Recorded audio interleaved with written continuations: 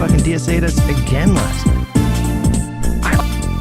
Definitely doable. You're getting DSA brain. I'm getting DSA'd, bro. What do you want? You fucking DSA'd us again last night. I left a streak of diarrhea poo on my car seat. It was a long time ago. Although I will say since then, I have nearly shat my pants at least 2 or 3 times.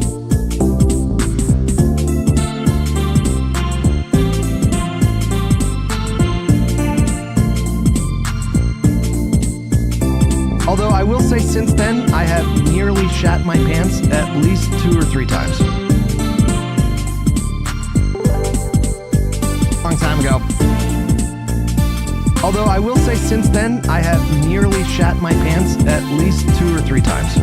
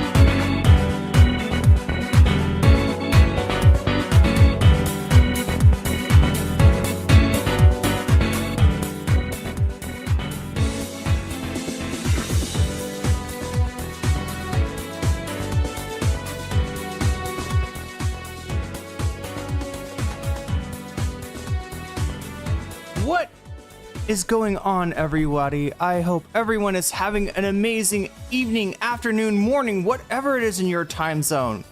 It is the 4th of July, July 4th, 2026. This is NCC TV coming at you live from Kasugeyama High. Anyway, from the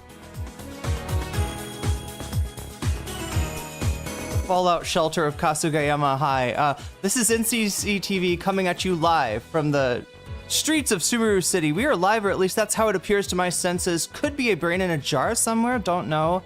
Don't care. Shouts out to all my weasels out there, all my forest creatures rocking out to the realest of the real synthetic life form streamer, trapped in a cyber brain and body like some kind of a ghost in a half shell.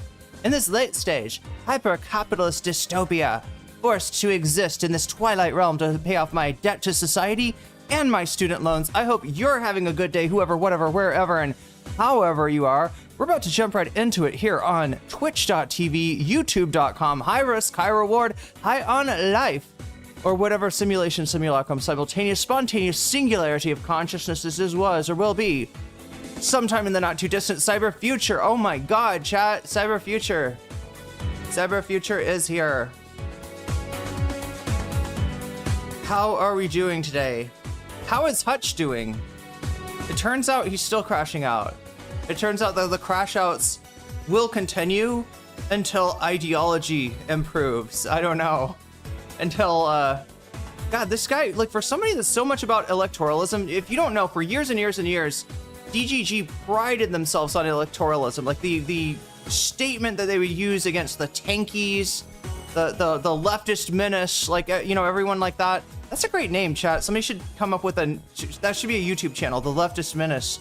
But yeah, they would, you know, say, well, these people, they don't care about elections. They don't care about anything real. They're just about, like, what is that tweet? I think Hutch shows that tweet. Let's take a little detour into this early. Let's see if I can find this. Oh yeah, it's at the very beginning of his stream, isn't it? All right, so this is what he runs at the very beginning. There we go. Yeah, this tweet right here. This tweet right here, right? This was what they use against leftists, and it just doesn't work anymore. And it's because of the freaking DSA, right? You can't say they're not doing something. You can't say that they're waiting for a perfect fix, for a change of, you know, a sea change, a change of parties, a revolution, when they are out in the street organizing and out organizing the Democrats, out organizing the Democrat establishment, because it turns out that shit was kind of running on fumes, right? From 30 years ago. People on Twitter will say, will really be like, you believe in voting? You believe in voting? Yeah, I do believe in voting, especially in the primary. It makes it easier to vote for the, it makes it easier to vote in the general without your stomach turning, really. That pales in effectiveness to my strategy. Firebombing a Walmart. Disavow. And then not firebombing a Walmart. Okay. I mean, it's very ContraPoints. It's very Contra-coded. But yeah, that's what we got today. More Hutch for you. I hope you are ready. I hope you are ready, prepared, everything. Because we just got DSA'd again, chat. He makes it sound like a sex act. A degrading sex act. We just got DSA'd again. And, you know, this guy gets, I don't know what to say, right? There's a little bit of, oh God, I gotta fix this, don't I? There's a little bit of almost unfamiliarity with the candidates, unfamiliarity with the pronunciation of their names, and even just kind of I don't know. Comparing somebody to a Star Wars character name because their name is not a name that you recognize, that's a little bit racist. Yeah, there's gonna be more nose picking. We can almost guarantee, chat, there's gonna be more nose picking, but I didn't realize that Hutch was such a man after Ethan's heart. That's kind of crazy, chat. That one's actually surprising to me. Yeah, he's look, this guy, like Burple can tell you, all right? When nature calls, when that Giardia wave hits, sometimes it just like washes you far, far away, far afield of your intentions, and you end up you know, you end up with, you know, some not so great fur, but that's okay. We've got a whole mod team over there on Twitch. They're experts at, they've all played Power Cleaner. Chat, you know the game, what is it? Is it Power Cleaner, Power Washer? You know what I'm talking about? It's a game where you spray everything clean, and it's very satisfying. It's very satisfying for the mods to spray Burple clean as well. So yeah, we got a huge wave of diarrhea coming at us. No, like, I don't know, chat. Like that, the thumbnail was just like me distilling. Wait, chopsticks? Are they in the, oh, you can see them. Oh my God. They should be more like that. But yeah, everything's ready to go, except for the inappropriate arrangement of my chopsticks here. Good thing we're not in Japan. Power Wash Simulator, that's what it's called. Okay, yeah. That's what we need. Look, the actual thing is they're like straight up in the bowl, right? The actual like memorialization chopstick placement is just straight up in the bowl, and I didn't do that at least, so that's a good thing. But yeah, I don't know. What are you supposed to do? Lay them across? There's got to be a better way, chat. There's got to be a better way. But thank you, Weird Hair, for reminding me. It's called Power Wash Simulator. That's what the mods are going to be doing over on the Twitch side. Over on the YouTube side, we're getting ready for Hutch. We're getting ready for his appearance. And we're getting ready for his freaking... Like, this guy's got stories to tell. Not only a nose picker, but also a pants shitter. I mean, is he trying to win Ethan's heart? Is he trying to maybe, like, get Ethan to leave Gila? Like, Hutch, you're gonna have to go over to Israel and join the IDF, right? You're gonna have to do at least one raid on Ramallah if you're gonna win the heart of Ethan Klein. I don't know if you know this, right? And you're gonna have like, how are you gonna help Teddy Fresh, right? Like, I you know, as much as a lot of people don't like Hila, I think that she's probably got better fashion sense better fashion instincts than Hutch. The least surprising Hutch fact, I guess.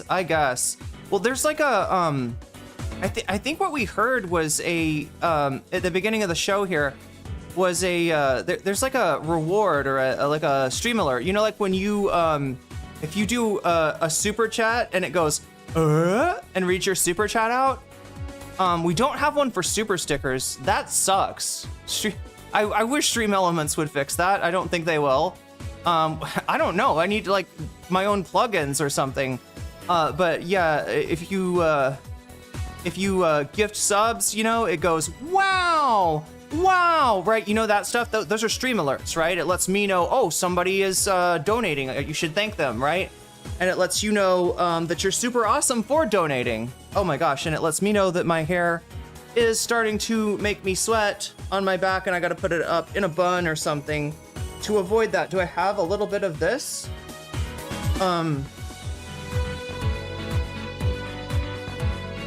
Like if you support me on Throne, you hear a nice little ASMR chime that is very, it used to be a loud noise that would scare me when people would support me on throne.com/nocommentchick.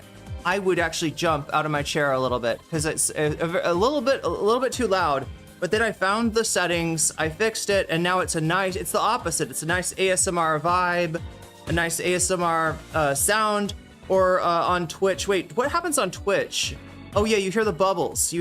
Right? So those are my stream alerts, right? I mean, some of them are a little bit obtrusive. Maybe the donating bits one could not take over the screen. Maybe be a little bit quieter too. I need to fix a few things. But Hutch is one of his sounds, like one of the commands, right, that his chatters can do. It plays Hutch saying, I had diarrhea. I left diarrhea poo streaks, I believe. Let's go back to this. I gotta hear this again. What does he say? Is the music too loud? I feel like the music could be slightly attenuated, even though it is a banger. I wish I'd found this, you know, during Pride Month and just like played the shit out of it while, you know, because it's Kasugayama. It's actually pronounced Kasugayama. But everyone in Sumeru City, they like make fun of the students there. I think it's all boys, so they call it Kasugayama. Or no, they call it ka-ass, you gay, Anyway, that's neither here nor there, but everywhere. No, where was the diarrhea shits?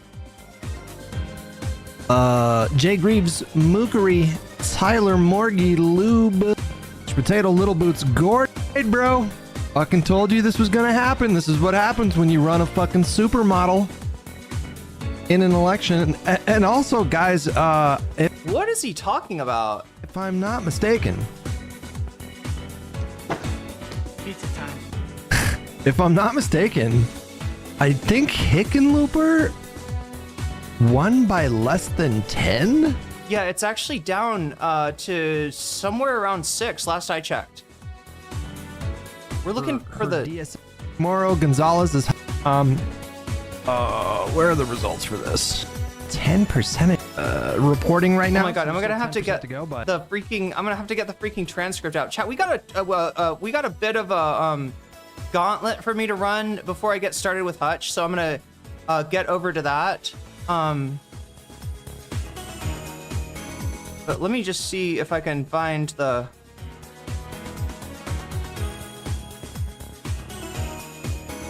Can I find the diarrhea? We're looking for diarrhea. No. Oh, there it is. A diarrhea poo on my car seat. It was a long time ago. Yeah, it was a long time ago. Okay, well that's a good excuse. I don't know if that's gonna cut it tonight though, Hutch, because there's a lot more contentious things that you're saying here than the diarrhea poo. And the biggest thing is, like, I keep on saying this, chat. No, you're gonna turn me into a Maoist, okay? No investigation, no right to speak. I mean, obviously, we're not gonna send like Red Guard over to your house to shut you up, to like literally tape, freaking duct tape over your mouth and shut you up that way. And write the quote from Mao over your mouth. We're not going to do that yet, but it is a little ridiculous for the people that are so pride themselves on electoralism. And this has been a thing, not just for Hutch, but for DGG. In the past, it has been a criticism of the left, of Hassan, and certainly of the DSA, that they're twiddling their thumbs, they are navel gazing. What was the other thing that the other slag against the DSA? Point of privilege, point of privilege, point of privilege. It's very distracting when you're all talking, when you're all making noise. Some of us have sensory issues, right? They'll try to, call the DSA snowflakes because somebody brought up the crosstalk that was going on while they were trying to have a meeting one time. And yeah, I don't know if you've ever seen like any kind of parliamentary procedures, but it does get, it's kind of cringe. That's just how it's going to be. Like whether it's the, Senate, the House of Representatives, or a political party meeting. But yeah, they made a lot of hay out of that one as a way to just throw the DSA away. And look what happened now. Look who's laughing now, chat. That's what we got going on. But anyway, I should put some time on the board, shouldn't I? All right, what is the new thing that we're doing? Oh my gosh, the Twitch audience got here fast. Congratulations, Twitch audience. You are ready to go. I was saying I thought YouTube was more ready than Twitch. I think it's the diarrhea talk. Yeah, no, definitely. That's what's bringing them here. I should have put it on the. Oh, I guess I kind of did. Look, I didn't mean to, right? Originally, Hutch saying "I shat my pants," or "Ladies and gentlemen, I shat my pants." Like in the original reaction that I covered of Hutch, he didn't actually say that. Just so I'm being clear, I don't want to like be doing fake news, but sometimes we put words in somebody's mouth on a thumbnail that sort of crystallizes, that solidifies the. Although Hutch really could use some solidification. He should drink some snake fruit juice, right? That might help him with the more, solidify things, right? But no, we want to, I was trying to solidify, I was trying to crystallize, I was trying to encapsulate and summarize Hutch's overall reaction to the, unsuspected, the DSA wins that he did not see coming, right? The ones that he was surprised by in New York City. That was the first crash out. And so, yeah, ladies and gentlemen, I just shit my pants is a kind of a good way to do it. I think it's a Dances with Wolves quote, actually, where the, no, it's something, oh God, Dances with Wolves is kind of, dirty too. But yeah, Hutch is, you know, he needs to, I don't know, he's gonna need some, he's gonna need maybe some bleach, some you know, for his I don't know, something to make sure that his underwear gets clean, because, you know, with the descriptions we're getting, you know, that seems like a problem. It seems like a problem. It's something that he's talked about more than once. So I feel a little bit vindicated for putting that on the thumbnail, even though that's not literally what it's about. This time it is. This time we do get like a little bit of a diarrhea poo story. Who the fuck says diarrhea poo? It's an Ethan Klein thing, isn't it? That sounds like something Ethan would say. He taught, oh my God, chat. I swear to God, has he been over to Ethan's house? Is he a friend of the family? Ethan did bring him on, like, I think once or twice as like the expert. Ethan's always trying to create a, like an alternate Hassan, like a debate boy, a streamer boy, that is, that he can point to and say, like, look, this is like Hassan, but with good facts, right? With good research. And he's tried Lonerbox before. Lonerbox has the personality of a moldy box at the bottom of a dumpster. You know what I'm talking about, chat? When somebody puts a box at the bottom of the dumpster, because whatever they're throwing in the dumpster is like it's a restaurant or something. There's a lot of wet material going in there, and they're like, oh, well, at least we can keep like a bunch of liquid from sloshing around by putting a box, you know, a flattened box at the bottom of the dumpster to sort of absorb, just sop up some of the juices, right? But, you know, this is a box that's been overcome by juices, overcome by mold. It's kind of stuck to the bottom of the dumpster, and it's nasty. It's nasty, and that is what we're dealing with now. But we got a lot to get through before we get there. Like I said, I've got to put 4 hours on the board. You know how this works, chat. You should know how this works. Some of you know how this works. If you don't know how it works, ask in chat, and possibly somebody will explain it to you. I'm going to reset this timer now, and I'm hoping it's going to say, come on, 4 hours. That's right.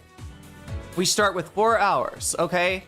4 hours for me to get through another Hutch crash out, another Hutch stream, another Hutch freak out at the, you know, impending wave of, not diarrhea, the impending wave of good anti-diarrhea, of snake fruit juice, right? Of Imodium AD that is coming down the line to wash away the reign of the Democratic Party, that being the DSA. So yeah. We got 4 hours to do that. Now, of course, you can help me out if you want to. If you're like, 4 hours is not enough. I know NCC, she likes to yap, she likes to talk. Sometimes it's interesting. Sometimes it's funny. I want her to be able to talk. I want her to be able to cover all of this and also cover some bonus content. If you're that person, right, there are ways that you can make this number go up. Number goes up, right, whenever there's a super chat, a super sticker, somebody gets a membership for themselves on YouTube or gifts memberships to other people. If somebody supports me on throne.com/nocommentchick, which I'm still trying to crowdsource, that ridiculously expensive. Super chatted $5. Thank you for your service on the fecal front. Somebody's got to do it. It's a dirty job, Tanner Dude Man, but somebody's got to do it. And thanks for getting us started here. So just to show you what I'm talking about, in case you don't believe me, that the number goes up every time you support me in any number of ways, right? Let me hit this this code right here, and we will get started. Look at that, 5 more minutes on the clock. Also on YouTube, do you still have this? Yeah, it looks like, oh yeah. So we got a goal to have me dual wield, not one, I've got 1 butterfly in right now, right? But I could possibly dual wield up to 2 in my hair. I will double up for you, just like Maya with her pew pew guns, and put 2 butterflies, 1 on each side of my hair. If we get, what is it, 4 more super chats of the light blue variety or higher. This is the, you know, if you can't manage a $5 super chat like Tanner Dude Man just did, this is the day for you to shine, because it actually doesn't even have to be that. I think it's anything over like a $1.50, right? We'll make it a light blue chat, and we'll add to the number of super chats that we have, and when we rack up 5 of those, if that happens within the next 7 minutes and 45 seconds, then I will be dual wielding butterflies today. I'll feel silly as fuck. And when Hutch watches this, he'll make fun of me. Why does she have 2 butterflies in her hair? right? He'll say something like that, and hopefully not get, you know, bigoted from there. But who knows? It's Hutch. Who knows? Who knows? Chat. I was surprised by what he had to say about Melat Kiros' name, but we'll get to that in just a second. But yeah, we got a what is it called? Like a snap, like a rush, like a emergency. Like it's a very quick goal at the very beginning of the stream. If we can, you know, get started with a bang and rack up 4 super chats. And this is like, I'm letting everybody participate in this one because like I reduced it down to light blue. Then yeah, I will be dual wielding those today. But yeah, like I said, I got to go to Vietnam. It's coming up in September. I'm trying to crowdfund money to be able to buy a plane ticket. The earlier that I can buy the plane ticket, the cheaper maybe the plane ticket will be.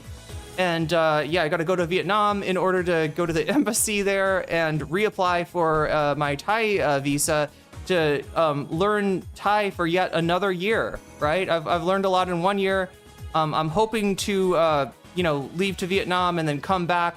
The whole deal is the educational visa is a year-long visa, whereas the regular visa that you just come in with, it's 30 days now. It used to be 60 days. It's 30 days. You can expand it to 60 days, but unless you want to be going back and forth, making border runs all the time, you got to have like a longer-term visa. So that's why I'm trying to get this all in order before this September, because it's going to be disruptive if the other option is staying in Vietnam for a while, and I know nobody wants that, least of all Twitch viewers, right?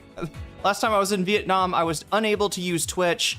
I don't know why that is. I'll do more research on that, but I think that they might ban it in Vietnam. So yeah, hopefully that can, if you want to help me have a short trip to Vietnam, rather than like a long stay, then you can support me on throne.com/nocommentchick and help me out with that. You can also support me on Twitch, right? That also makes the number go up. Actually, it does it automatically when you support me on Twitch, right? It automatically. Oh yeah, speaking of,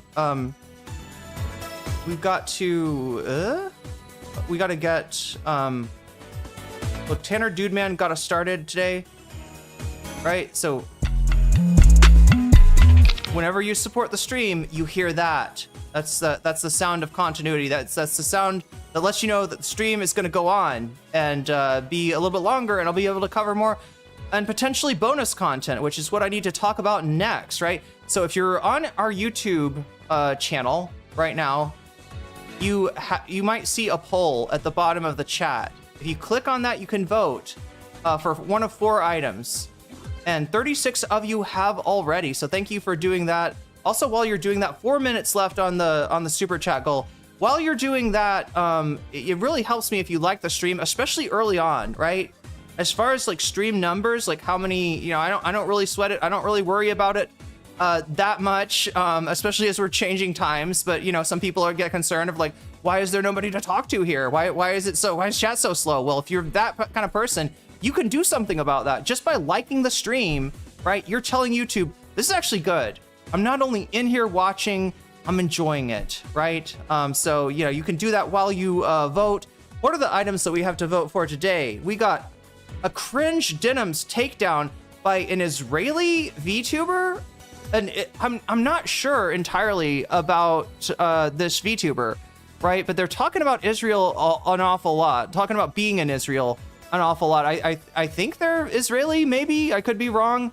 But yeah, a VTuber, a PingTuber nonetheless, which is a non-moving VTuber, has done a video to take down denims a notch or two, right? That femoid not only pisses off men, but also women who claim to be feminists in some way. So yeah, we got that. We got a really uninformed take from a possibly Israeli VTuber that we could watch. That one is winning right now. That's in first place, right? Second place, we have Majority Report going over the Jillian Michaels DSA Crashout. Look, Hutch is not the only one who crashed out to this DSA stuff, right? Jillian Michaels is freaking the fuck out, right? I mean, she's afraid of she's both afraid of socialism and I don't know, pro-Palestinian people because they're anti-Semitic.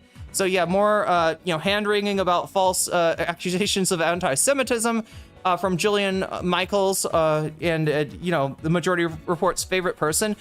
Third place, we have Boy. What are they doing? They're violating the Cuba blockade. They're going right in there, despite there being a blockade. Nobody can get in, nobody gets out. Somehow Boy was able to sail right in there, so I'm curious about that. And then in last place today, we have Bad Empanada. Maybe people are tired of this guy. We watched him yesterday for bonus content. He's finding himself in 4th place. You're not as popular as you used to be, Bad Empanada. I don't know what to say. Yeah, accusing Hassan of slander, saying that Hassan Piker did slander to me. How dare he? Like, he's got it. Like, I've never seen him so pearl clutchy before. It's weird, chat. It's weird. You know, whether you're talking about, you know, right-wingers, trying to say that the DSA is too white, right? Like the Republican Party is better. Whether it's them, whether it is like centrist, like our Israeli oh yes, feed the frogs indeed. Feed the frogs. I will do that. And thank you for the super chat, Omega Star. Anybody want to help Omega Star out here? We're up to 2. We need 3 more. 3 more super chats in the next 1 minute and 20 seconds. And let me know if you donate and it doesn't post until later. I'll give you credit for that anyway. I'm very, you know, I'm very generous when it comes to considering like timeliness, because I'm not timely myself. We're a little bit better today though, aren't we, chat? We're a little bit better. BE making, yeah, but he's doing it too, right? There's a weird thing, chat, of like the woke right, I guess you could call it. Oh my gosh, Omega Star's gonna do it all by themselves. Sub to this channel. Yo, you should. If you're not subbed already, it's a great time to do it. Or follow me if you're watching on Twitch. We are up to 3. We're up to 4. Narwhal is, oh my god, that's 5. That's 5. That's 5. Oh my god, I gotta do it, chat. All right, so this means that if Hutch ever, you know, respond, like we've done 2 videos on the Hutchinator. We've done 2 videos on the Hutchinator so far. Does this look okay? I don't know, chat. Yo, people are just killing it now. Teamwork does make the dream work, and it makes me work harder because I gotta add your be various with the super sticker. Here, let me go through all these. That was really quick. That happened all really quick. So yeah, Omega Star says sub to this channel. Narwhal by Nature says boop, boop. Direful, Hutch is so stinky. Omega Star also sub to my channel. If you like, what is it?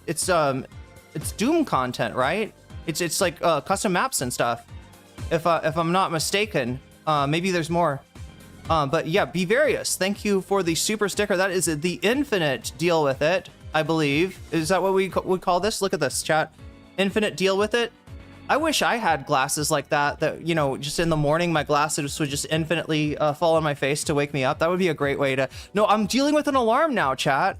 I've got alarms. Look, I'm trying to like change the way I live in order to be more on time and, you know, be able to stream basically during the time that my audience is actually awake, which I wasn't doing for a long time, right? We got later and later and later, and I got more and more accustomed to it. I was like, yeah, that's my thing. I go on in the middle of the night, because the middle of the night is the middle of the day for me. It's about 12 hours if you want to, you know, have just a heuristic in your head for understanding what time it is in my time. Probably about 12 hours ahead, right? Ahead of what your wait, is that right? Is it 12 hours ahead? Oh my god, chat. Time zones are so complicated. Yeah, it's gonna be if you're in the AM, I'm in the PM. If I'm in the PM, you're in the AM. That's generally how it works, because that 12-hour offset, and that's what makes it so damn hard to stream. I'm literally like offset by a half a day from all of you, right? But yeah, no, it makes more sense to stream. This works for me too, because this way, if I can get the stream done early, then all of the errands that I need to run that I was always like, well, I gotta do this errand and that errand, right? If I start early enough, I can finish stream and still have time to run errands at the end of the day. But where the fuck was I? I was talking about the poll. I think I've listed off everything. Yeah, BE accusing Hassan of slander, now tied for 3rd with Boy. And Jillian Michaels in 2nd place. And cringe Denim's takedown. Not that Denim's is cringe, but the takedown is very, very cringe, right? And you're going to see exactly what I'm talking about And I don't even know if this person is just hopelessly ignorant and incurious about the subject matter that they're talking about, kind of like Hutch, or if it's maybe malicious, right? It almost has to be. Oh wait, I said I was gonna put the I said I was gonna dual wield. Let's dual wield today. There we go. All right, that is the best I'm gonna get. Korea is a 13-hour difference from NYC. Yeah, what, like, am I on the same time zone as Korea? I would think that Korea would be like an hour, what is it, like an hour ahead maybe? But I think it depends on daylight savings time or not, right?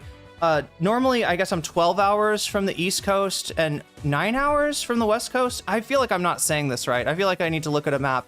We got the dual wielding, chat. We got the dual wielding. And I gotta get the cooldown effect from this fan. So much better.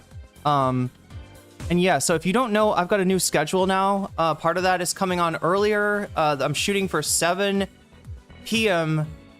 Pacific time and 10 p.m.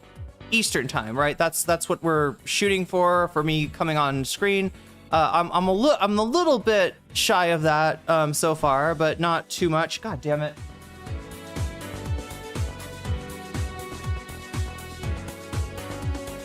All right, charge the fan up. There we go.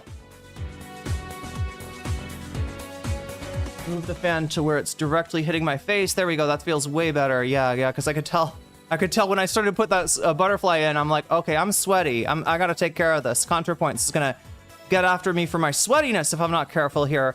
But yeah, so, and the other thing that I've set up is I've set up a firm schedule of days. Like, what days is Irene streaming? What days will she not be streaming or only be streaming? Maybe if something fantabulous, something unimaginable, something out of the blue that I got to cover that day comes on. So I'm going to be streaming, what is it? Monday. Oh my God. Monday, Tuesday, Wednesday, skip Thursday, Friday, Saturday, skip Sunday. All right. So if you want to know when I'm on, those are the days. Those are the days that I'll be on for sure. And beyond that, sometimes I might be on for a Sunday or a Thursday, but those are also the days I have Thai class, and which just kind of struggled with, that hard out that I have to have for Thai class. So it probably makes it easier if I just plan to take those days off in the future. So that's where we're at. That's what's going on. I do need to make a community post on YouTube just to let everyone know that. I think Twitch people know this, right?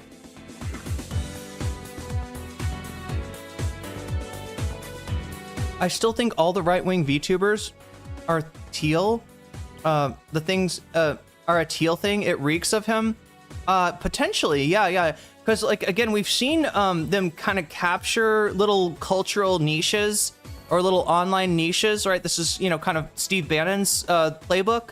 And, it's been passed around. The whole international right sort of knows that. And the idea is this, chat. The VTube community, I mean, it's kind of small. I think it's bigger in Japan. Japan is where it started. And you enjoy falling to sleep to her. Well, not in a Pod Save America sense, right? Hopefully in a, I don't know, in a better sense than that. But yeah, VTubers, it's funny though, because like I've run into, like I had a positive disposition towards VTubers. I think I saw some anime where they got Japanese VTubers together and they made a show about them, right? They put them in like an anime, like a weekly anime, and it was funny. It was for laughs. It was hilarious, right? And so I was positively disposed towards VTubers. Kind of heard about them maybe before other people in the US had. But then when I started streaming politics, and I was like, oh, cute, a VTuber. Who is this person? Aristocracy. They seem nice. I wonder why it's aristocracy. Oh, well, whatever. It's just a silly name. Nothing more. I'm sure this isn't, implying this person is an actual monarchist. And the Eris part doesn't refer to Discord. Oh, is this a loner box orbiter? Their critique seems biased. Listen, there's bias and there's uninformed, right?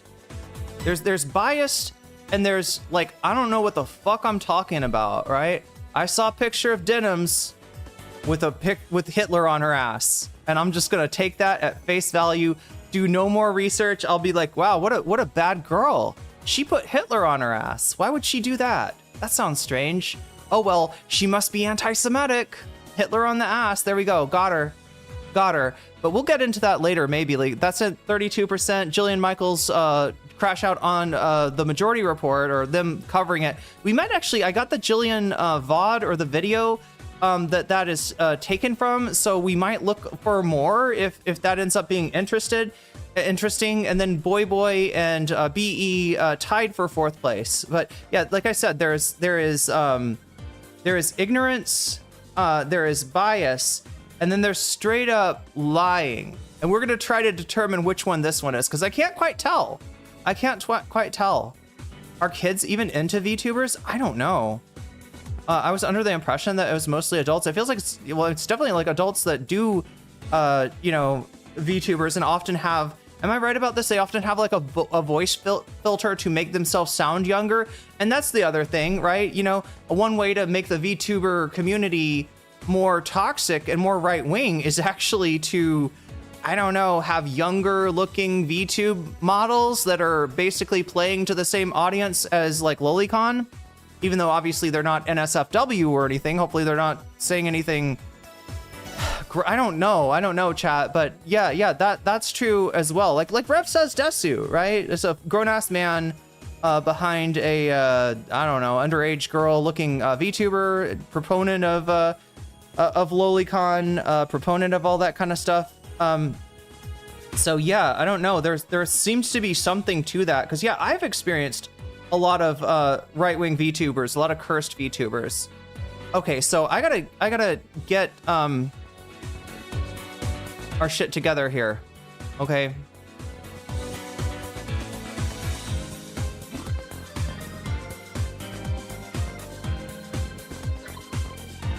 Okay. Yeah. Okay, so I think I got a sub ad time 20, right? So like I said, you can make the stream last longer.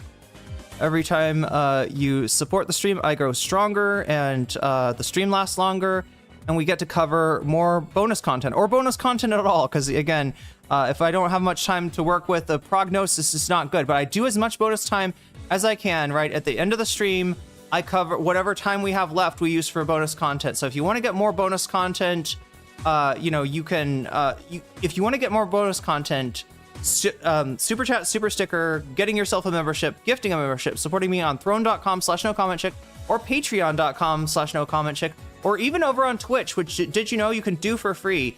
That's right. If you've got Amazon Prime, you can hook up your Amazon account to your Twitch account. You get a free Twitch Prime sub, right? This costs you nothing, importantly. And also importantly, it puts a little bit of money in my pocket. It supports the stream, and more importantly, it makes the stream last longer. So you'll add some time by supporting me with Twitch Prime subs if you have them. You get a Twitch Prime sub, you give it to the viewer of your choice, and if that's me, you get to rewind the stream on my. You get to rewind my stream. You get no ads ever for any reason, even if I'm streaming in something completely uncontroversial.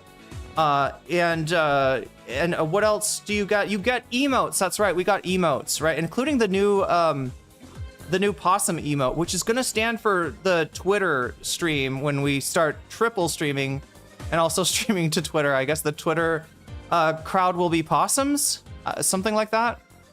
Really need an Eddie wallpaper. Wait, from Ed and Eddie, a Papa and GIF with wow alert. That would take you back.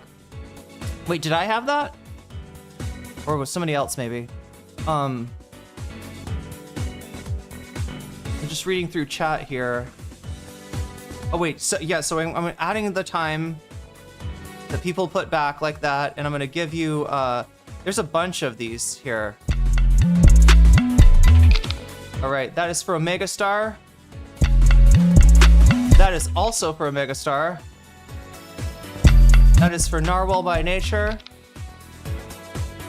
That is for Direful. It's another one for a megastar.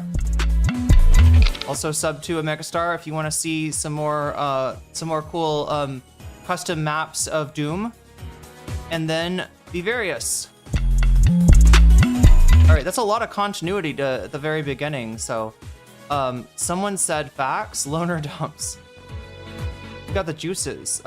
We are classy around here. We say key. Wait, yeah, disposed to diarrhea. Not diarrhea poo. Or even, like, you could say key, which means, like, disposed to, I guess, writing. I was gonna say that would mean poop on a motorcycle or something. I thought for a second maybe that's what that meant. But no, it's not. JJS with the membership over on YouTube, and we're gonna add 3 minutes to the time here.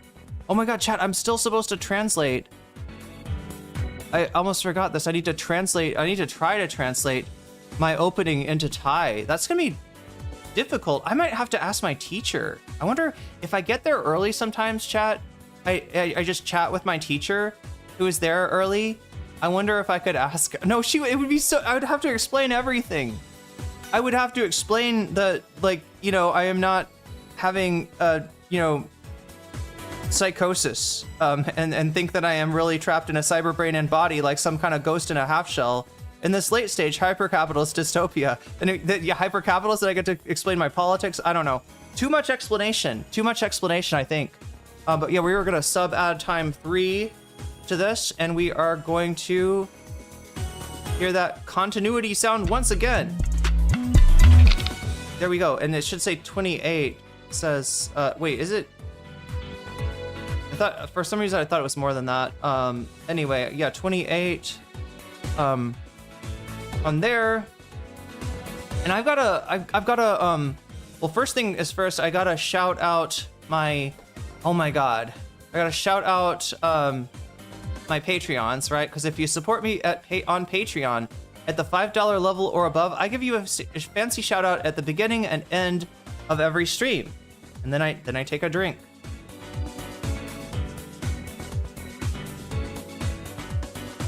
Okay. Got some pineapple juice mixed with sparkling water. For some reason, the pineapple, the fiber, it makes the bubbles dissipate. I don't like that. Wonder why that is. I guess you gotta drink it fast. I don't know. So shouts out go to Nero Pergosh. Shouts out to JMB. Shouts out to Emily French. Shouts out to Big Owl of the Cake Mix. Shouts out to Direful. Shouts out to Joel Siverud. Shouts out to Sarah. Shouts out to Izzy Mandius. Shouts out to Steven Sayers. Yes, even following the stream on Twitch gives us an extra minute. Shouts out to Animus. Shouts out to Infallible Fowl. Shouts out to Orals Ellipsis. Shouts out to Nadia Yvette. Shouts out to Choki. Shouts out to Moe Noe.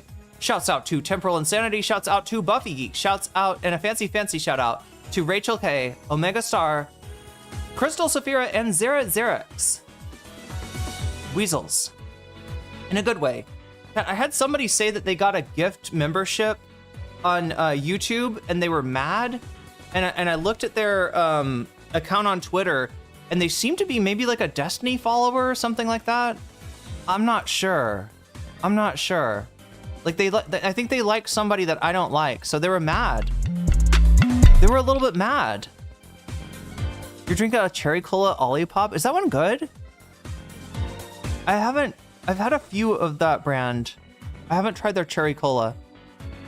They were mad. Yeah, somebody gave them, yeah, they got weaseled, and that was not a good thing to them. It surprised me. I was like, you're mad about getting a gifted membership? And they're like, well, there was somebody in your chat giving out more memberships than you have viewers. And I just I had to laugh. If only, chat. I mean, that's a challenge, right? If anybody ever gives more subs than I have viewers, which I guess it would just give them to other people who have watched the stream before, right? It doesn't just give them to people in chat. It's just I think it's the more you chat, the more likely you are, or the more prioritized you are to get a membership. I think that's how it works on YouTube. It's a little bit weird on Twitch, obviously. Yeah, you can get, like I said, you can get yourself a sub for free using a Twitch Prime sub at no cost to you, right? If you want to get yourself a sub, it is $6. It is twice as much as it costs on YouTube to get a membership. But I think people appreciate the perks, which are, again, no ads ever.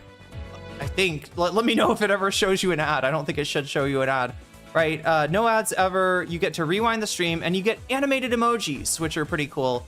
You know, if you can't get yourself, if you don't have Prime and you can't get yourself a sub, you know, never fear, right? Occasionally, people will gift subs, will gift multiple subs, and as far as getting one of those subs, they can choose. They can pick and choose and say, I want this person, not this person, right? They can pick and choose. So, you know, just be active in the chat, and very likely you will receive a gift sub at some point. Because again, we're getting more subs than people in the chat. No, I don't think that's actually true. I think they were just trying to find something to rip on me for, but getting like an audience that supports me, I don't know if that's the own they think it is, right? That happened to me once. I got a Twitch sub while I wasn't watching you. Yeah. Well, I think this is somebody that wasn't, it was like on YouTube. And then does it give you an update? Does it say, you know, does it a notification? Do you get a notification like you've received a gift sub for blah blah blah blah blah blah? Like, anyway, so what else am I missing? Oh yeah, I should probably let you know. Yeah, blast off tweet is good. Wait, is it good?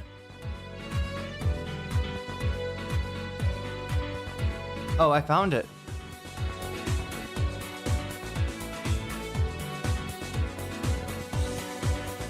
All right, we got to do the blast off tweet. Well, with the blah blah blah.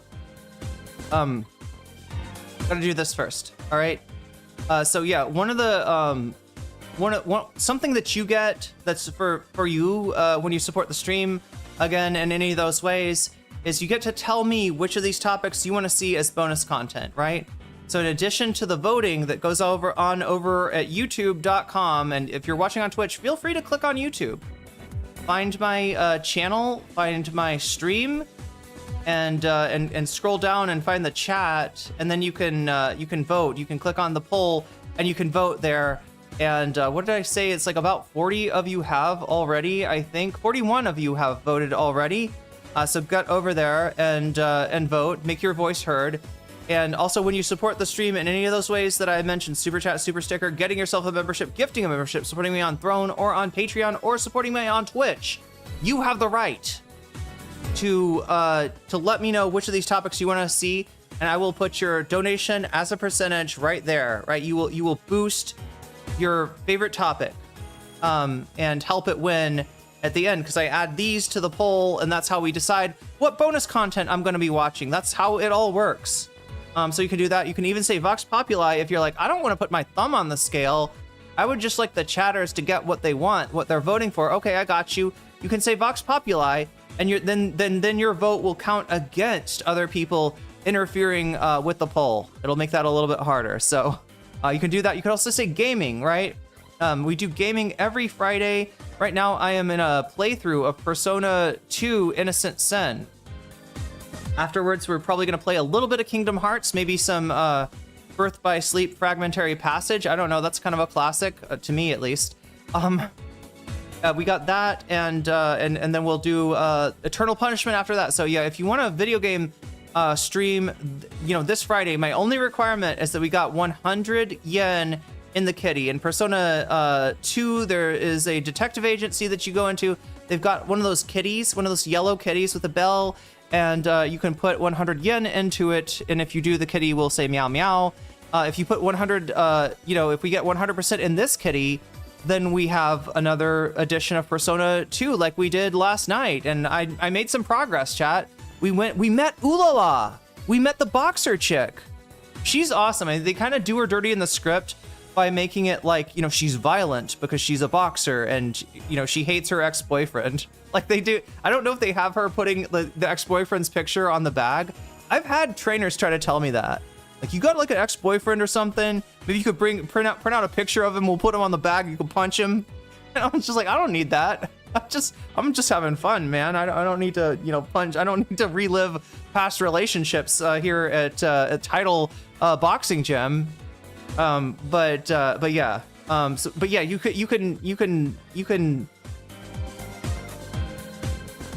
put your money where your mouth is when you support the stream in any of those ways by just letting me know. I want to see Cringe Denim's takedown. I want to see Jillian Michaels DSA Crashout. I want to see Boy violating the blockade, or I want to see Bad Empanada accusing Hassan of slander. No Cobra Kai. Wait, as far as my gym, I've been to many gyms. I've worked at many gyms. I've even worked at a gym that like the fucking owner kept on spending money on his stupid motorbike while the gym went out of business. That pissed me off so bad. Like, I mean, you obviously can't tell the owner like what to do as an employee, but I was just so pissed that like, he's like, yeah, we don't have enough money for the heater in the winter, right? Isn't that crazy? You got a warehouse full of like boxing bags and Wavemaster stands, right? And you're gonna have your clientele come in the morning with no heat because you won't fix the heater. Instead, you want to fix your motorcycle. Anyway, this guy sucked. But anyways, we gotta get on, chat. We gotta get on because we gotta do a gauntlet, right? We're gonna run me through a gauntlet. That is when I practice my skills of trying to get through things a little bit faster. If you noticed, it takes me a long time to get through through content, so I gotta train. I gotta get faster. But before that, chat, let me mention that this is on Twitter. This is the blast off tweet right now, and if you want to help me get this tweet out to more people, jailbreak this tweet, as it were. Somebody bookmarked it, by the way, chat. Do you think it was Hutch? Do you think Hutch was like, I can't believe she said I pooped? Hutch, you said you pooped, okay? I'm not reporting anything that, you didn't say. But yeah, there we go. That is the tweet. I'm going to put it in the chat. It's also in the pinned. You know what that means. If not, no worries. Here it is in the chat. If you use that hell site, you can go over there. You can support me on Twitter and help more people come in from the hell site to the good place, which is in here. Okay, so yeah, I think I got all of that covered. What do we have for our gauntlet today? I'm wondering. It's not Jillian Michaels. Wait, is it? No, it's not Jillian Michaels. It's PBD. Oh my God, it's PBD. We got a PBD gauntlet for you today, chat. I hope you're ready for this. Wait, I should probably see if there's any bookmarks I need to go over. Oh, I'm gonna need this, right? We're gonna talk about Scott Wiener today a little bit. Here he is meeting with the not the Prime Minister of Israel, but the President, President Herzog, right? What is this? Please, guys, put Hassan in a winning spot. I also want to be careful with that, because I don't care about the war. I'm not on like I don't care about the team sports. I'm sorry, that's pure bullshit. That's pure bullshit, right? In fact, I could probably find the video where he talks about why he's gonna support Ethan Klein. Like he puts his marker down on Team Israel, right? He claims that the shit that Ethan is receiving is anti-Semitism. No, that's bullshit. Shit. In the EHD thing, chat, this guy got paid so much money for kissing Ethan Klein's ass. Anyway, Queeman will tell us, right? You got this. Next to the 150 times he said the exact opposite over the last 2 years, 3 years, 4 years. It's fucking crazy. He has said. Somebody get on that. Find me those Diorio clips. He's absolutely put his marker down on Team Ethan in the EHD, content universe. So many times. I don't know if this is right, but I just kind of hate Hassan Piker. I think these people need to feel more heat. These people need to feel more pressure, and we'll just excuse anything bad happening up until other people started pressuring me, obviously. Them not to come in here and just spread defamation, because unlike the rest of these dudes. Are those stink lines coming off of Nick? Why did somebody draw stink lines on him? I don't like when Hassan Piker does that, And it's not just because I don't like Hassan Piker. I don't like when he spreads misinformation about other people. And I don't really think fighting fire with fire is a way to fix that type of situation. This guy's running away with his tail between his legs because he can tell they lost. He knows that as far as like, you know, Israel, Palestine, like that battle is lost. As far as EHD, that battle is lost. He knows the ship is going down, but he made so much money off of Ethan, right? Kissing his ass, you know, having Ethan and Hila be like, we love Saint Nick, don't we? Saint Nicholas, jolly old Saint Nick. They're calling him fat, by the way, but he loves that. He loves being negged by the Kleins, and as long as they're sending their audience over to him to, you know, throw money at him. He's made so, chat, I don't even know how much money this guy's, like tens of thousands, hundreds of thousands. He made a lot of fucking money off of you know, eating cornflakes out of Ethan's ass. Wait, what is this? Gather around, children, for the tale of two bridges. A sordid tale of collusion, of corruption. The first bridge, the Gordie Howe Bridge. The second, the Ambassador Bridge, the largest privately owned bridge in America, owned by the Maroon family. And of course, they could not let that happen. So for anybody who doesn't know, this is Dr. Syed running for Senate in Michigan. This is his opponent on the right side. Over here, we have the Ambassador Bridge. Trucks, freight moving back and forth from the Motor City to Canada, moving our economy forward. This bridge is open. It's owned by Donald Trump's biggest donor, Matty Maroon. They're collecting tolls with every passing. But wait a minute, look over here. The Michigan-made, Canada-paid Gordie Howe Bridge, not open. Why?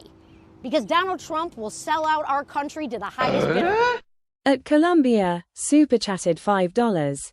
Hassan says Haley Stevens sounds like Bobby Hill, and H is right about that. Oh LMAO, no! By the way, I vote for cringe streamer. I vote for cringe streamer. All right, so we gotta. Yeah. So let me show you how this works. Thank you, Columbia, Rika. Thank you.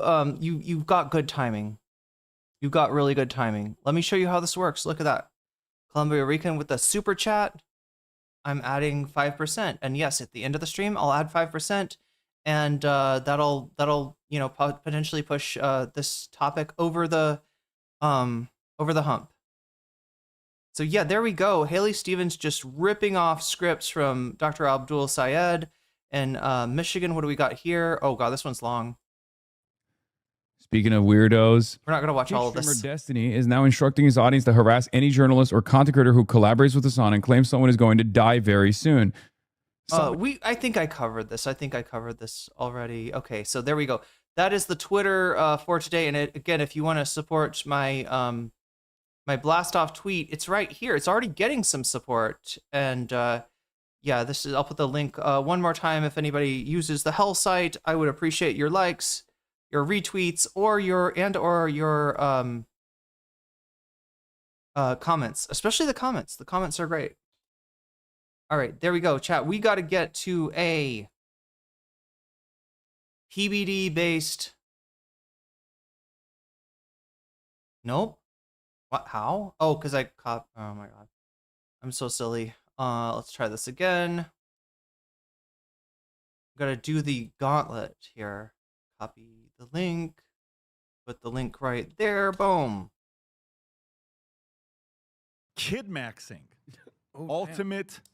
status symbol, kids maxing. Okay, I'm gonna give myself. I mean, we've heard about looks maxing, all this stuff, but kids maxing, and this is a New York Times story. It's not like it's a it's a New York Times story. So let me get to it. What is this kids maxing? Give myself stuff? 20 minutes for this. And birth rates are falling across much of the developed world, but some ultra wealthy men are pursuing fatherhood on an unprecedented scale, using surrogacy, sperm donation, IVF, and other reproductive. There's a McMorrow version too.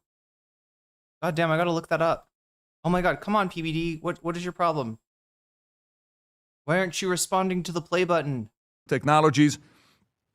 They are creating dozens or even hundreds of children, highlighting what is described as inequality made flesh at a time when many ordinary families feel they cannot afford even one child. Examples include Stefan Soloviev, who has 22 children, Pavel Durov, who is a Telegram guy, who says his sperm donations have produced more than 100 children, Greg Lindbergh, who reported expanded his family to at least 12 children through what he called a baby project, and claims that some wealthy Chinese businessmen have sought to Wait, this father sounds like hundreds Elon. of children through U.S. surrogacy agencies. Elon Musk, who has 14 known children, reportedly who wants to use surrogate to reach a legion level, and joked that Durov's total represented rookie numbers. Laugh on my ass off, Genghis Khan.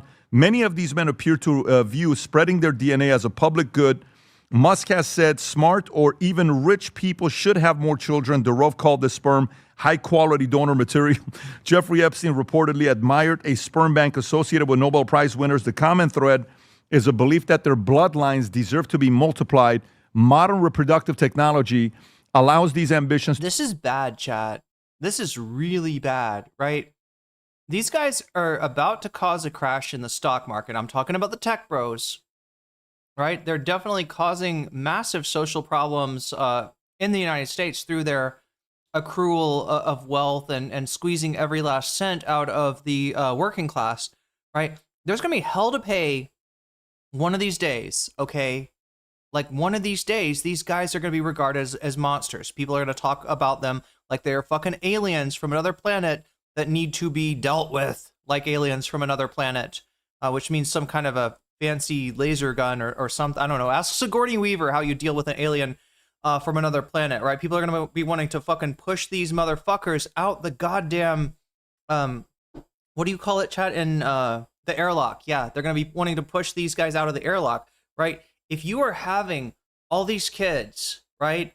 If you are spreading your bloodline, you're going to have another Romanov situation, right? Where the bloodline becomes the target, and some, misguided revolutionary in a far-off world is going to make it their business to hunt down every single member of that bloodline. You are cursing your children by doing this, right?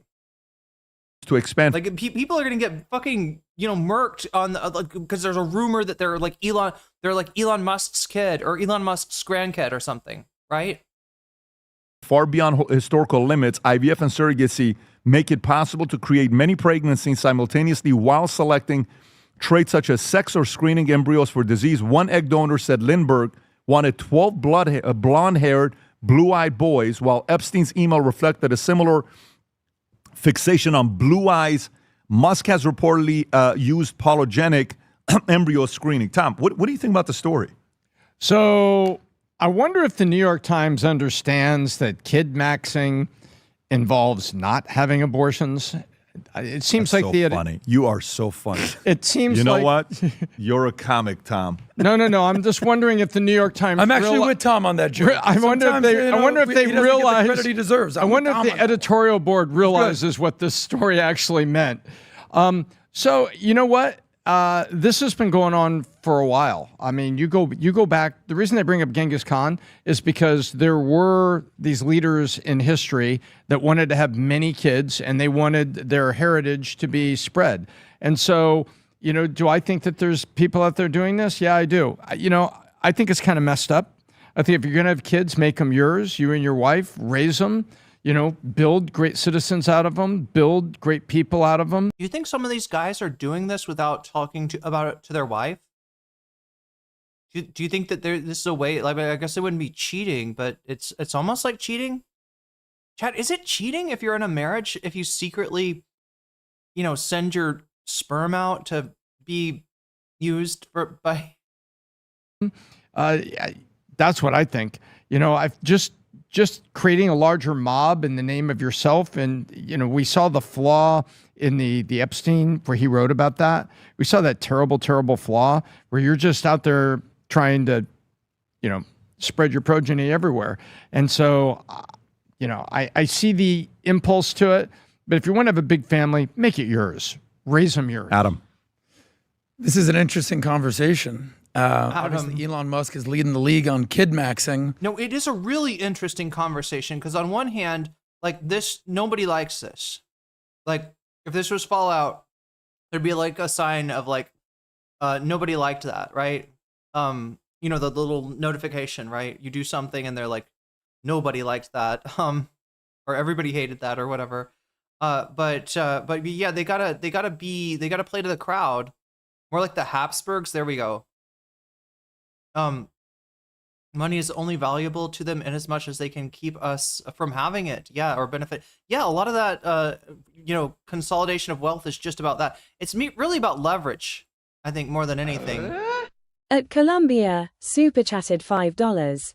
I don't know if you know, but during the Kiros election coverage in Denver, Kornacki read a Hassanabi head message which read "I'm a numbers guy." Oh my god, I love that. Rolling on the floor laughing. I love that. I gotta somebody find me that clip. That sounds lovely. And thank you for the super chat. Wait, I think I've got a few to add. I'm gonna get through this, but somebody keep track of what I need to add to the timer at the end of those, because as you can see, I'm on the clock. But it's just evidence that as a man, they say the rich get richer. You're familiar with the K-shaped economy. The top is doing well and the bottom is doing poorly. This is just evidence that if you're a man and you kind of get your stuff together, you have options. Now, I'm not condoning something like this, but I understand that there's a lot like I was trying to say, they got to be against like shit that nobody likes, or they got to try to be against. They can't make. They've done enough arguments for things that their audience isn't buying, right? They get roasted in their comment section all the time, including when Sam Cedar came by. Sam Cedar, a person that you would assume the PBD audience does not agree with at all, was getting glazed in the PBD comments. But at the same time, they can't alienate Elon.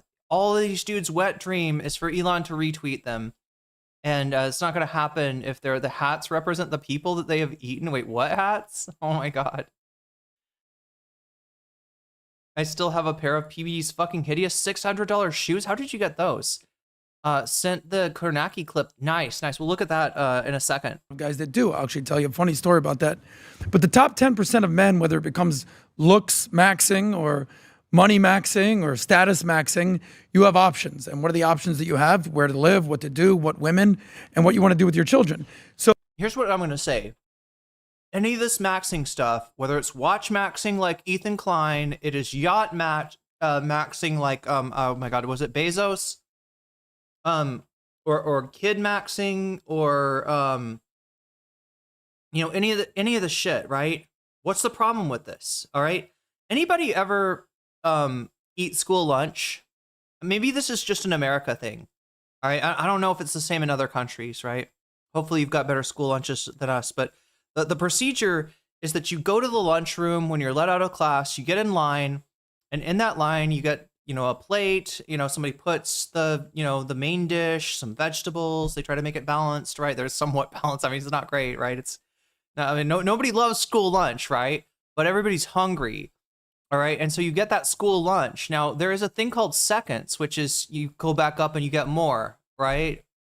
And everybody loves seconds, but there's a rule about seconds. Nobody gets seconds until everybody gets firsts. They might have a little bit of food. They might have some food left over, right?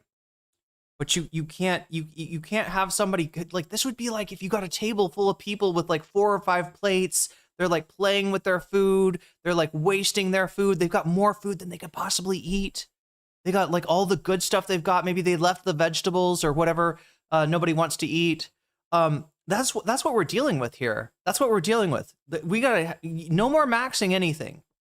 No more wasting anybody's money, or wasting money. No more conspicuous consumption until everybody's got a house, until everybody's got food, until everybody's got medical care. All right, or else you're gonna get the fucking French Revolution. And chomping down those 4 extra plates is gonna make you a target for the terror that is to come. These fuckers think they're safe, and they're not. They're in a very as precarious as our situation is, as the working class, as precarious as my situation is, in particular, trying to,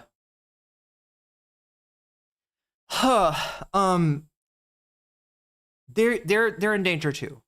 The wealthy are in danger, and they don't even realize it. So juxtapose that with the bottom 50% of men are just trying to get a girlfriend, much less married, much less kid maxing out here and having multiple kids from multiple moms. I'll tell you a quick story.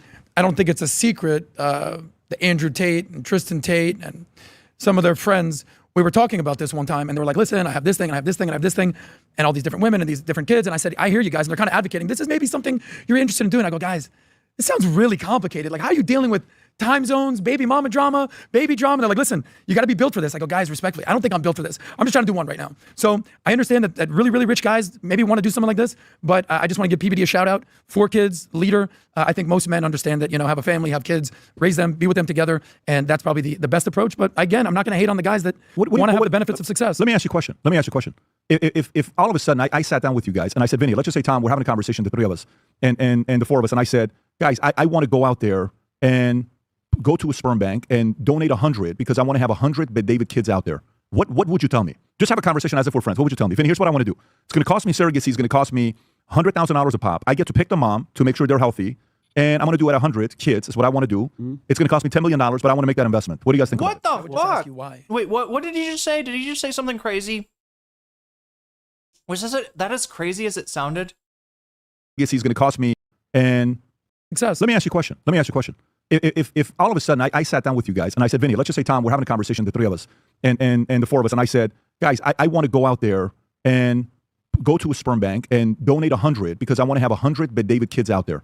What would you tell me? Just have a conversation as if we're friends. What would you tell me? 100 kids. It's going to cost me surrogacy. It's going to cost me $100,000 a pop. I get to pick the mom to make sure they're healthy, and I'm going to do it at 100 kids. Is what I want to do. I mean, that's not how it works. They pick the sperm. It's going to cost me $10 million. They pick the sperm donor sometimes. But I want to make that investment. What do you guys think about it? I would just ask you why you want to do something like why? Because the birth rate is low, and I want to be able to.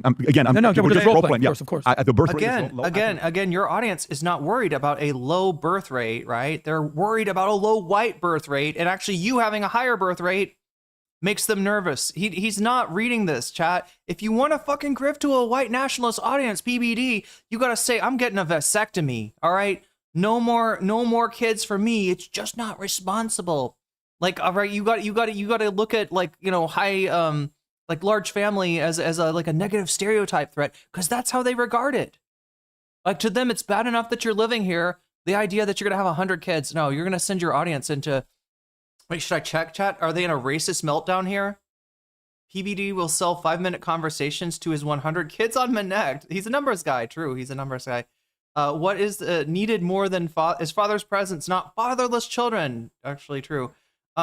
If you define fatherhood as sperm donation, Patrick, your kid doesn't need your genes. Oh no, that's almost there. I'm surprised we haven't seen more racism here, because again, this is like, he thinks he's cooking, right?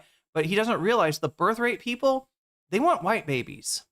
They weren't saying that blonde hair, blue-eyed shit for nothing. Can afford it. I'd like to contribute to society, and this is one way I'm planning on taking care of these 100 kids. I would be willing to give a certain amount of money to them, but upfront $100,000 to the mother who chooses to have this baby. And then what is the benefit of you doing this? I know you want to contribute to the birth rate, but 100 kids is not going to change the birth rate. Say the argument would be, the access to a good DNA, strong genes, that these kids could go out there and be a net positive to society. I'm just role playing, and I'll take over. Is this more about your legacy and the world being shaped by you, or do you actually want to be a father for all these kids? Which one is it? A little bit of both, but the bigger part is the 1.58 birth rate. Yeah, but you're not really moving the needle with 100 kids. I think I'm helping it. I'm helping. You're doing your part. But here's my thing from a Christian perspective, which I know that you are. I think you know this. Children are a blessing. It's not a trophy. God doesn't care if you have 1 or if you have 10, but I think God cares about how you raise them. And being a father isn't just making babies; it's raising them. Okay, and a woman, man, and the woman who love God and have character and make the world better. If you're just putting them out there, Pat, that's 100 moms that have this kid, no father, no, they're not watching the social media, the pornography, the school, the trans, I get to see you. My father was there, but he wasn't there. I get to see how Tom raises his daughters. I get to see every single day how you do it with the girls and the boys, and I see it, and I don't even know how you do it. The work that you guys put into these children to make them amazing human beings, and I'm seeing, for the past 4 years, I'm seeing it, Pat, and I don't think it's possible to do that with all these kids. God forbid, Pat, what if they all turn into some America-hating socialist, wait, what's going on with Vinny? Vinny's on Ozempic. Chat, this guy's lost weight. Holy shit, that's Vinny? I didn't recognize him. Sharia law loving, oh, okay. Everybody hating America, like the odds of them. Okay, so he's sort of speaking for the racists that I guess maybe got banned from the comment section, right? I mean, you hear the sort of dog whistle here? You hear the... Pat, what if they all turn into some America-hating socialist, what is the... the Sharia law loving, oh, okay. Everybody hating America, like the odds. Why would my kids in particular, Vinny, be turning into that? You know what I mean? What about me? What about my kids? What about my DNA makes you think that would happen? Oh my God. Them, Pat, turning into the kids that you have made up to this point, I think are slim to none. The goal isn't to have the most kids. I think it's to raise adults just say to who me? stand on their own. Well, I would say this. I would say, Pat, you know what? You can have those surrogates, 100,000 each, deliver a baby. How do you deliver a great person into that society at 18 years old to live, work, and be what you want? Because you're not, I know you, Pat, you're not just thinking about the birth rate. You're thinking about the quality of those people and what they believe in, what they do. How do you deliver that? You can deliver the baby. Why not just adopt 100 today and shape them? Yeah, but it's the DNA. It's the DNA, the wire. So the audience, the argument to that would be the DNA, the wiring, the genetics. Again, the people that love the DNA, they don't love your DNA, PBD. It's the bloodline. You're coming from that bloodline, and that's man wants to procreate. That's what man wants to do. They want to procreate. He thinks he's intelligent. That's it, chat. He thinks he's intelligent, and so his DNA is going to be more useful. But I'm a numbers guy, Pat, and I don't think your IQ is as high as you think it is. You know what would make me think about with this? And listen, we're just having this argument right now, just a very basic conversation. Is back in the days, how many times would kids see their fathers? Actually, think about it. Your wife got pregnant. You're going to go. Yeah, it's totally normal. You would go to war. You would protect. You would do all this other stuff. Totally normal to not raise your kids. Totally normal to be an absent father. Wow. And I'm not talking about. And those people were totally fine. That's kind of what life was like. Yeah, everything was totally fine 1,000 years ago. Can we go back to that? Oh my God, let's go back to the Middle Ages. The whole thing about being here all the time. Oh my God. This is a new thing. Right. This is a 50, 60, 80-year thing. This is not a 500-year thing. This is not even a 300-year thing that we have. But let me give it on the opposite side and argue my own point. Raising a kid is about argue against 500 5-minute conversations, not about one weekend spending time with them or, oh my God, no, he's not. 500 5-minute conversations that they want to have with daddy while they're going through different issues in their lives. He's doubling down. And that's how you shape them. There are a lot of parents who, same genetics, same mom and dad, one kid comes out and say that person didn't get a lot of attention and they end up being a rebel and then they don't do anything. Are we out of time? And then there are those that you can shape their mindset and they can do a good thing. So it's 2 minutes left. 2 minutes left. Like this webinar that we did last week for Father's webinar. I've never done a webinar that the show ratio was that high. It was the biggest showing we ever had on the webinar, where I talked about the 20 rules for fathers, the phase that every man needs to go through, how fathers are judged. It takes 4 years for us to be. Super chatted $5. Love the new streaming schedule. I'm glad you like it. I'm glad this is good. I'm gonna try. I need to put it up on the community. I need to put up a community post because I know that the Twitch people understand it now because I've got it on the schedule on Twitch. Not sure if the YouTube people are all aware. Be judged then? Are your kids a net positive to society? And last but not least, do they yearn your company years after they no longer need you? Do they want? I don't know. It's like, hey, man. 6 types of fathers I thought was so powerful. And so, by the way, if you didn't get a chance to watch it, if you go to vtwebinar.com, register, they'll send a link to you. I don't know. There's a part of me that likes that these guys are using their resources. If you have to choose between one of two, I want you to process this. And audience, I'd like to hear from you as well. You got one guy who's a billionaire who is willing to put his resources, IVF, whatever it is, and have 100+ kids, or a guy who's a billionaire and says, I don't want to have any kids. Which one is a net positive to society? No family. Neither one wants to get married and have kids. One guy saying, I'll give the money away, and hey, 100 kids, 100 girls, you guys go do your thing. The other one, nope, I just want to live for myself selfishly. Who's a more net positive to society? Neither wants to get married. Neither wants the responsibility of the day-to-day father. On the surface, it's a procreating one, but I really want to know his motivations and how he's going to ensure that those kids are not like, look at the Kennedy grandchildren. Delinquents from A to Z. There's like 2, 3. You go take a look at it. Yeah. If you don't get involved, 500 5-minute conversations, great. I'm sorry, Kennedy grandkids? How about the Kennedy kids? How about Robert F. Kennedy?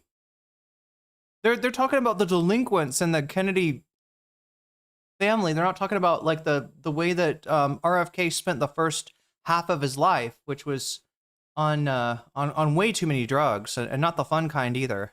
You've got a bunch of rich kids that are delinquents that ruin your life kind. I think what you're saying with raising the kids, Pat, is more is caught than taught. I know you've talked about this. PBD? Yeah. Okay, gotcha. I want you to react to this. You know the famous quote, any man can be a father, but it takes a special man to be a dad? I think that's kind of what you're saying, is it not? Yeah.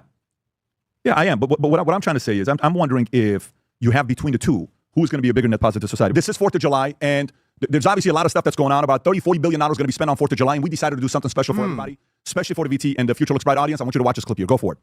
You know what I love about the World Cup? People around the world came to... Yeah, we're almost... Wait, did we get through it? That's not a real thing. That's a commercial. That's a commercial. That's a commercial. That's a commercial. That's a commercial. It's all a commercial. Everything is commercial. We got through it. Holy shit, chat. We did it. Is that my first successful gauntlet? Oh my God, chat. We won. We beat PBD and his legion of kids. That's crazy. These people are delusional. These people are wrong. I think we're adding 15 minutes. I think there's 15 minutes that I haven't added yet. Is that right, Narwhal? 15M. There we go. which is great because we got to get to the real content now. Let me look and see where we're doing on the poll. 57 votes so far. Get over to YouTube, place your votes. I want to hear your voice in the poll. 57 votes. We've got 57 votes. We got Cringe Denim's takedown by Israeli VTuber in first place. We got Jillian Michaels DSA Crashout. That's a majority report video and maybe some more at 23% in second place, and a tie between Boy Violates the Cuba Blockade and Bad Empanada accuses Hassan Piker of slander in fourth place. 15 minutes and it should say 43. Got it. All right. So off to a good start. Let us try to let's dive into this Hutch mess. No, I shouldn't have said it that way, chat. That sounded like I'm inviting you to jump into a pool of diarrhea, which I wouldn't recommend. Giardia infected or otherwise. I would not recommend that to you. But with Hutch, it seems kind of unavoidable. Good morning and welcome to the stream. Welcome. How are each and every one of you guys doing on this beautiful morning? Jay Greaves Day. And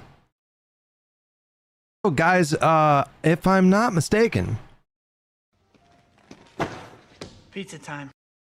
if I'm not mistaken, I think Hickenlooper won by less than 10. And Julie Gonzalez had not really had the same kind of attention as her DSA counterpart, Melat Kiros. And Hickenlooper, I think he won by less than 10. McMorrow Gonzalez is Hutch cursed. It's the live and learn kiss of death. If you come on our program, you're probably going to lose your race. Let's be honest. If you're just playing the odds here. Hickenlooper race. Senate primary results. Where are the results for this? Updated 11:15 p.m. We'll do this one right here. Hickenlooper, yeah, he only won by 10 percentage points, you guys. That's kind of wild. I mean, it's 89% reporting right now, so there's still 10% to go, but... All right, I promised you this.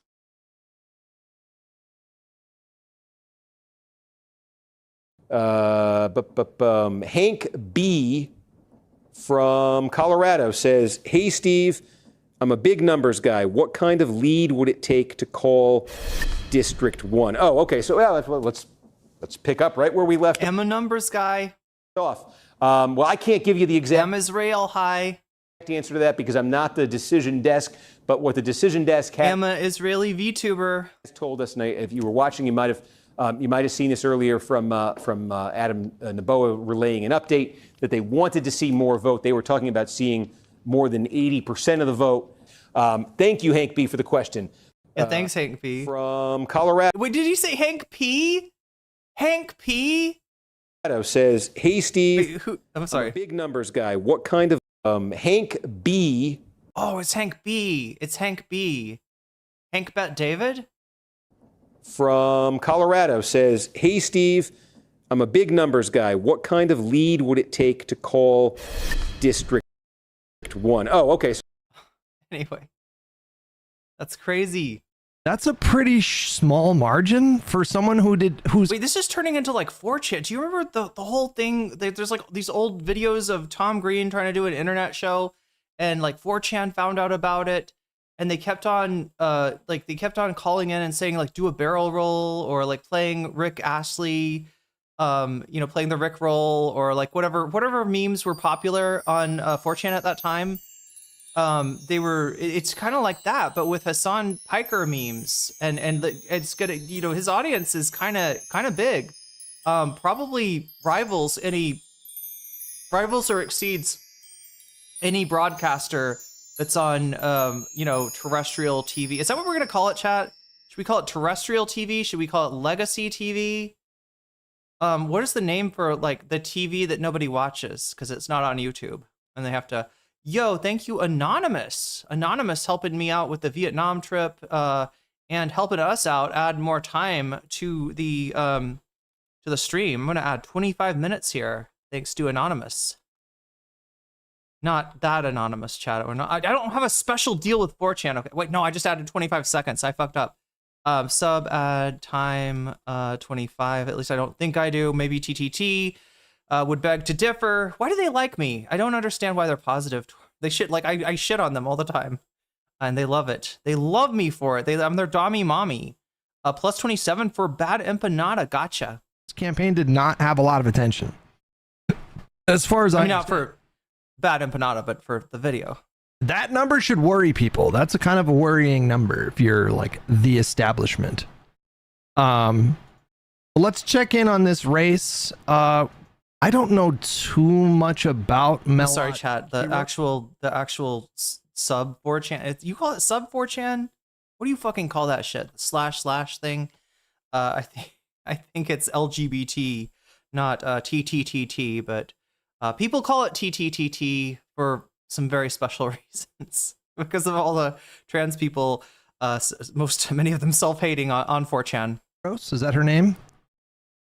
I've only seen a couple of interviews with her. Here is again. This is an election. This was coming up. You are the electoralist. You are on that side of things. You are used to shitting on the other side by saying, like, even the DGG, the digital ground game comment that I responded to the other day was saying, well, you don't have much experience in organizing. Let us tell you how it works, right? They're full of shit. They're full of shit, right? They don't pay any attention at all to any election prior to the primary because they're just waiting for their marching orders from the Democratic establishment. They're like, what, primaries? Are primaries a thing? Yeah, primaries are a thing. Primaries are a thing. We are up to 72 here. The results last night. Wait, why is my thing all fucked up? What in tarnation? Tarnation? Good morning, I'm Ali Velshi. You're watching MS Now. I'm sorry. Election coverage. We've got major breaking news coming out of Colorado. Is Hutch a Persona 2 enemy? Like that? Remember, like, you know, I'm talking to the weird dude in the coffin with the scythe that is always like, what in tarnation? You want to tell me about the red pill? You want to tell me? We just want to have a manly talk with you, okay? We want to have a manly discussion about femoids and how they're so hypergamous and everything else. Stephen P. Weaseling up. Thank you for the membership, Stephen P. In the first, I'm going to add that time right now. Melat Kiros has defeated the long-term incumbent Diana DeGette in the Colorado's first district, which is the city of Denver. Not especially close. 78% of the vote is in right now, and the Associated Press has been able to project that Melat Kiros has won. Her lead has grown in the last hour over. There we go. Diana DeGette has been a member of the United States House. She's like a 30-year incumbent, you guys. He's about to say, but she's been in there for a long time. Representative since 1996. Bro, they DSA'd a 30-year incumbent, you guys. How dare you? How dare you? How dare you DSA a 30-year incumbent? You see a pattern, Hutch? You see a pattern? People are sick of the do-nothing Democrats. People are sick of Democrats voting for the fucking Laken-Riley Act. Literally enabling what Trump did in Minnesota and many other places, right? Literally enabled by that Laken-Riley Act, that early congressional win. One of the few congressional wins that Trump got. Some of these people didn't oppose the big, beautiful bill. Like, they're doing James Carville shit, which is lay down, play dead, wait for Trump to fuck up, and then we'll take over when everybody's tired of him, right? Again, people are sick of that shit.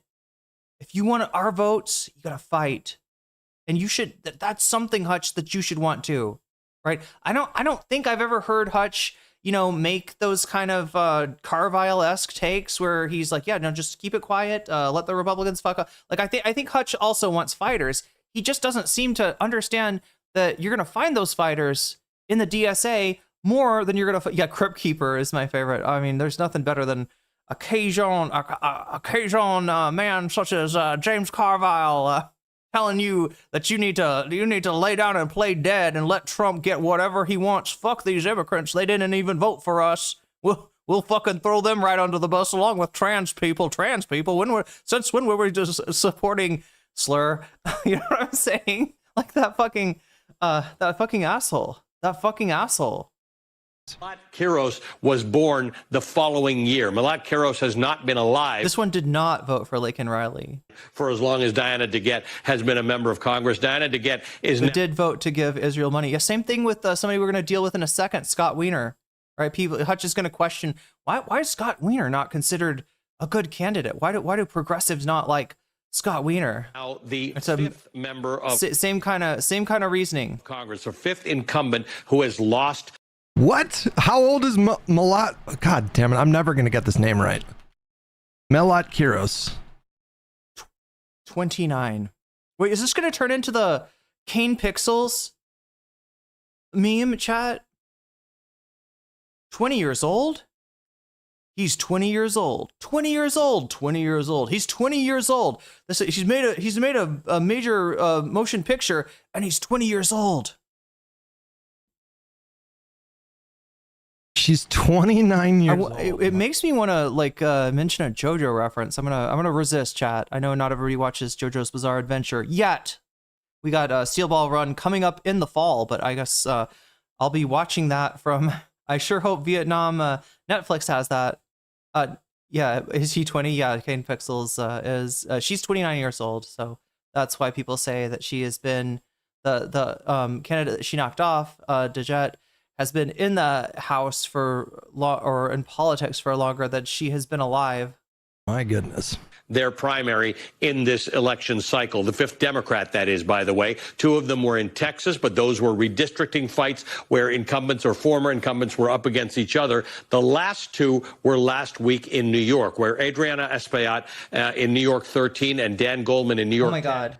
MK Ultra. That's a great nickname. Yes, we'll go with that. Were defeated. Call her MK. That's just easier to remember. This is just this is a Star Wars name. Let's be honest.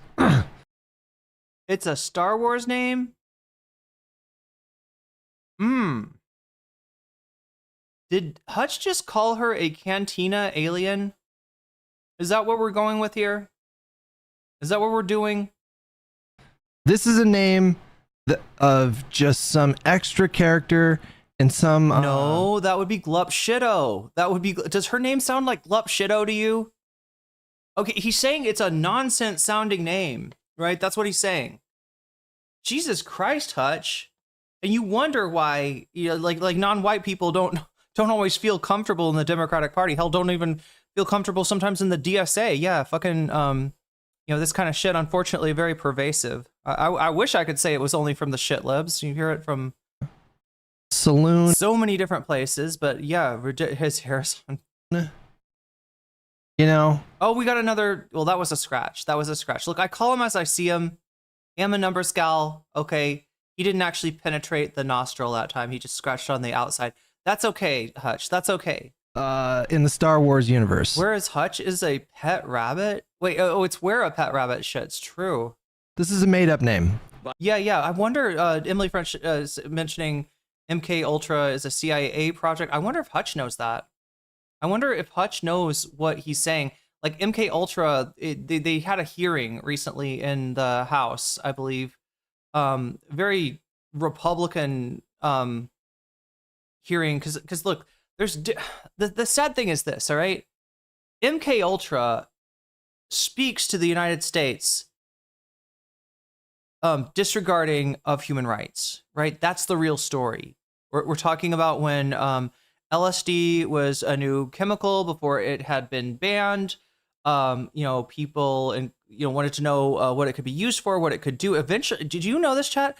LSD was actually developed by is it Albert E. Hoffman in the Netherlands? I could be wrong about the place, but for the purpose of making dealing with pregnancy pains, right? That's what LSD was made for. Turns out it doesn't really work for that. You wouldn't want to use this during pregnancy. I don't know. It probably would not. No, do not use this during pregnancy, right?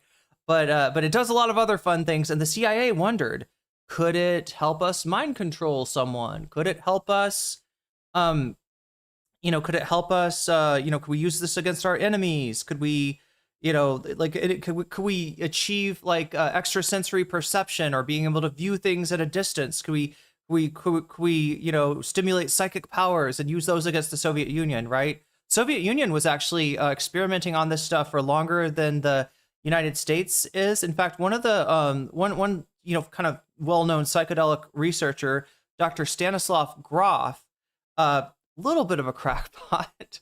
Well, I mean, yeah, definitely a little bit of a crackpot. But he came from the Soviet Union, right? He came from the Soviet Union, where he was able to experiment with LSD, and went to the United States, where he was not able to experiment with LSD. So he developed some kind of a breathwork technique that to use in place of that drug. But anyway, yeah. So like the real story of that is how much the U.S. government, and especially the CIA, is willing to, you know, use people against their will, against their consent, in order to, you know, get an advantage on the Soviet Union. The right wing, though, they want to sell a story, and they've got this author in there talking about MK Ultra that wants to sell the story that actually, you know, the whole hippies and the psychedelic movement and the culture, the sexual revolution, the kind of cultural revolution that happened in the 60s, yeah, that wasn't real. That wasn't organic. That was the CIA. That was the CIA, right? You're talking about, you know, feminism becoming more mainstream, LGBT rights, just like, you know, not seeing yourself as a cog in the machine of capitalism, and these fuckers want to, you know, make it like that. No, it was the CIA trying to take. Well, Brian Grimm was like trying to draw us away from class issues. But yeah, that's what it's come up recently. MK Ultra, and I'm just wondering if it's just a name to Hutch. If he just saw that in the news, of like, oh yeah, well, it's a chatter. It's a chatter. So. By insurgents who were supported by the Democratic Socialists of America and Mayor Zoran Mamdani. Melat Kiros is supported by the Democratic Socialists of America and Bernie Sanders. So this is now the third Yeah, or I guess that too, Aaron Patton, like the legalization of psychedelics. Some states have experimented with this. Oregon, Colorado, I believe. I don't know if LSD is legal, but I think the mushrooms are legal in those states. Who has been met by or planet? It could be a planet as well. The incumbent or a star system. I'm sorry. He said, okay, he's trying to walk away from what he's trying to say. I think was that Melat Kiros sounds like a, you know, character that you'd find in the cantina scene, right? Which is, you know, Star Wars' moment to be like, look at all these weird aliens, right? I don't know. It sounds a little racist to me, but thank you, Hutch, for at least having the self-awareness to at least try to back away from it. Like, no, I mean like a planet system or something like that, like a star system or area of the galaxy. No, not like an alien name, not like Glup Shido. It's her name, dude. It's her name. The candidate will not be the representative for Colorado's 1st district starting in January of 2027. Melat Kiros will Dixon, good morning. Moving forward into the elections on November the 3rd. I want to tell you what else has gone on across Colorado tonight. This is another. Yeah, Nathan, and Kiros is also a character in Final Fantasy VIII, and that doesn't ruin my stream either. Bit of news that was not expected. Michael Bennet, the longtime senator, was running for governor. He lost to Phil Weiser, who is... Yeah, why not a Final Fantasy VIII character, right? Why has it got to be an alien from Star Wars? The state's attorney. That's another... A bit of a bitter argument about which... That's another kind of humiliating loss, guys. I mean, it cannot be overstated. It cannot be overstated just how much the Democratic base right now is revolting against the perceived establishment, or just like the establishment. It's a real thing. Yeah, maybe I shouldn't have said that about her name. You know what? You're right about that. You're right about that. Okay, there we go. Look, let's give him credit. Credit where credit is due. Like maybe not all of my chatters recognize the problematic nature of what he said, but Hutch, that's crazy, Nathan. That's crazy. Hutch caught on to it before That was a little out of pocket. I will agree with you on that one. Trump. But you still got defenders in my chat, so. Phil Weiser, the attorney general, quite handily defeating Michael Bennet. 85% of the vote in right now, and Phil Weiser ahead by 10 points. Let's look at the Senate primary in Colorado. This is another interesting story. John Hickenlooper, the senator and prior governor. How are Plattner's numbers looking? Not great. The last I checked. Not great. Pretty not great. And he is also asking the DCC for more support because he says they're getting... Imagine coming into my stream and getting cooked by Hutch himself. That's crazy. With Republicans... Any other Hutch chatters want to play? There were a few like not great polls that came out this week. There was one poll that had his favorables underneath Collins, like his favorables were like net -10, and hers. Fair enough. I think the word you're looking for is oops. Were -2, so not great. Comedy Knife, thank you so much for 10 months. Voted for Dijet, am I saying that name correctly? And will now be enthusiastically voting for Kiros in November. Cheers. Governor of the state has won with 85% of the vote in, but look at that margin. This is a sitting United States senator challenged by Julie Gonzalez, who is a challenger from his left, who got 43.6% of the vote. So you can see that tightened up that margin a bit by the end of the night. A lot of these races across the entire country. There were a lot of people who thought that. Yeah. So just to give you an update on that, because I don't know if Hutch is. I'm guessing he's watching this before this happened, but yeah, the margin has sunk down to around 6%. That's what we're looking for in the Senate race. I was really hoping that we were going to knock off Hickenlooper, but did not happen. New York race was a standout by virtue of how liberal New York is, because in those races in New York, when a Democratic Socialist beat an incumbent, the House. How are your favorables doing? Ooh, that's a good question. I'll put it to you guys. How is Hutch's favorables? Oh my God. Start a poll. In his own chat too. Do you have a favorable view of... I feel like Hutch has smoked himself stupid. Wait, is that like is he a smoker? Is he a toker? Is he a midnight joker? Does he get his loving on the run? The extraordinarily masculine streamer known as Hutch. I mean, he's definitely... We'll do our own little polling here. Those seats are not going to change hands. It doesn't affect the balance of power in the. I'm going to be nice here. I'm House of Congress.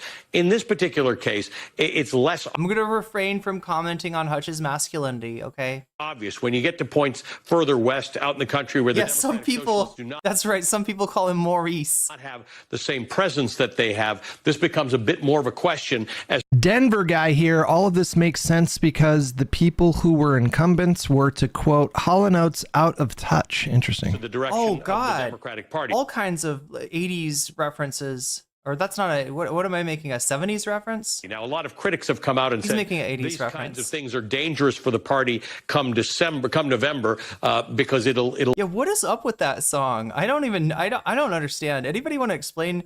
Is it Steve Miller Band that sings that? Can somebody explain this to me? Is he just is Stoner Riz the idea? Is that the idea behind that song?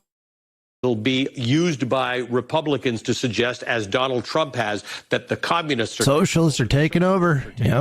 But there's a lot more nuance to why some of these Democratic socialists are actually winning. There are a few things at play here. Number one, outside money. What tends to happen is Democratic socialists. What is the name of the song? Anybody know? Narwhal's asking. I can't. What is the actual name of the song?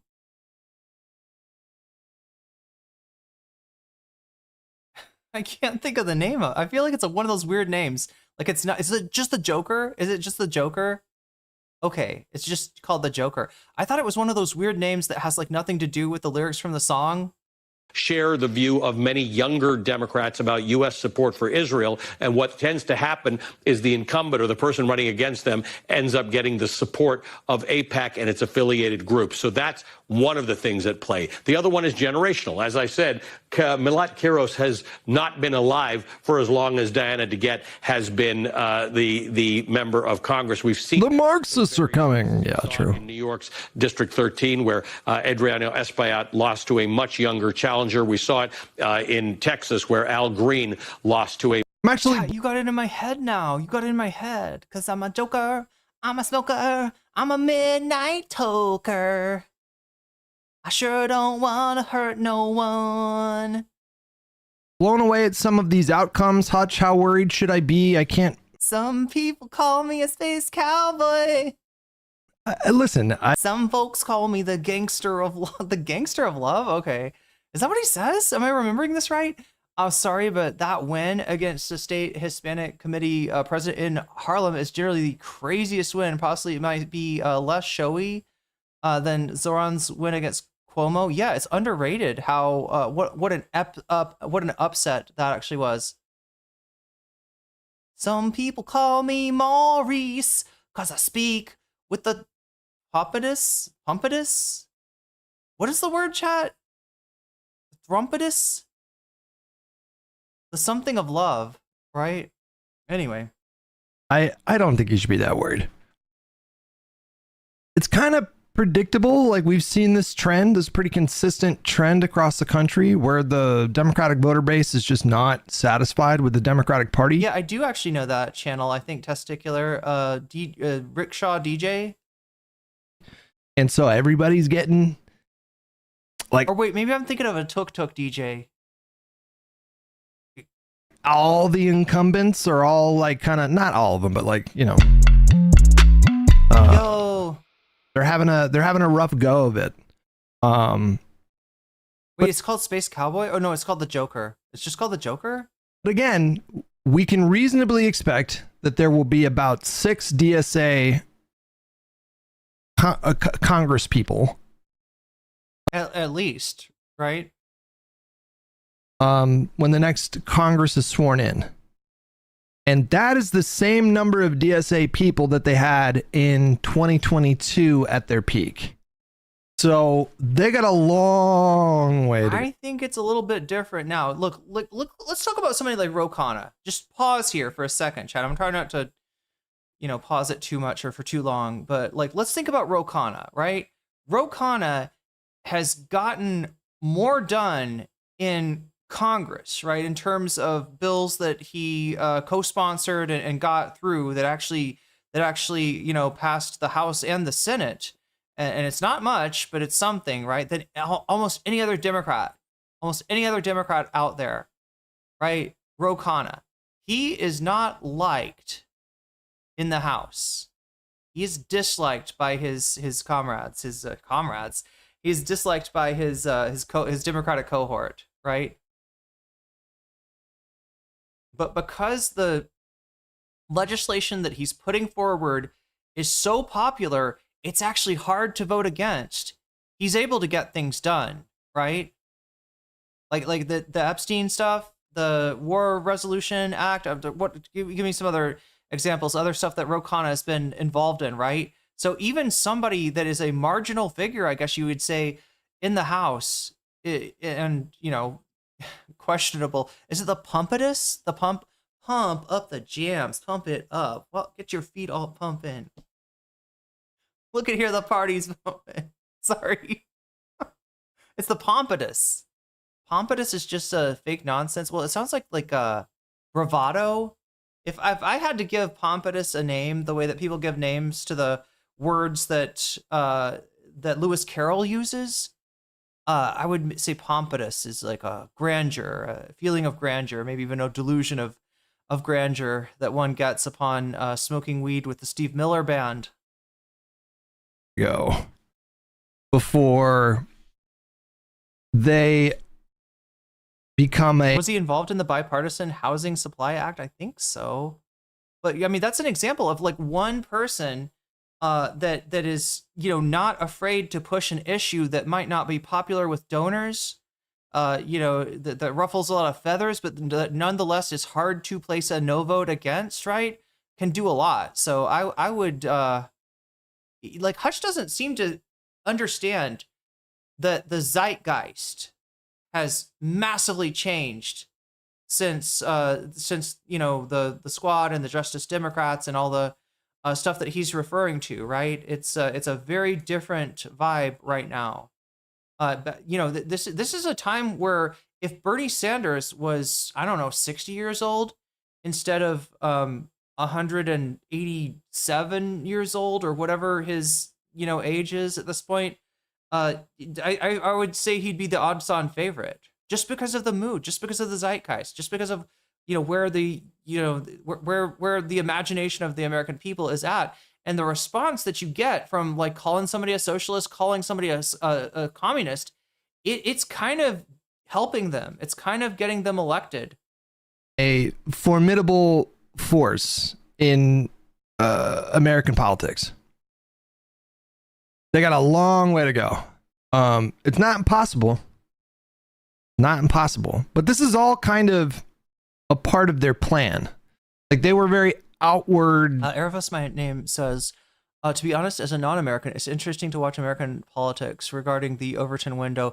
Yeah, and if you want to understand what's going on, it's kind of important. Not that I covered a Bad Empanada video yesterday where he kind of mischaracterized this as being American exceptionalism, which does exist, right? That's a real thing. A lot of Americans think their country is the shit, think every other place sucks, and they're just fucking ignorant. They're just fucking wrong. And as time goes on and we leave the Chinese century of humiliation and we enter the American century of humiliation, right? That's going to become more and more true. Do forgive my bad English. No, actually, you speak English way better than I speak the language I'm trying to learn right now.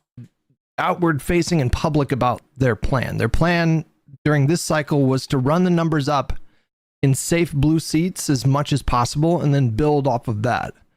And so we'll see what happens in 2028. We'll see if they can expand their ranks then. Good point. Yeah, like the municipal wins and congressional wins and maybe even a Senate win. Yeah, is going to be a good foundation to be able to, because there's some question of what Bernie would have been able to, how Bernie would have been treated by the Congress. Let's just say he knows a lot of people in the Senate. He's been in the Senate forever, so the Senate might, he might have an easier time in that. But yeah, you might have, I don't know. I don't want to make it sound like I'm poo-pooing on a Bernie win in 2016. Look, even if the Congress had done nothing, it would have been better than the Trump presidency, right? Just to avoid Trump, it would have been better if Bernie had won that primary and kind of or the next primary. Beat their old record of 6. It's possible. It's definitely possible, but it's very simple to understand and not that complicated. In terms of, I guess, the issues and people's stances on those, maybe I'm just talking about the system of America is corrupt in a way that I think is fairly unique, right? And it has been, it's always been somewhat corrupt, right? When the very beginning, you couldn't vote for a senator, you couldn't vote at all if you weren't a land-owning white, man. But even later, right? It's after those reforms took place to allow a popular vote for Senate and expanded the enfranchised more people. Even after that, you got a massive effort in the courts to break down what used to be a little bit of a wall between money and politics. Obviously, money gives you leverage gives you clout, and you can sort of use clout to get your way in politics, to influence politics. But it just got so much worse after 1980. And you could see this, chat. In fact, I saw a documentary. I want to find this. I saw a documentary about the 1980s and it's mostly about the 1984 election, Ronald Reagan versus Walter Mondale, which was a blowout. Reagan won that massively. but they're talking about the spending. They're talking about the advertising that blanketed the airwaves and just convinced everybody that Walter Mondale, the only thing he wants to do is raise your taxes. Walter Mondale thinks everyone should pay a little bit more in taxes, right? And even worse than that, because this was the time when they started to demonize the social safety net by associating it with black people. You know, measures that were popular under Roosevelt, under Truman, under Eisenhower, and you know, obviously Kennedy and Johnson in the New Deal and in the Great Society programs, right, became incredibly unpopular when Reagan and the Republicans started to present the idea to white Americans that, you know who's getting this stuff? It's black people. It's black people, and they're lazy and undeserving and blah, blah, blah. Yeah, they leveraged racism in order to attack the social safety net, right? And then once the social safety net starts to go, trust in this country starts to break down. And it gets easier when you see somebody that is afflicted by an injustice to turn that around and be like, yeah, you know what your injustice is from? Goddamn immigrants. They came in and they took all your shit, and you should hate them. You should hate, it's trans people in sports, right? All this shit that has nothing to do with, you know, material conditions, right? With you know, people's ability to put together a life, you know, gets leveraged to get people to vote against their own interests, right? And you know, it's things like that are a little take a little bit more time to you know, understand. It's not that like other countries don't have corruption. Yes, they absolutely do, but it's the particular nature of U.S. corruption. They got a long way to go, man. Are they all House members besides Bernie? Bernie is not DSA. So the only DSA members that we're going to have in the next Congress are going to be Rashida Tlaib, AOC, Chris Rabb, Melat Kiros. Fuck. Who were the ones last week, guys? I'm already forgetting. Oh, no. DAC and it feels like you're just not that interested, Hutch, and that's what makes me wonder, right? What is this guy doing with his life? There's so many cases, Chad. If we end up choosing the Israeli VTuber, we're going to see more of this, right? What I would call a waste of talent. I mean, I don't know what Hutch's talent is, you know, when it comes to content creation. I know he got popular doing Call of Duty, but he is absolutely incurious about certainly the primaries, and it feels like just like shockingly ignorant about politics, and for somebody that, like, you know, kind of hangs his hat on electoralism, right? He's profoundly ignorant, and just for, you know, just to bring it back, like that is the premise of the stream, the theme of the stream, not that Hutch is this terrible racist or anything like that. I do think that, yeah, that does seem like, you know, he's got some brainworms there, and he recognized this. But the big deal is more of how incurious he is about this whole process, about these certainly about these new faces that he's showing so much consternation about, and the question of, like, you know, why are we doing this? Like, why, again, I told you, why did he start streaming politics, or when did he start streaming politics? Dylan needed an extra liberal. Dylan needed a liberal for a panel show. And they got, you know, they want to get a big name, right? They couldn't find a big political name, so they reached back into the grab bag and got a big Call of Duty name, or somebody that used to be a bigger, you know, content creator than he was. Also, come to the other side of the infinite campaign spending, because all of these things have become more bloated and rotten since Mallory McMurrow literally spent $34 million to lose support. Yeah, there we go. That's a nice spend. Anybody else like bothered by the way we talk about stuff? Like, you know, we need more compute. We need more spend. What's the other one? Valdez. That's the 6. Is it just startup lingo? Bernie is not officially DSA, but he aligns with them. You also have other other politicians that are like DSA aligned, but are not like on paper DSA. Like Plattner's definitely DSA aligned. Summer Lee is definitely DSA aligned. I'm probably forgetting a few. Return on investment. No, I'm talking about the specific way that something like you know, computing power, I guess you would say, right? It's what they're talking about when they say compute. They turn that into compute, you know, spending, expenditure of campaign resources becomes spend. I mean, in politics, right? I think they use this in business too, though. That's what I was saying. I'm guessing it comes from startup culture. I don't know.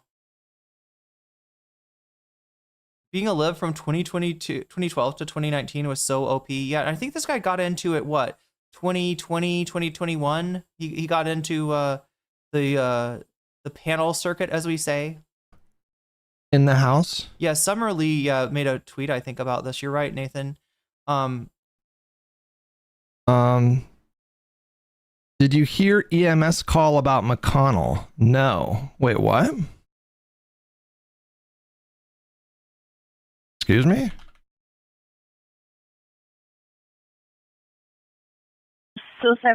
Response unconscious. 217 C3 no CCS in Charlie. Medical local paramedic agent 3 medic 3 ALS response unconscious. 217 C3 no CCS in Charlie. Close of 2nd Street on Charlie 11. A little hard to understand, but is that this morning? No, it was yesterday. Reported 911 dispatch regarding Senator Mitch McConnell. Oh yeah, his chat's mentioning Homawi. Dispatched at 8:36 to his home in DC on June 14th, requesting EMS, stating unconscious and needing ALS, advanced life support. Jesus. Oh yeah. Has anyone seen him since the 14th? I mean, is this just not a story anymore because of the, you know, him being no longer the Senate Majority Leader? Is that what's happened? Like nobody cares about the previous guy, even though he's still in the Senate. Michael D. Archangel, congratulations on your 7-stream watch streak. I think I've got a few more to shout out. Yeah, Direful also hitting that number, that 7-stream watch streak. Yeah, they tell me now if you've got a streak of watching the stream, which is impressive to me because of like how my time is so inconsistent, right? Up until just now, chat, I haven't even given you like specific days that I will or will not be streaming. I've just been like, well, I'll try to be there if there's content, if I can get it together in time, if I don't have some ridiculous shit where I gotta go, you know, do something for my landlord or you know, run an errand, you know, to keep my visa. Did you see Trump announced first ever GOP convention for the midterm? Sounds like they're very worried. That's good news for us.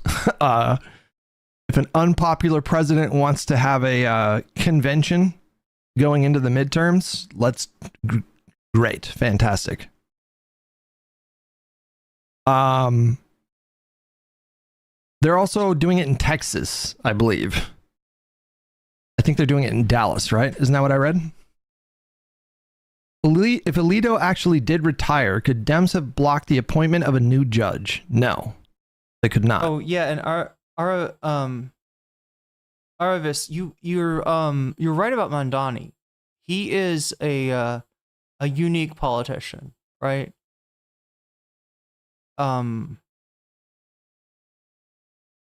He's got instincts about how to run a campaign that are pretty on point, and there's something about him. I mean, I don't know, like it kind of sucks that some of the stuff does boil down to somebody's likability, somebody's charisma. We saw that with Obama. I guess you see that with Trump, right? I guess you know, there's a counter example you know, with Donald Trump, but even Donald Trump doesn't seem to want to take on Mamdani.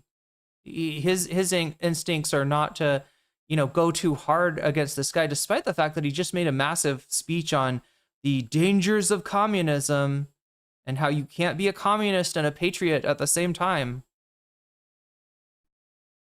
Simply do not have the votes to block replacing Alito if they wanted to do that. A much younger challenger. There's also this internal debate about moderates versus progressives. Obviously, those who are members of there's actually like I when it comes to Republicans, I cannot figure out like why they like certain people or not. There's like Ted Cruz, Lindsey Graham.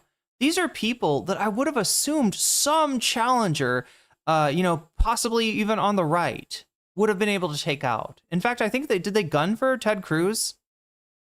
Like I think that Ted Cruz is a little bit, unpopular with some corners of MAGA. Like there's certain Republican politicians that get elected where it feels like they have negative charisma. It feels like they should be, no one likes Ted Cruz. That's what I'm saying. And then he's had all these weird, these moments where he's just not with his voters. Like when there's a major cold snap, people are freezing to death. The power is out, and this motherfucker's down in Cancun, like drinking a martini at a, poolside at a resort. supported by Bernie Sanders or Zoran Mamdani or the Democratic Socialists of America are progressive. If you're looking for some more silver lining from DSA having like a good run right now, if you like progressive policy, then I think you should be somewhat happy, because I think what these people represent is pressure from the left flank, and so like that could result in more kind of bold policy. We could see a more earnest push for things like universal childcare, paid family leave, a public option, like something like, that would help a lot of people. So that's definitely possible. That is for sure possible. That the party responds to this pressure by delivering kind of like a bolder policy agenda. That's definitely doable. You're getting DSA brain. I'm getting DSA'd, bro. What do you want? You fucking DSA'd us again last night.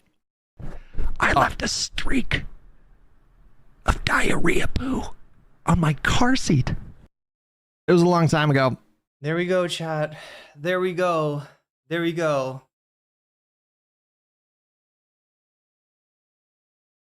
This is like when Ethan was talking about, like, he made diarrheas plural. Anyway.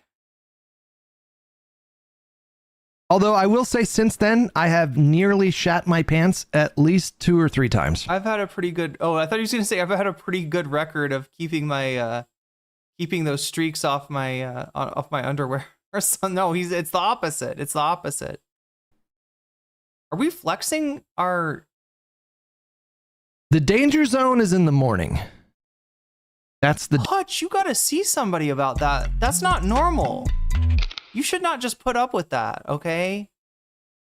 Your digestive health can be better, Hutch. Yeah. Oh my God. Okay. Anyway, I'm not his doctor. Not my floor. Not my problem. Danger zone. Especially if I'm traveling. The danger zone? Was that what that song was about? Chad, is this a thing with like pilots, like F-15, F-16 pilots? What was that like that was like what's that movie called? Top Gun? Is that a Top Gun reference? Heading on the edge, something, something, something, something, something, something else, something, something, something, something. I went to the danger zone. I never thought of that kind of danger, but I guess it would be very inconvenient, especially if they're on like a long, sortie. They're getting like refueled, for their mission. He needs more fiber. Yeah, maybe. I think he needs some snake fruit juice. Honestly, that's really, or like some, maybe some chia seeds, some flax seeds, something like that. Because I'm like eating different kinds of food. And then, like we get on the road and I'm on the freeway and then it's like... Wait, actually pilots do shit themselves and piss themselves quite often? Oh, fuck. Did they wear a diaper up there? Oh, Jesus. I had a situation. I didn't even tell you guys this. A situation. I had a situation. I shit you not. The other day. Actually, no, I do shit you. It was an emergency. It was I got too cocky, and I thought, you know what? I think I can make it. Is he trying to recreate the Giardia clip from Ethan? I think I can make it until we get home. Nope. Nope. I felt a little sting in my gut, and I was like, I think I can ride this out. I think there's enough time. Are you for real? Stealth bomber pilots have to put in a catheter? At what point are they just gonna like hook these guys in? Like, right? Because they got what? If you got oxygen, right? You got a catheter, I guess, if you're on a stealth bomber. You're just gonna like they're just making them into cyborgs. Right? Just start, I don't know, turn them into Dune, what is it called? The Spacing Guild? The snake fruit? Just harden up your poos. It seems to. And I had to get off the freeway, and I just thankfully, guys, my goodness, thankfully, there was like an auto body shop that was like shortly off the freeway. And I just run in, and I just like, I don't even know if I said anything.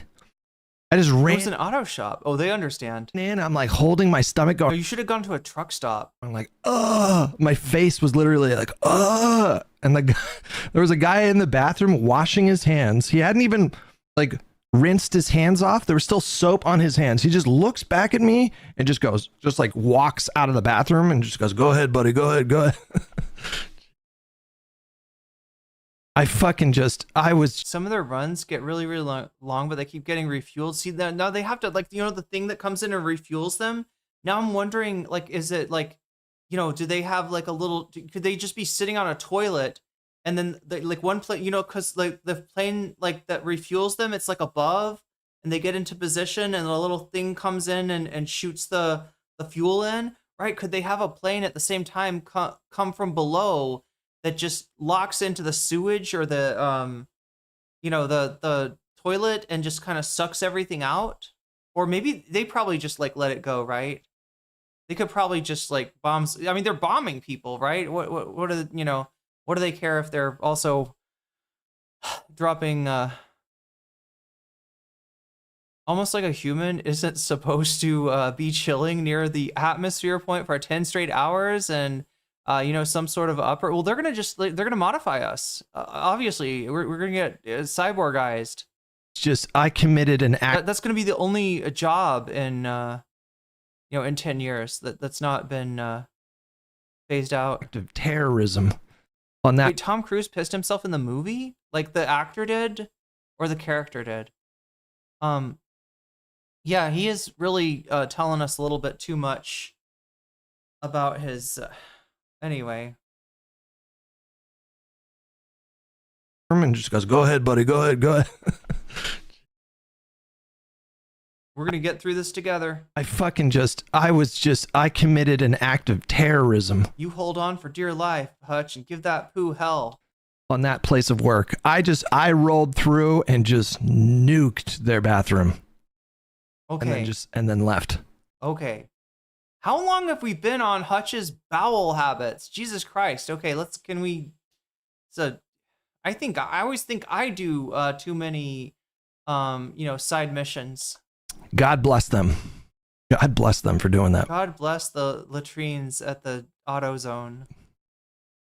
Progressives there on the left AutoZone side of the party versus the moderates. Although I will say Diana DeGette is not thought of as anything. True story. It happened. And then what are you going to do? There's this fighters versus folders idea, and that may be a lot of the frustration amongst people in the Democratic Party who feel that some of their leadership and their House-endorsed candidates, remember, every incumbent in the Democratic I should have left them cash, but I don't bring cash with me anywhere. Who still has cash on them these days? Do you guys bring cash with you guys when you go out into the world? Maybe I could have Zelled them some money. I don't know. You got a Cash App? You got a Zelle? You got a Venmo that I could? You should have. I just want to say, do not go in there. All right, first of all, or let them change your. No, the only person you should pay off is whoever's job it is to clean the latrines, right? Yeah, that should have been a tip. That should have been a tip for the the people working the counter. Oil as I'm guessing that's who. I'm guessing they don't have a separate person in there. payment. Well, that might be a little bit difficult with my car. I should have slipped him some cash. I don't know what I was. I didn't think of that. I should. Some coins.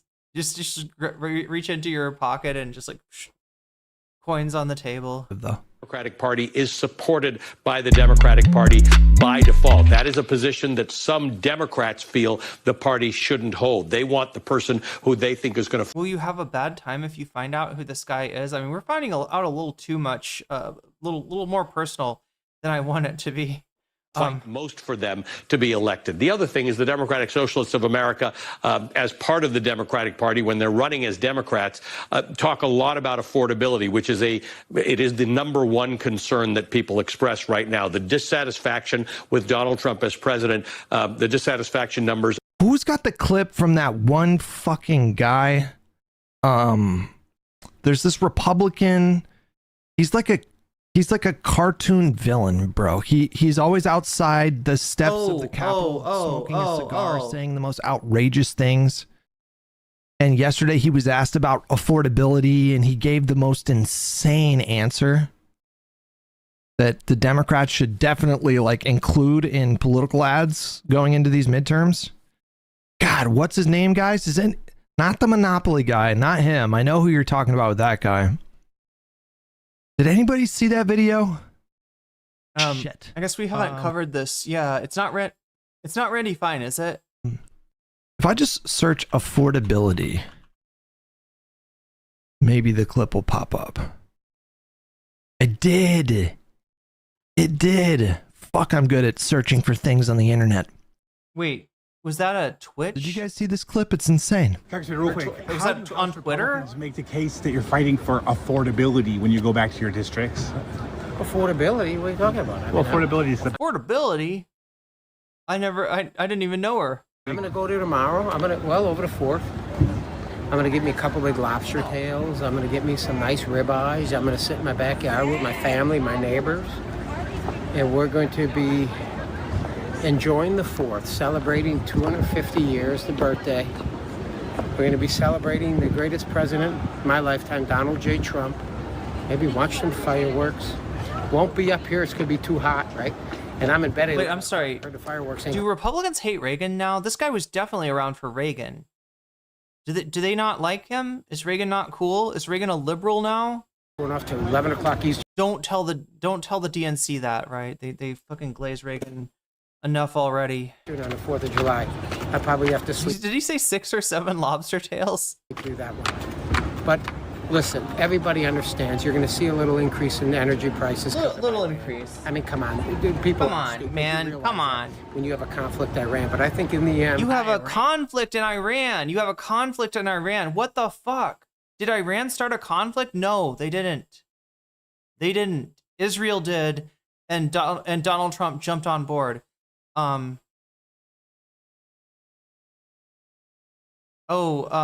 they give you crap if you... No, I don't think so, Narwhal. As far as passport pictures, those, nobody looks good in their passport Wait, do they? No, wait, you can take that yourself. So maybe you can look good in your passport picture. But yeah, it's, those things are good. I think mine is good till what, 2029, 2030 or something like that. So, it's kind of like since they last so long, they expect you're going to look a little different. And term increase in some of the costs of energy, gas. Good morning, Vamps. And stuff is temporary. But President Trump has made it very clear to these companies. Out of touch, completely. Oh, no, America, they're not stupid. They can understand that. Yeah, the price, you have a war, the price of oil goes up. No, they don't fucking understand. It's a war of choice, a war, I will say, of ego, a way of Donald Trump trying to establish a legacy because Netanyahu played him and said, like, you'd be the greatest man, Donald. We asked all these other presidents and they said no because they're fucking smart. Or they had a team that said, that's a bad idea. That's a bad idea. Israel is using you. Don't do this. Don't do this. You know why? Because they game out scenarios, right? Taiwan, they game out that scenario. Strait of Hormuz, Iran, they actually gamed out that scenario too. And what they found in their simulation of the scenario is that very likely because of Iran's geography, and at that time their speedboats that they were using could like load up with explosives. Like they determined that the United States Navy would have a very bad time in the Strait of Hormuz and would not ultimately be able to establish control. In their simulation, chat, Iran won. Every other president, they consult their military people. Is this a good idea? Can we do this? What will be the results, right?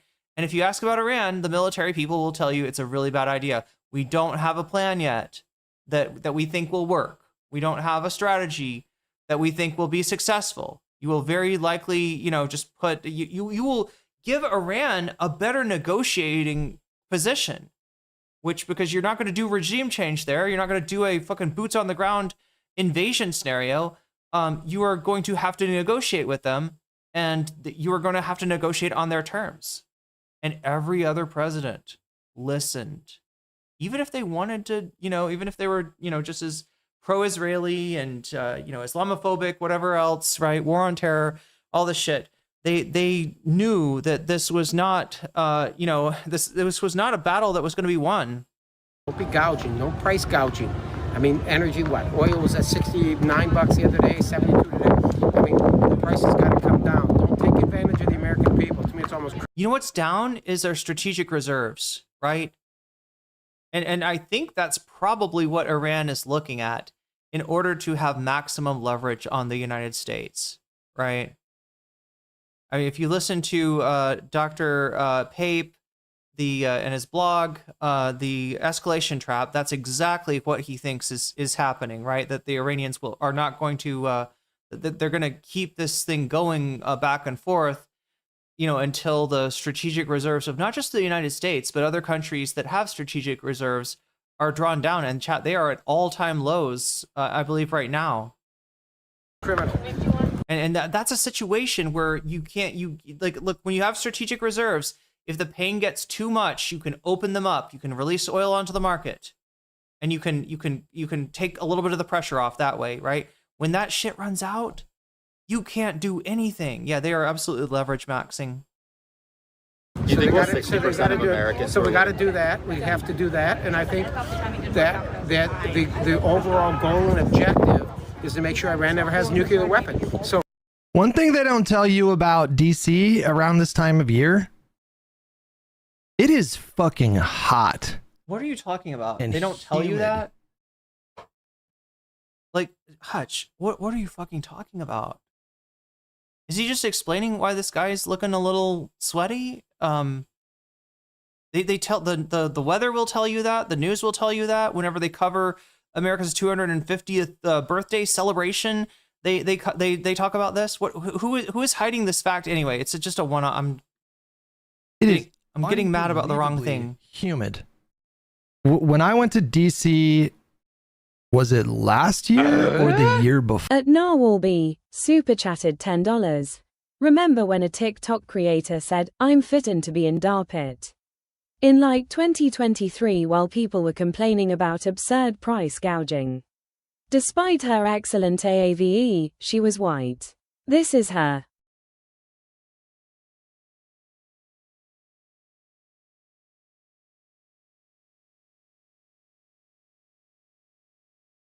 Oh, the congressman is her. Yeah, it is very hot in DC, but I don't think anybody's trying to hide that fact from us. I don't know what Hutch is talking about. Yeah, he's being like Hutch. Now nobody knows this, but 110 degrees is very hot, very warm. So you've got to have the air conditioning. They call it air conditioning. It's an old-fashioned word. Groceries, what are those? I don't know. I've never heard of a grocery before. I think it was the year before. Man, it was brutal. I should not have worn a white shirt Thank you for the super chat that day. I looked like, please don't be another diarrhea story. Freshman at Please just be a sweat story At a and not a college, diarrhea spring- story. Spring break doing a wet t-shirt contest. What? Just Hutch? Are you implying you have man boobs? I don't get it. I don't get it, chat. it was the worst. The worst. Buying into this guy's shtick. He's done these kinds of things before. I'm okay with the increase in fuel because you knew it was going to happen with oil and the Strait and everything, but it's a temporary. He really said, I'm going to get a ribeye and some lobster. It's a temporary issue. You think the 60% of Americans who are living paycheck to paycheck can afford lobster tails and ribeyes and all of that? Maybe not. Maybe the 60% of America don't work as hard as I do either. I mean, I don't know. That's crazy. That is actually crazy. He's a congressman. He must be in a very safe district, chat, to say that kind of shit. I have Trump's 4th of July speech in your DMs. Oh, bro. Come on. Somebody needs to make a political ad out of that. The 60% figure is complete bullshit, but whatever. It's still funny. It's still a funny clip. Are highest as it comes to his handling of the economy. The economy and affordability were central campaign issues for Donald Trump, upon which he has not delivered. In some part, that's because of the tariffs that he imposed. In large part, it's because of this war with Iran that nobody was particularly looking for, but that increased the price of fertilizer, diesel, and gasoline. So Democratic Socialists do tend to have policies that are very directly related to housing affordability, to subsidies, to child care, universal health care, 1 second. Funding of health care, higher minimum wages, and those types of very explicit policies, including policies around the climate that incumbent Democrats, some feel, have not leaned into as heavily as others. In this particular case, though, I will say Diana DeGette has not been a target of... Okay, so yeah, surprise, surprise, chat. This guy is a congressman from Texas's 22nd district. He was elected the same year that Biden won during that election. Nils Congress. Let's see what the poll 2026 poll.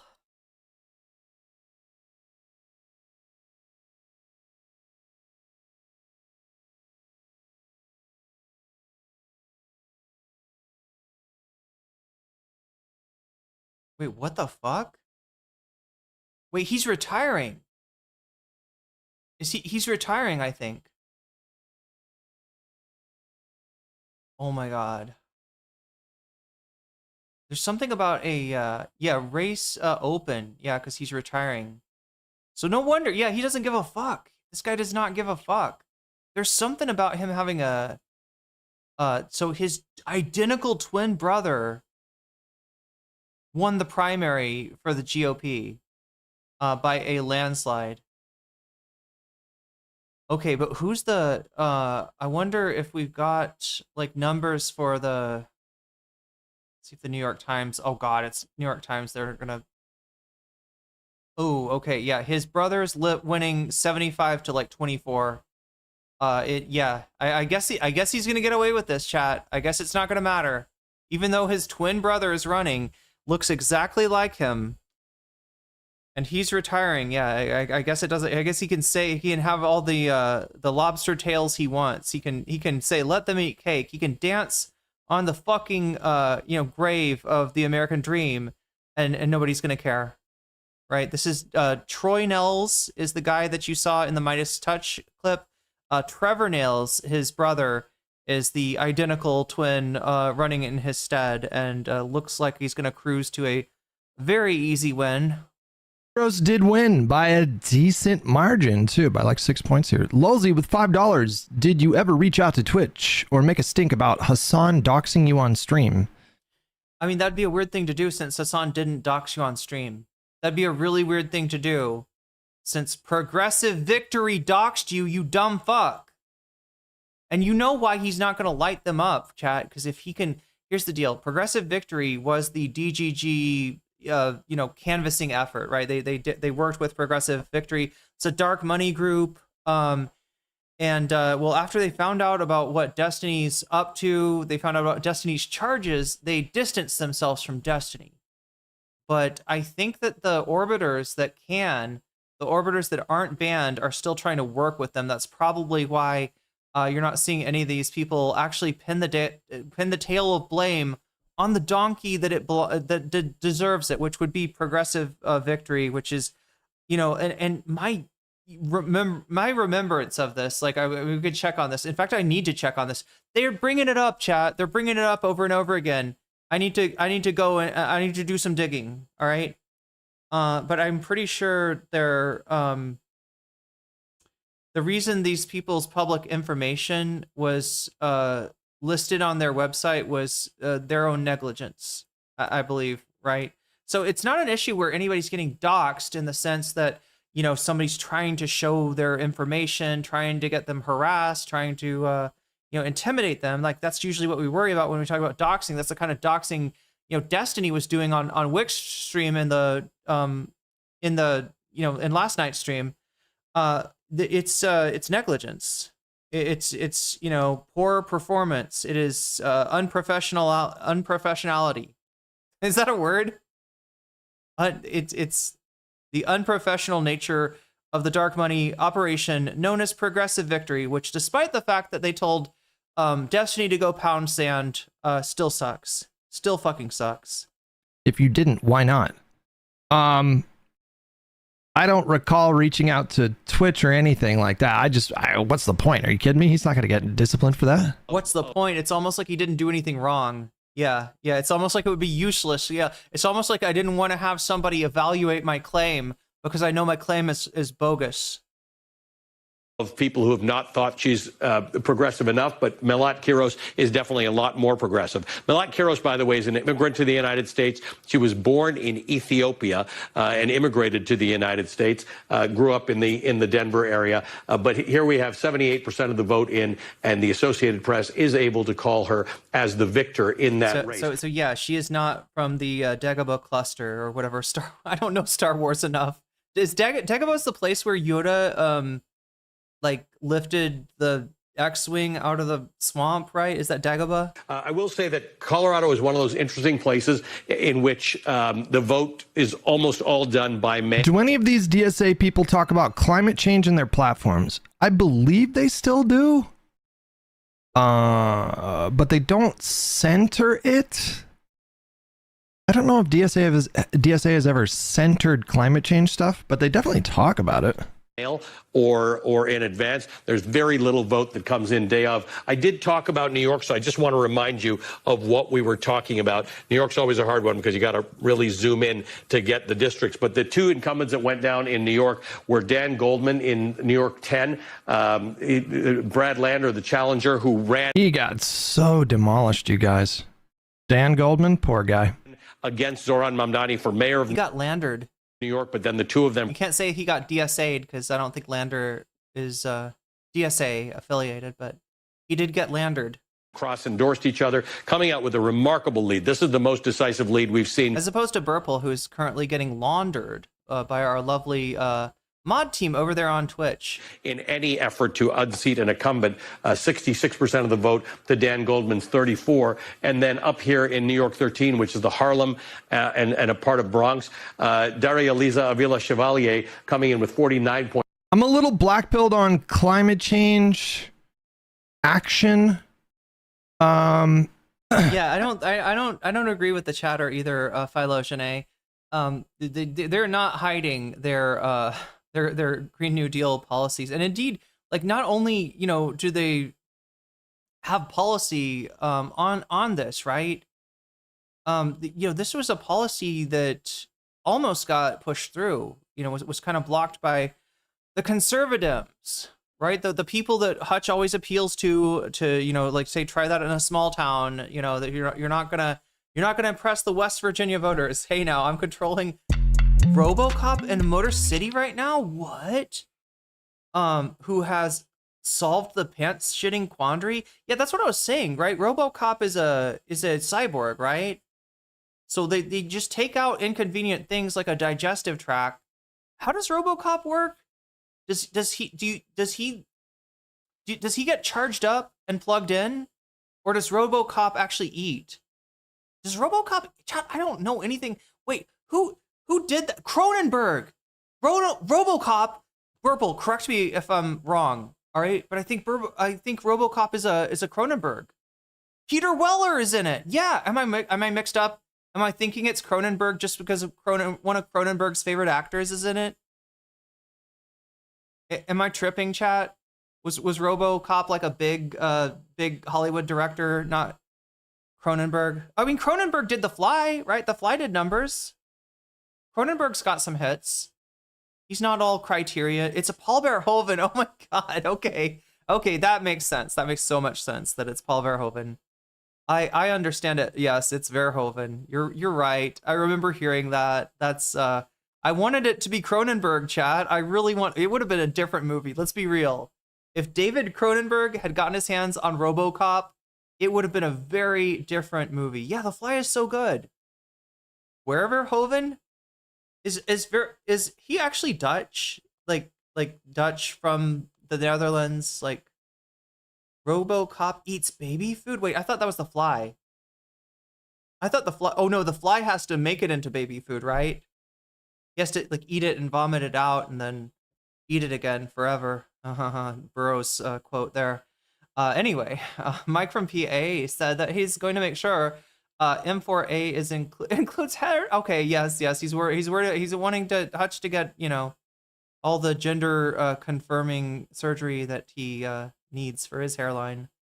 Okay, I think we're getting actors like Peter Wait a minute. Wait, it was James Woods? Yo, it's not Peter Weller? I thought it was Peter Weller. Am I wrong about that too? Not my comment about Hutch wearing headphones to stop his brain from leaking out of his ears. There you go. Oh, you're in chat, I guess. Okay. Starship Troopers was inspired by his experience of Nazis occupying the Netherlands. Yeah, okay, I'm right. It is Peter Weller. I don't blame you though, chatter, for thinking it's James Woods. It does seem like a James Woods kind of role. Like I could see James Woods but his best work was obviously in Final Fantasy Spirits Within as the bad guy. I mean, maybe I shouldn't be. My opinion about climate change No, James Woods is not in the naked. You're trolling me, Crotchy. You are, and you know how to do. You're good at it. You're actually good at trolling me. James Wood was a naked lunch. Could you rub some of this bug powder on my lips, please? In terms of like a political issue, is that I don't know if it should take up a lot of the oxygen for most Democratic Party candidates. But look, the idea of the Green New Deal is you line up doing something about an existential crisis that is affecting us all in a pretty fucking demonstrable way with the idea of new jobs, with the idea of a expanded economy, right? Unfortunately, though, the mainstream parties, they are inculcated with this idea of having a reserve labor force to make sure that the workers never have too much power in the economy. One of the radicalizing moments for the broligarchy, right, the tech bros at all, it's because not just the tech bros, right, was the kind of power that workers had after COVID, right? A lot of people, when there were jobs available that you could, work from home, they wanted those jobs. They were able to demand higher wages. If you didn't like the job that you were in under COVID, once the, stimulus got passed, right? And granted, most of the stimulus was directed towards business, not towards people, but the stimulus that was directed towards people, like, right, they resent that. They resent that. They could have brought people back to work too, right? They could have opened up more stuff, brought people back to work. I think the CDC told them how to do that, and that was going to be by improving your ventilation. You would have had to spend money, and they didn't like that. They didn't like that. So this is why they turned into fucking Nazis, right? And this is what should be, thrown in their face at any kind of, peace and reconciliation commission or any kind of tribunal that they hopefully will eventually face for their crimes against humanity. You should bring that up. You should bring that up, that they actually had it really fucking good, right? And if they had just been a little bit like less megalomaniac, at work, wanting to have their employers there to yell at, right?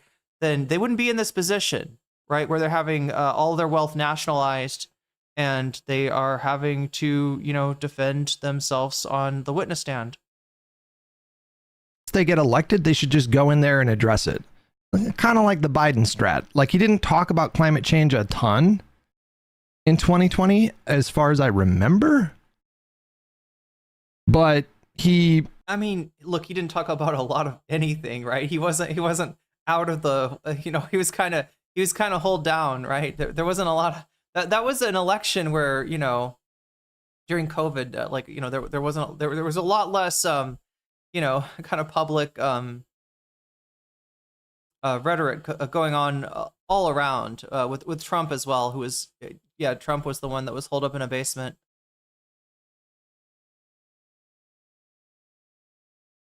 Was elected president and then delivered the most significant climate bill of any country ever. So I think that's the strat, but I don't know if climate change is something that motivates a lot of voters.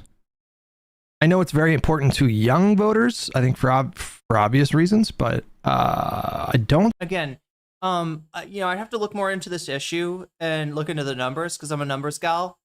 But my instincts are this, right? Just like the student loan issue is not necessarily an issue that you want to run ads on, because unfortunately for everyone with student loans who sees that ad, there's, somebody who just paid off their student loans. There is like an angry, boomer that doesn't like the idea of that, maybe they paid off, $1,000 in student loans back when they were going to school and they don't understand why other people can't, right? Unfortunately, yeah, it's almost like a double-edged knife, right? There. But what you can do with that issue, and I mentioned this yesterday, right? And you should do if you're organizing, if you're involved in those efforts, talk about student loans to your canvassers. Talk about student loans to your team, right? Your volunteers.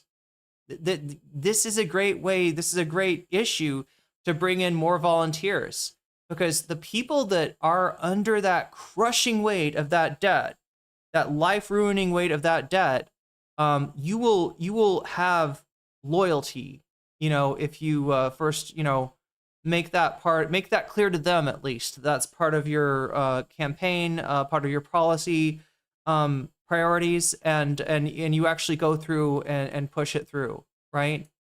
If you cannot, and again, this isn't actually an issue. There's not really spend for this, right? It's not an issue where you're actually busting the budget to do this, right? You can forgive loans. It's really fucking easy. It's really fucking easy, right? The way that it actually works. But if you do this, you're gonna have lifelong fedayeen, right? I'm serious, right? If you can, first, make it real clear to the volunteer teams, this is what's going to go on. Not that it's an issue that they should push, but it's something that they should know that they're working for. How awesome is that, chat? How awesome is that? Where there's so many people being crushed by student loans right now. They got nothing that they can do. They don't know how to engage in the issue, and it is a prickly issue, right? Because it does have that effect. Just like I always tell the story. My high school had hazing, right? They did hazing, and they were supposed to not do hazing. They were supposed to phase it out, right? The school had become aware that the hazing went on. They tried to say, all right, we're not doing this anymore, and they did it anyway, right?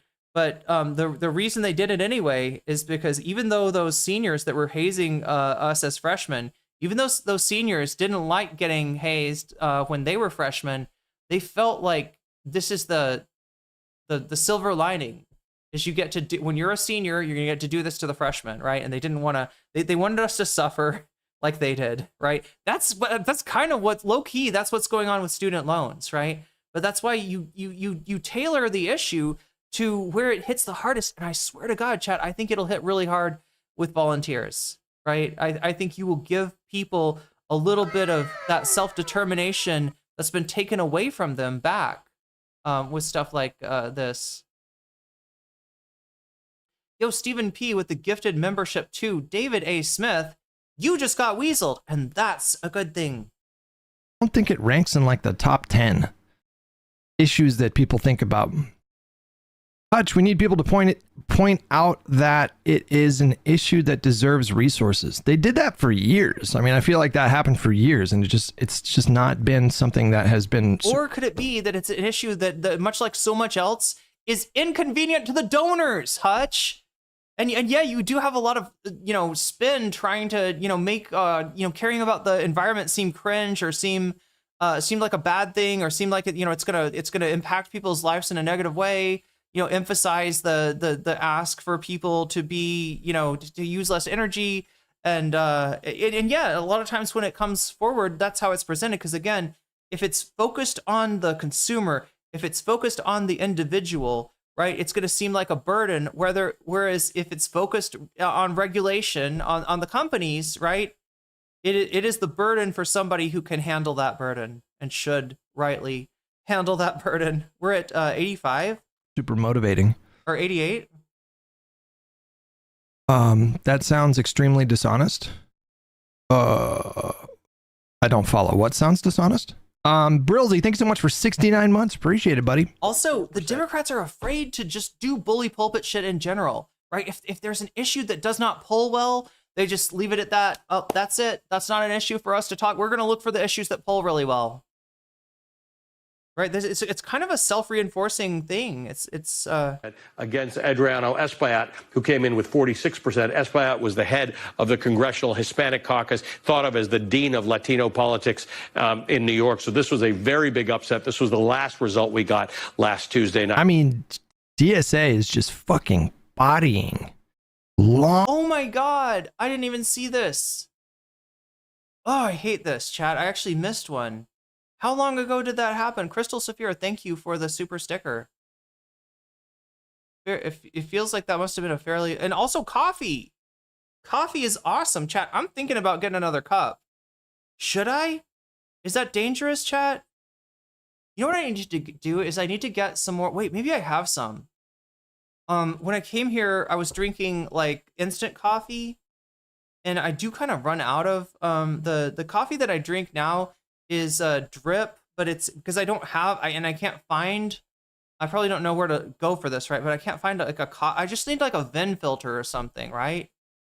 I can't find where to get like a coffee maker, coffee machine. So I use this little, it's like a tea bag with like, with cardboard hinges, and they go over the cup on like, on either side, they go over the cup, and it just like hangs down there in the middle, and you pour your coffee through it. So I'm very sparing about my use of coffee. Is it expensive? 5 or what am I getting it for? 200 baht is like $6. I spend $6 on 10 cups of coffee. Is that a good deal? Yeah, coffee's one of the costs that I can't get down.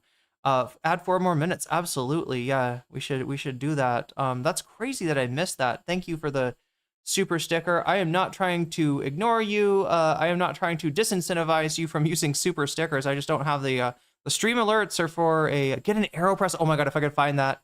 If I could find that out here, be various. Somebody, if anybody wants to look up, where do you find, where can you get an AeroPress in Thailand? That I've used one of those before. I really, really like it. The little tiny filters. Yeah. I stayed with a friend actually who they were one of these coffee people, right? This friend was like a coffee person, and they have the expensive espresso machine that also doubles as just a coffee maker. Like it also has like a pot that goes on top of the espresso thing and could just make a pot of like regular coffee too.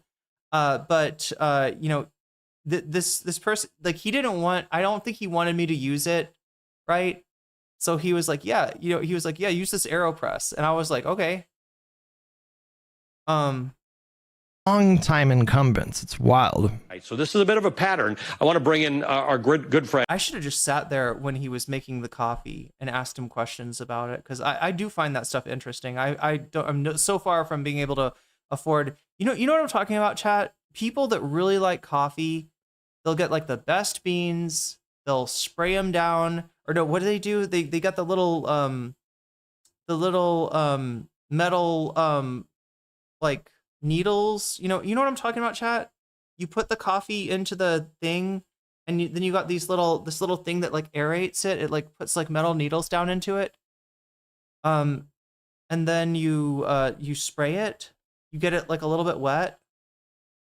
Did I seriously say espresso? And puck contributor. I mean, it is espresso when we're talking about an AeroPress. You are literally expressing, much like a veterinarian would express the bladder of a sickened mongoose, right? You know, in order to, if the mongoose is having trouble urinating, right? Much like you have to, maybe express the anal glands. I don't know, Chad. I'm not a veterinarian, all right? That's not the kind of medicine I ever studied. Although I did study under a veterinarian. She was pretty cool. She was really cool.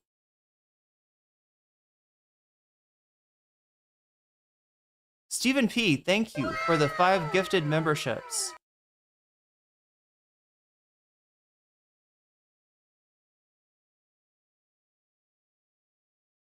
Zythlin, you just got weaseled, or mongoosed, as the case may be. Kim Richardson, you just got weaseled. Dr. Prashant Sud, you just got weaseled. Conquest, I like that. You just got weagled? See, you should cancel. You should unsubscribe for that, Burple. For me saying weagled instead of what is a weagle? It's like a weasel with wings, like a weasel eagle kind of deal. And also Nikolaya, you just got weaseled, and that's a good thing. Abby Livingston right now. Abby's joining us because Abby and I were together on election night talking about this. It just feels like DSA yell free Palestine and Medicare for all over and over and take seats. Maybe like rank and file DSA people, but the candidates, you got to hand it to them. The candidates that have had success this cycle, DAC, Valdez, Rab, and now Kiros, they've all run really. Wait, weagles are like a niche joke from Loading Ready Run. They're a cross between a beagle and a weasel. They're a pest in the tiny country of Snorsh. What is Loading Ready Run? Discipline campaigns. You can hear when any of them speak, take a shot every time they say working families. Take a shot every time they say. Does he know that working families is also a party? Does Hutch know about the Working Families Party? Because this is a group that they don't operate everywhere, but they do operate. They're very strong in New York, and I believe they also operate in Colorado, right? I think they also figured in this, but yeah, he's acting like it's a weird. Take a drink every time they say working families. Oh, what a buzzword. Anyway. Bombs not, what is it? Schools not bombs? What's the thing that... Free Palestine, M4A? I'd vote for that. They say again? I think schools not bombs? I'm not sure. But they've whittled their messaging down to like a few kind of like pithy... slogans, and it's been effective. It's worked. Babies over bombs, I think. Okay. So, okay. So it's good. Do you think streamers like it's a good Hassan thing have as much impact on elections as they claim? I don't know. I mean, it's impossible to quantify. I think Hassan is yeah, that's what I thought of. Be various food not bombs. Part of a larger machine. I don't know. Which is an org that if you're looking for an org to join and to help people right now, Food Not Bombs is a great one. Food Not, do you like to, do you have a car? Do you like to cook food? Right? You too can be of service to Food Not Bombs. This is an organization that takes, goes and grabs food from grocery stores that would otherwise be thrown away. brings it out to people who need food, and they can stand there this is the one part I have trouble describing, but I think it's great about Food Not Bombs, right? If you've ever been to a soup kitchen, right, there's like kind of a line between the volunteers and the recipients, right? You know, of like, I'm up here, you know, distributing, you need your soup, there you go, there's your soup, right? You get in line, you know, like be quiet, right? You know, all this shit. Food Not Bombs is different than that, right? They lay out boxes of this food and just invite people that need food to come into the park. And, you know, you really want bananas, you stand next to the banana thing. You really want oatmeal, you stand next to the oatmeal thing. And as soon as like they blow the whistle, everybody can start, you know, loading up, right? And then whatever's not taken from that, this is the cool part, chat. These Food Not Bombs chapters will, or at least mine, the one that I went to, they will go and cook up a meal, and they'll serve a meal that night to whoever wants to eat. So you can even get some hot food there.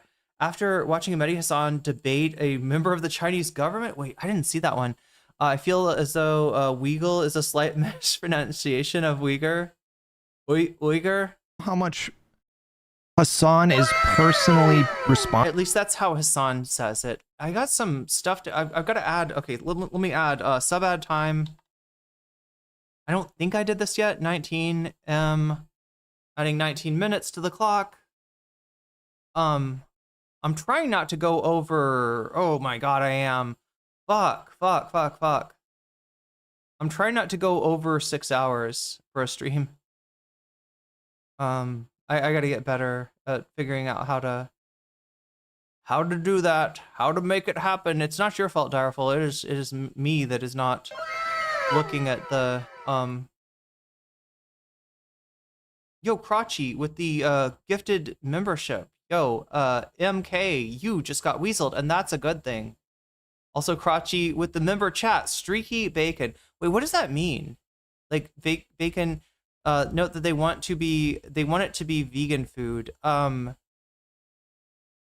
feel like I've seen them distribute stuff that's not necessarily vegan, but yeah, maybe they do ask that. I think their meals that they cook are vegan though, right? They just want everybody to be able to eat it.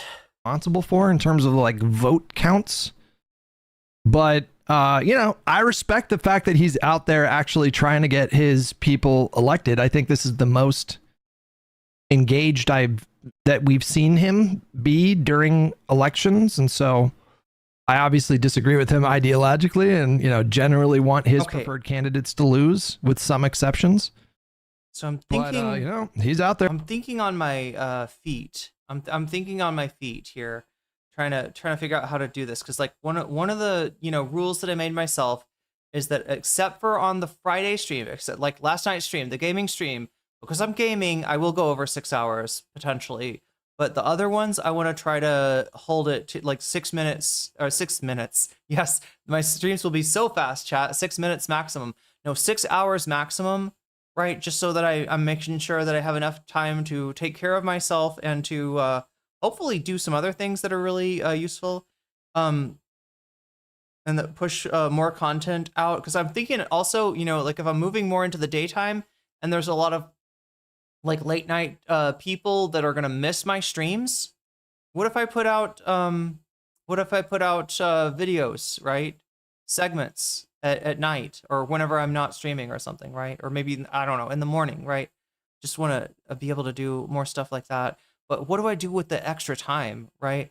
And so I'm thinking of some way of like, all right, we got filled up to 6 hours, right? And then I do something like I keep track of the excess. I keep track of how much beyond that we got, and then use that for some other reward.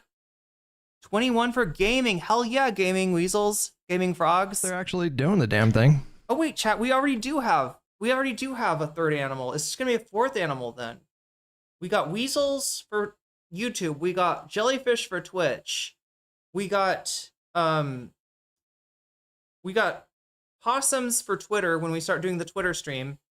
And we also have frogs for gaming frogs. I forgot about the frogs. How could you forget about the frogs? NCC, how dare you forget about the frogs? That's terrible. 33, you can cancel me for that.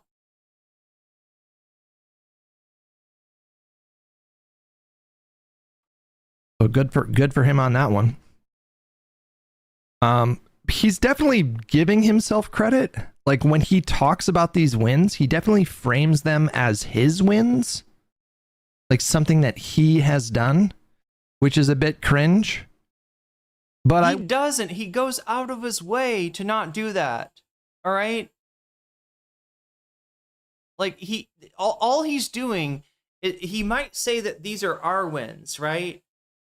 Meaning that his chat is phone banking, his chat is canvassing, his community is involved in this stuff, right? So I that's as far as I've seen him go. I don't think he's ever been like, that's me, that's all me, baby. Yeah, that's right.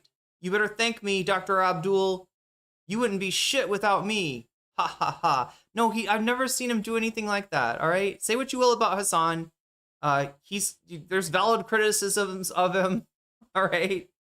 But no, that's not one of them. That's not taking credit for a fucking, grassroots campaign, even if it is partially assisted by his own community, is not something that he does. I wouldn't say that he has had. He says he's a kingmaker, not like seriously. Oh, he says he's not a kingmaker. Yeah, I think I've heard him say like. I was like, wait, did you say he was a king? I had a window over the part of your chat, Super Lemon Haze Hassan. That wait, has Hassan ever smoked Super Lemon Haze? I wonder. That's a pretty good strain. I like the lemons and the oranges, the orange Kush sometimes. Yeah. Pineapple Express. Although I swear to God, there's at least like 6 different strains being sold as Pineapple Express right now. It's supposed to be this. It is actually a very unique strain, like the original Pineapple Express when you can get it. It's so different, right? Than No Impact. I mean, he's got a very large platform.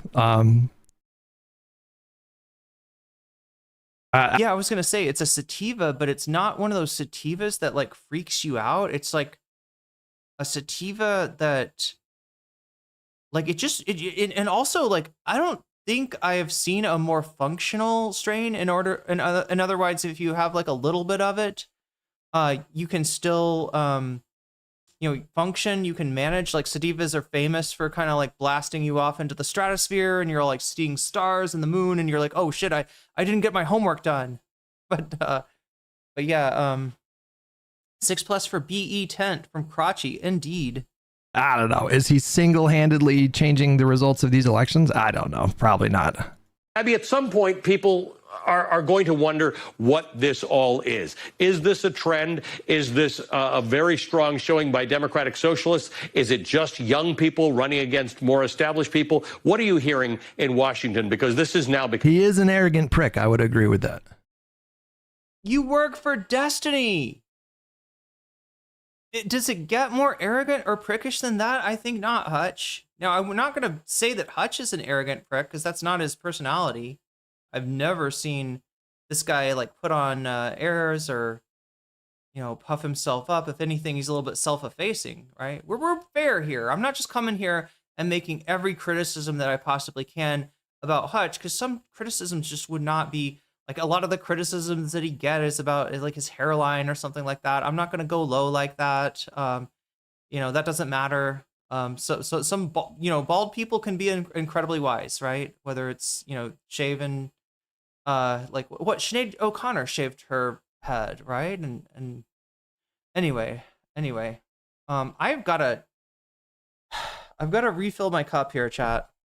I need to refill my cup. Is this a good time to take a break? I think because the thing I want to hit is the Scott Wiener. I'm sorry, I said that in a weird way. Like I really want to hit that wiener. I'm really looking forward to getting that wiener. Anyway, wow. Said no one ever. Crazy. Especially when you're talking about like DMs, right? I'm definitely not looking to get that wiener. Anyway, chat, I've said too much. I've said too much about other content creators and their DMs, but let us. Okay, I'm gonna leave you in the capable hands of Irene. I think we can trust her. Unlike Waluigi, unlike Alf, I think we can trust. No, I think we can trust Irene to monitor the stream. I'm gonna pee. I'm gonna get some tea.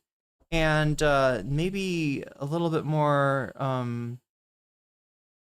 soda or something. We'll be right back. Can we trust Hutch? That's a real question. Well, the real question is Hutch gonna like say like a bunch of N-words? And the answer I think is no. Is Hutch gonna bring Destiny on his stream to dox people? Hopefully the answer is no. That's more of a Wick thing than a Hutch thing. So I think we'll be okay, and I want to take a break now so that I make sure that I'm there for the Scott Wiener. I gotta be there for that Wiener, chat. I gotta be absolutely there for. Anyway, be right back. El Sayed is another DSA adjacent member, but not DSA himself. Becoming a thing. I think it's all of the above, but it is still to be determined. All of the above. Sweeping trend for the year. We've seen a lot of Democratic incumbents get reelected already this cycle, but it's looking at what's going forward. And so we're New York and Denver, where Diana DeGette represents. Are those just happen to be situational races that are back to back, or will we see more of this? And we do have some incumbents down the road who have tough primaries. The ones that I've been paying attention to are mostly age related. Is this our Tea Party moment? It's our equivalent of a Tea Party moment, but I believe at this point in what would it have been? 2010. I believe the Tea Party had already racked up significantly more wins. Let me look into that. Hang on. Let me ask Claude here on the max. A Colorado Democrat who's the max setting. Is, 10 years ago, being an incumbent just meant you were assured re-election in your party primary, particularly on the Democratic side. And what this feels like is that name identification and fundraising, the two best benefits of being an incumbent, are now not as strong as they used to be. And possibly, especially with Michael Bennet and DeGette, this Colorado Democrat said to me that the commute to Washington was a problem, that you're not on the ground, you're not being seen in a way, and your challenger is there. And the other thing is that it just further underscores you're part of the establishment, which is just not very popular right now. Yeah, it's a bit of an albatross. You made a comment to me last Tuesday that stuck out to me, and that is the Democratic Party, as a policy, supports its incumbents, whether or not the challenger is more interesting or younger or better, whatever the case is. And you said that there's a two-way street, right? They feel that by supporting their... Whenever Hassan puts his thumb on the scale of a Democratic primary, his thumb weighs more than Schumer, Jeffries, Biden, and Obama's endorsement combined. Interesting. They will get people to run. Interesting take. Stick with them. Explain to me the math on that, because there are some people who just would rather the party not put their thumb on the scale. Well, it is just unheard of in Washington to endorse against... Original Heirloom with $5. With 10 to 20 year plus Dems losing so easily, should that loss of experience worry us? Will we be legislatively ineffective when we need it the most? I wouldn't say that. There's still a lot of lawmakers with experience, valuable experience, come the next Congress. So I think we're a little far away from worrying about that. A colleague, particularly at the highest levels of leadership. And so I'm just trying to think of an example. I mean, if you are a regular member, you don't want to endorse against a colleague because you may need their help on a bill someday. You might build up a grudge that could come back and haunt you. You certainly don't donate against them. I mean, even Alexandria Ocasio-Cortez, who has launched this revolution, I could be misremembering, but I think she's only endorsed against one incumbent, Henry Cuellar, and she really hasn't again. So it's really not a thing that you do. She is definitely being strategic about her endorsement. With corporate PACs, they will typically only give to incumbents, and that is sometimes a toxic. When Hassan puts his thumb on the scale, only that wasn't the scale, that was the button on his shock remote. Jesus. Way to receive money, but they will. Why are they Is this so bad? The left is the left. Isn't the whole point to prioritize putting working class population at the heart of policy? Isn't that enough to unite? It should be. It should be.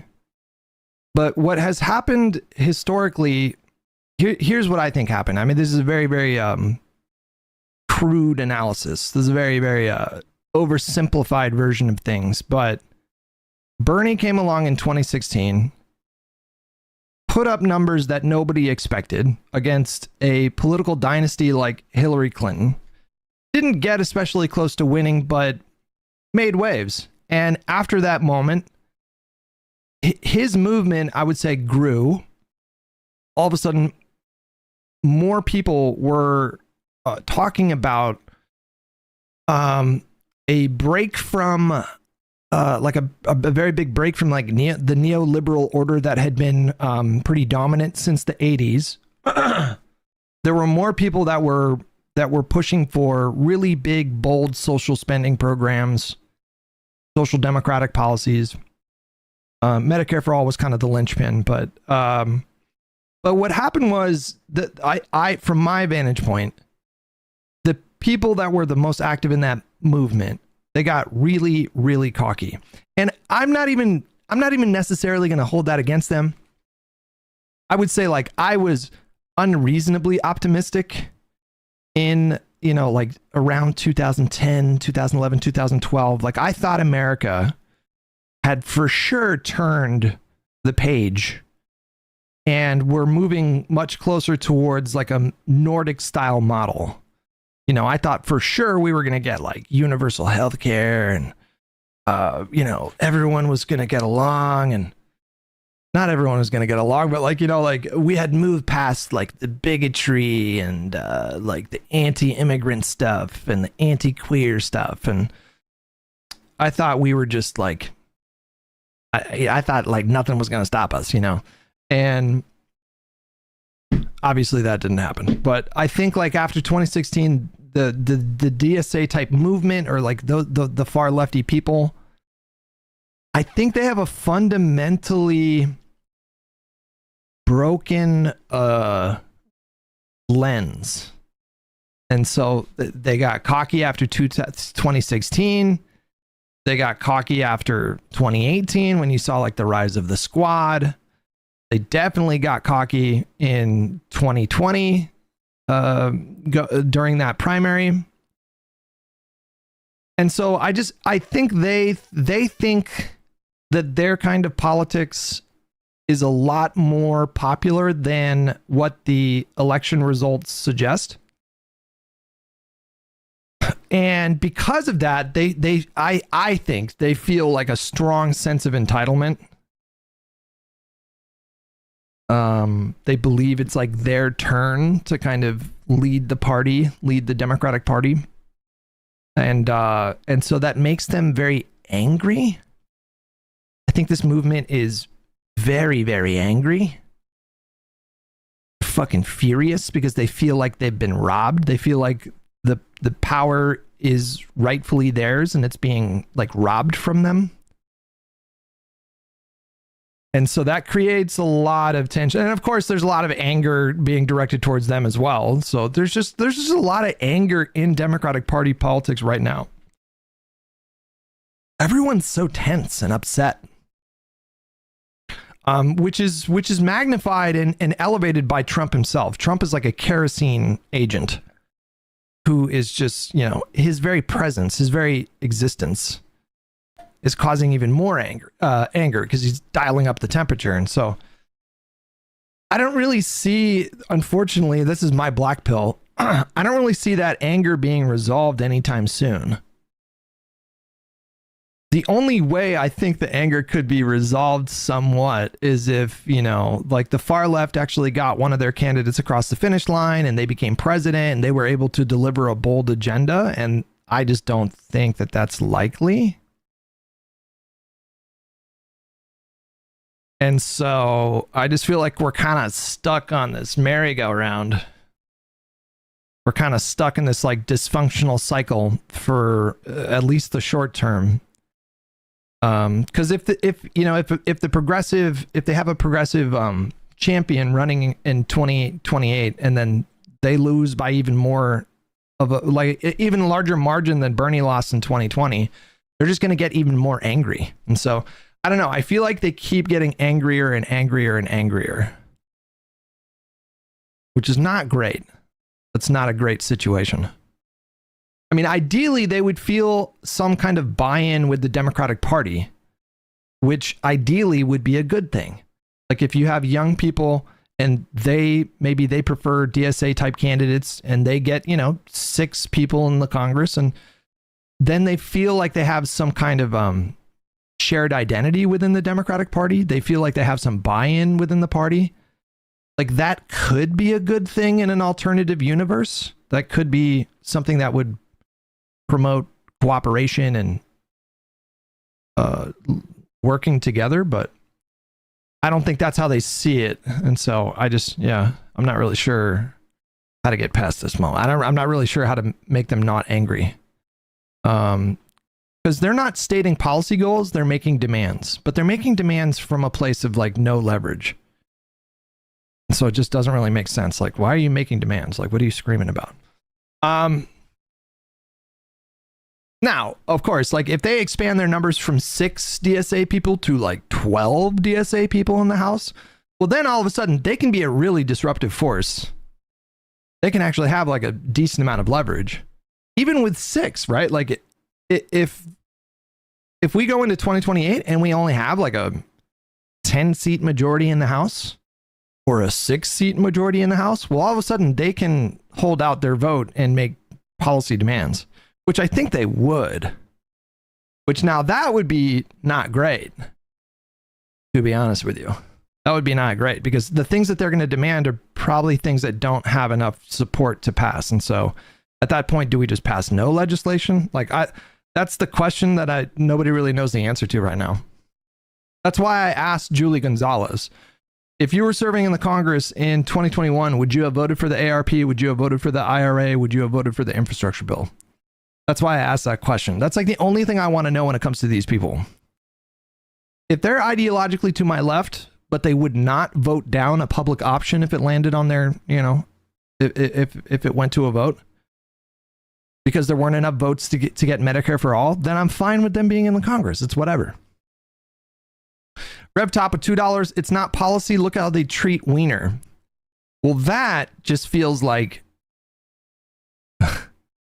the Scott Wiener stuff is like pretty bad. Hassan spoke about that actually. There's like a dark kind of undercurrent. Ak posted about it. Where is Scott Wiener. Fuck. Who's got the clip of Hassan talking about like basically saying that Scott Wiener had it coming? Like he should have expected that they were gonna harass him at this like pro-trans event. Just in time for There's Wiener. a clip of it, guys. Where the fuck is it? Just in time for Wiener. Can he go 7 minutes without Wiener? I very much saying Hassan's name. Not really. Look, this goes back to, again, I think I mentioned this a few days ago, the Chapo quote from, was it Will Menaker? I think it was, I might have said Matt Christman before. I think it was Will Menaker that said this, if I remember correctly. Some Chapo head in the chat could possibly check me on this, correct me on this if I'm misremembering. But yeah, it was, I think it was Will Menaker, and the quote was something like, listen, we are not above working with the, centrist, in the Democratic Party, right? We're not trying to take this away or purge you guys or anything like that, right? We will work together, but you gotta bend the knee. You gotta recognize, and this is what Hutch is missing, right? The Democrats didn't just like lose or fail and get mad about it. Or sorry, the Democrats, the DSA, the squad, the Justice Democrats, all of the people he's kind of pointed to. Oh my God, Direful, thank you for the gifted sub to Super Lemon Haze Hassan. which is, I guess, a suggestion to Hassan. If he ever does try weed, he can try that particular strain. But anyway, we're not talking about THC and CBD right now, chat. We're talking about, oh my God, why I took a break in the first place which is because I should have gotten my brush. I'm dehydrated. This tea is kind of too hot, but I'm drinking it anyway.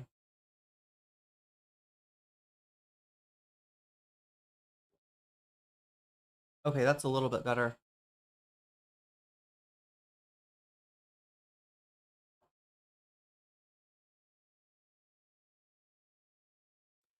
All of the stuff that he's saying is implying that the left flank, let's just call it, of the Democratic Party, or the people to the left of the Democrats who are trying to pull it in a more productive direction, nobody is, vindictively holding out or frustrating efforts that would be of material aid to Americans or to other people for that matter. Like a lot of times the stereotype of the left flank is that, for instance, we would be so vindictive that when we see Doge attacking US aid, our whole thing would be like, yeah, put it in the wood chipper, Elon. Yeah, right. And the whole thing is that the tightrope that we walk is to remember and to acknowledge that organizations like USAID, AID have been used by the CIA, for instance, have been used by to do underhanded things, right? I mean, obviously the soft power aspect, that's a little bit manipulative, but even worse shit than that, if you can believe it. However, cutting USAID, which has programs that keep people alive, will necessarily result in the death of those people. So something that we have a lot of trepidation about, like the use of soft power by the United States, or like the like the even worse stuff that I alluded to. We are pragmatic enough to see that the way to deal with that is not by cutting the spending and letting the people die, right? The way to deal with that is to implement the program in a way that is less exploitable, less manipulatable, etc. So yeah, a lot of the stereotypes that Hutch seems to have in his brain, I would say brainworms that he has in his brain, are coming from a misunderstanding of what the left flank is actually about, and the disposition and all this anger that he's attributing to it, chat. I'm seeing a lot of, well, I would call it angst, right? This is, like, I'm being real, there's the team sports, there's the, shitty people that Hutch works with and backs, and, and everything, but just to, streamer to streamer, right? Democratic Socialist, left flank, Democrats, or whatever you want to say, like they're not what you think they are, and a lot of your angst, I would say, is kind of misplaced and a little bit surprising from a guy that said that he was such a team Democrat player, that he would vote for Epstein if the guy had a D by his name. To go from that to being like, oh, I don't know about this. I don't know. These people are a little bit too radical. I don't know if I can support this, right? It's kind of crazy. And it's the reason, Hutch, that the left flank doesn't trust you. It's, or the politicians that you support in a lot of cases, right? Even though we could see that there's a difference between, I don't know, a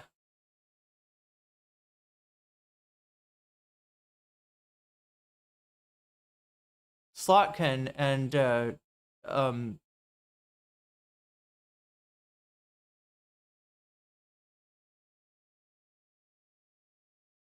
Republican, that doesn't mean that our trepidation about Slotkin, our concern, and kind of our reaction to her whenever she opens her mouth, it's not the knee-jerk thing that Hutch seems to think it is, right?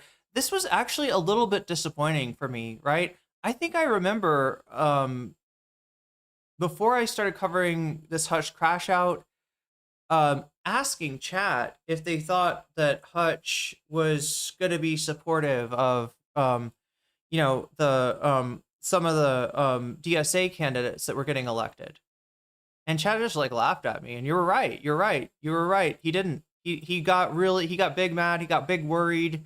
He's got this angst. All right, he's got this angst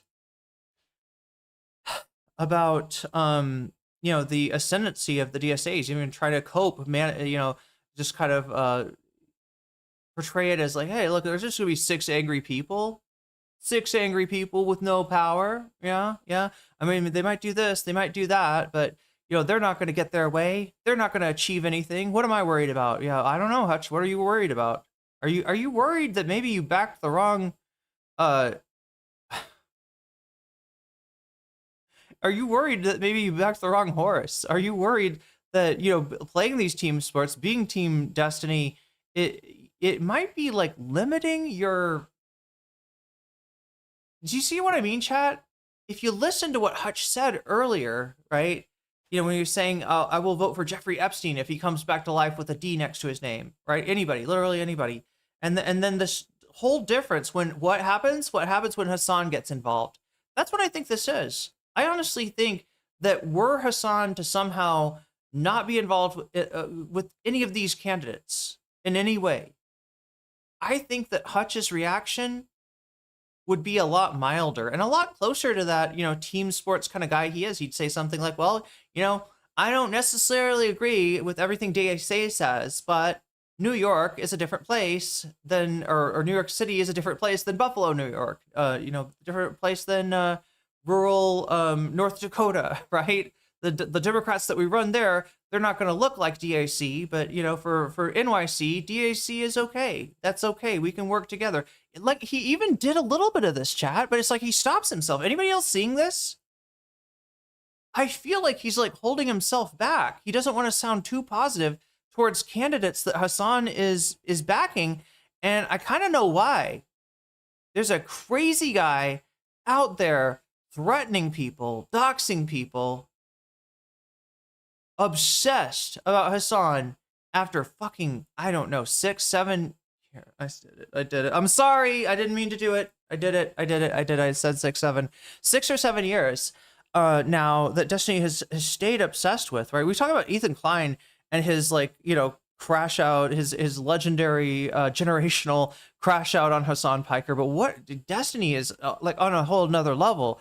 And these people are acting like brutalized spouses of an abusive husband that are just like, oh, don't say anything good about the, you know, the person my husband hates, right? Just hold. You got to make sure to temper it with some criticism. That's the only thing that I can come up with that really explains the kind of mishmash that we're seeing from Hutch, both in the long term, right? His you know, going from blue no matter who, literally, even if it's Epstein, to not if Hassan is, you know, is nice to them. Like, I don't think this is from even Hutch's like natural maybe jealousy or you know, antipathy towards Hassan, to the extent that that might exist. I think it's about Destiny. I think he's like living in a world with a 800-pound gorilla and just anticipating what's going to make the gorilla angry and trying to get ahead of that. Anybody else? Am I going out on a limb here? This is kind of a wild take. I know. I'm sure there's plenty of people that are like, no, Hutch would be the same shithead with or without his streamer daddy. Talking about, like, basically saying that Scott Wiener had it coming. Like, he should have expected that they were going to harass him at this, like... I'm sorry, did you just say Scott Wiener had it coming? Scott Wiener, you say? Remember Party Unity my ass against Obama? I'd forgotten about that, OnlyFacts. OnlyFacts is bringing up a contingent of Hillary supporters from 2008 when she lost to Obama in the primary, who after you know, it became clear that Obama was going to be the nominee, you know, they had a slogan that was Party Unity my ass, right? And the thought was that people were coming to them and saying, all right, well, you know, the primary's over, party unity.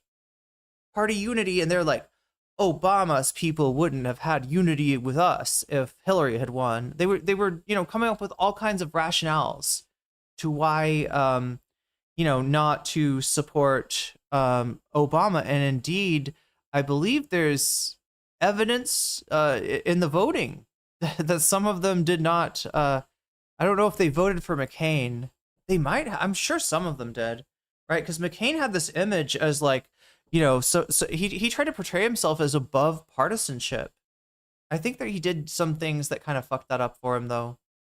Like there were a few. If he had been like, you know, played this like principled, you know, the ultimate centrist that was his brand early on, if he hadn't kind of, you know,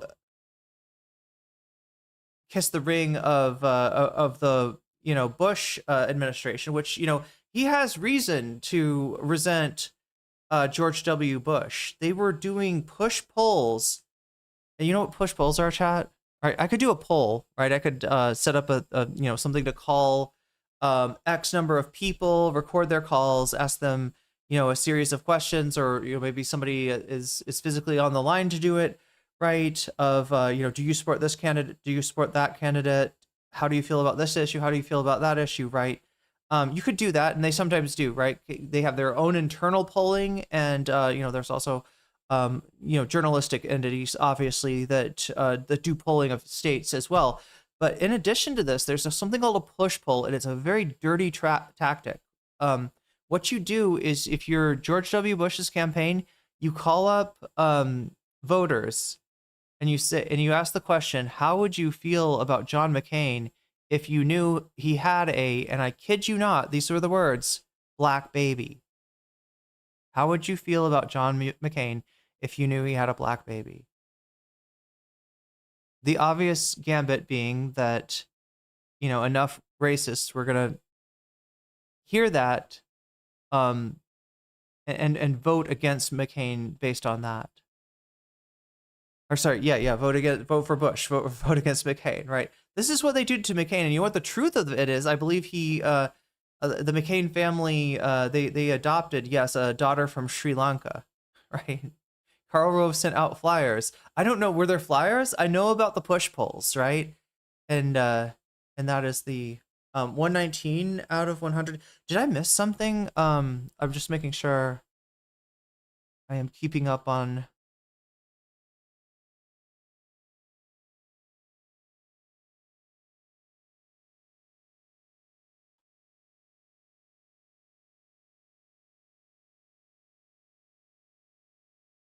But yeah, I mean, that's an example of the kind of dirty tricks that go on in these elections. Yeah, so sorry, that's a long route of trying to say that McCain, because I do the weave, right? We're weaving back now. That's a long, you know, scenic route to say that there would be a rationale for Hillary Clinton supporters to vote for McCain in the general election over Obama, right? It's not as far-fetched as it sounds, is what I'm trying to say.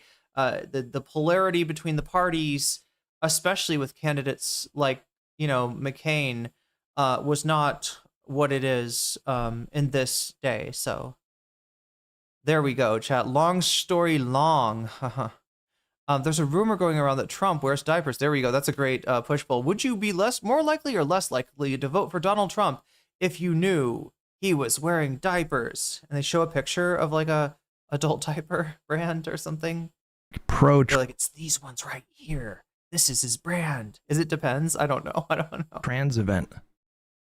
There's a clip of it, guys. Where the fuck is it? Wait, push polling? What did I say? Did I say something different?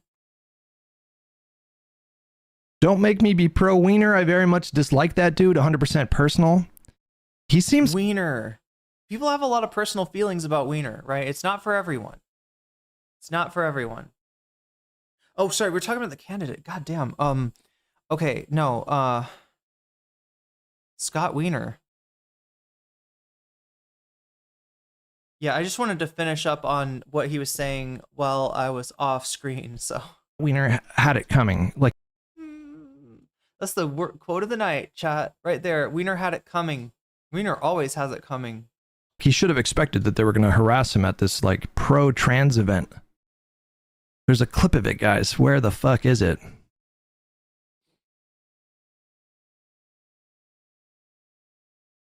Don't make me be pro-wiener. I very much dislike that dude. 100% personal. He seems fine to me. He seems like decently progressive. So yeah, we're gonna look into this, right? Because Hutch is not doing a lot of investigation. Again, no investigation, no right to speak, or at least you're gonna be a lot more cringe. I can say that. You're gonna be a lot more cringe not knowing what you're talking about, and he doesn't know what he's talking about when it comes to Wiener. And also, I mean, I gotta say it. I suspect he doesn't care.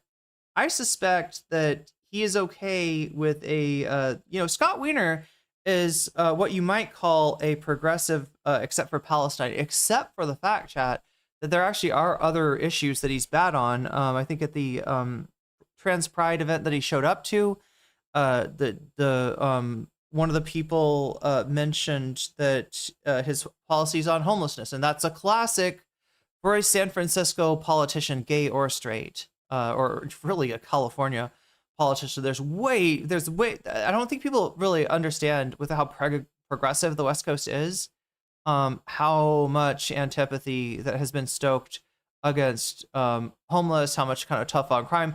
I call this the Kasparian effect. You can see, Anna Kasparian is, I'm not saying it's exactly like this for everyone, but I do think she's a good example of it, of somebody that was liberal, when liberal basically meant centrist, and is now feeling naughty by employing some heterodox ideas, right? Like, I agree with, most progressive stuff except for burn the homeless and make, tough on crime. Right, this is what we're dealing with Scott Wiener, because his constituency is going to be more guys like him, and it just kind of doesn't, he's not for other people that are affected negatively by his policies or don't like his policies, like have a moral problem with his policies, including the Gaza thing, because chat, like I showed you earlier, Woody Red with the resubscribe with Prime. Crisco with the 5-stream streak. Just woke up. How is the world's biggest fireworks show that the Pedo Prez put on? We'll have to. Do we have the speech?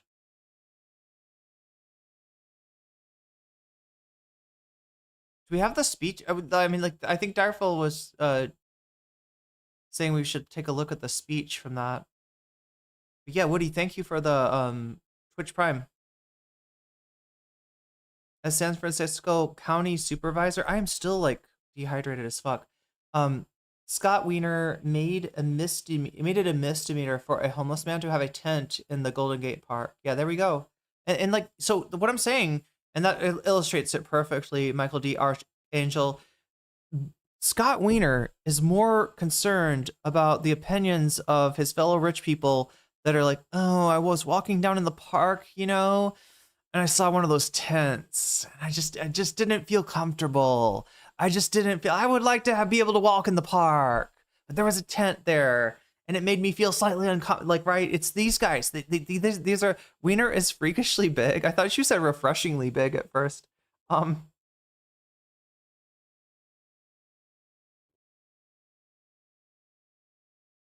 For some reason, it didn't add time for that sub.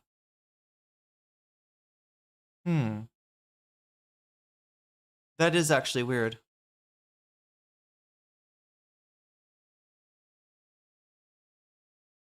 Wished AOC had endorsed Shoycott.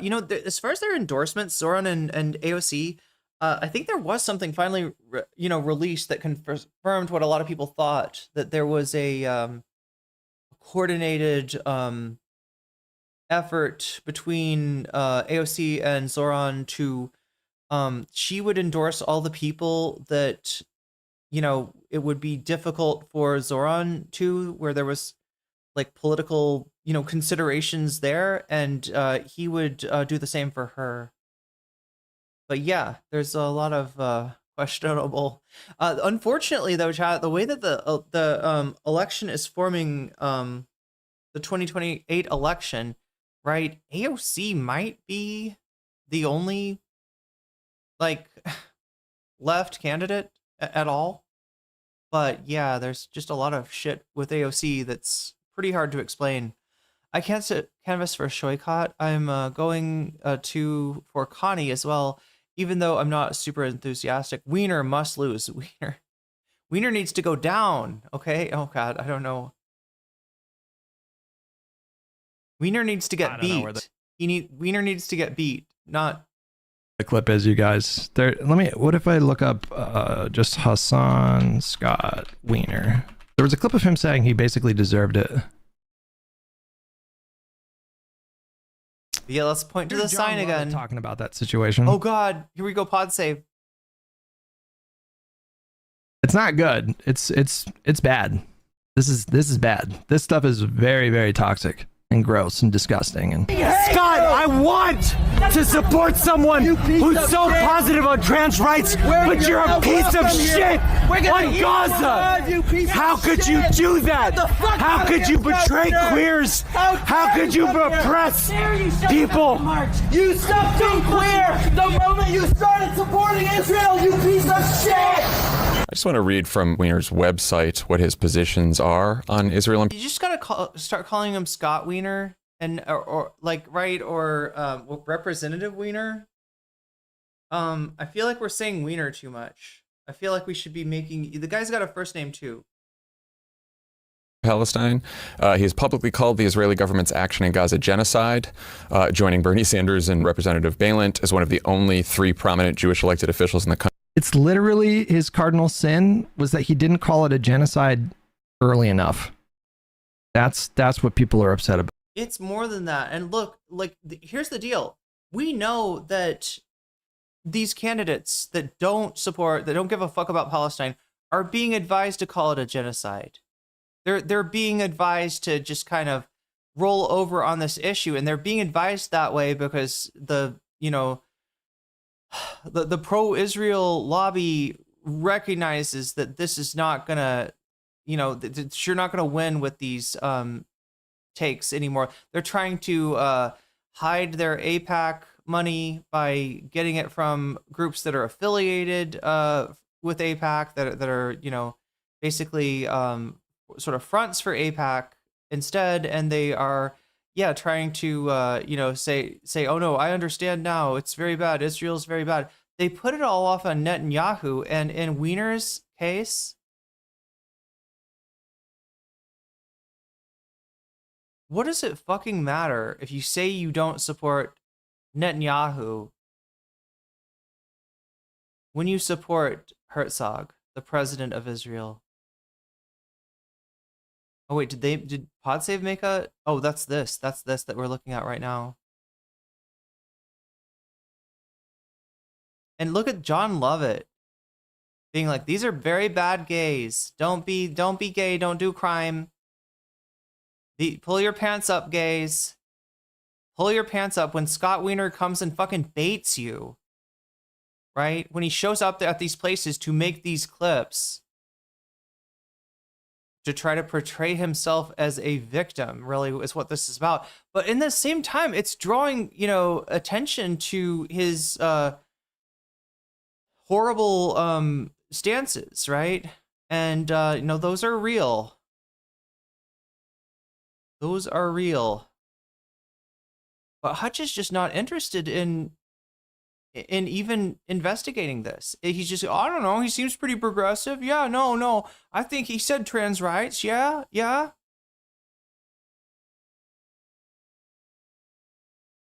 Okay, so this is just on Israel and Palestine. This doesn't, I think somebody earlier in chat was speaking to his, what was he on the city board? And when the homelessness was like or having a tent in the park was criminalized. Yeah, he opposed the ceasefire resolution.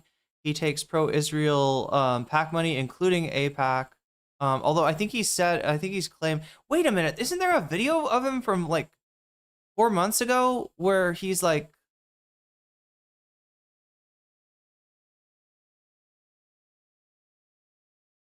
I think he denies AIPAC. Scott Wiener. Wait, I'm spelling his name wrong. I think I put in Scott Wiener. Oh God, Jillian Michaels, of course.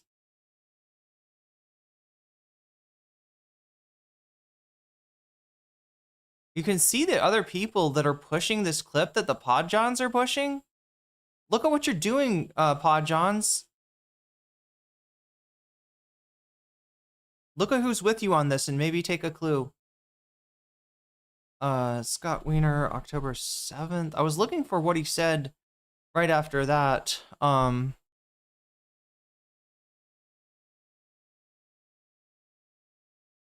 sorry, right after October 7th. I think it was on his, is it this one? Okay, yeah, 6 months ago. Hi, everyone. I want to talk to you about Israel and Palestine. Now that I'm running for Congress, I've been getting a lot of questions about this incredibly important issue.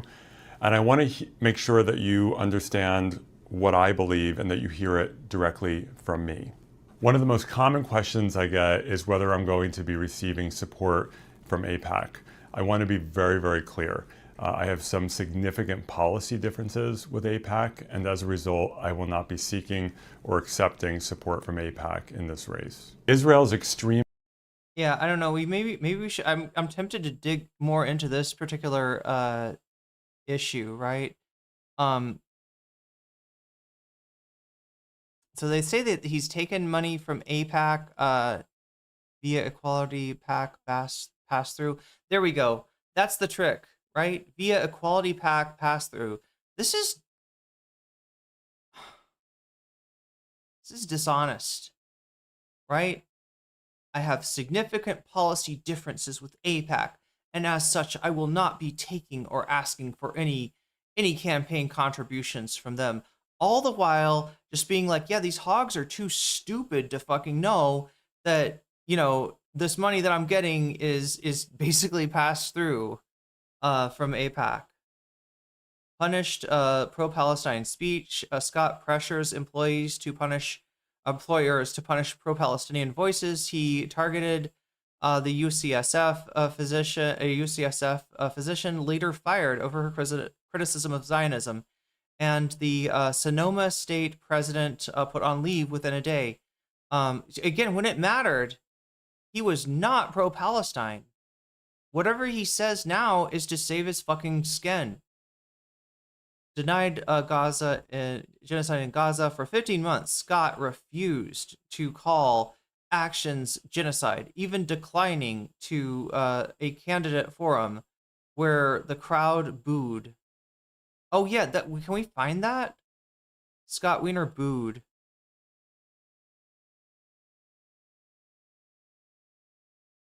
Actually, I kind of want to. No, not that. Not that. Let's see what happens when we look up Wiener booed.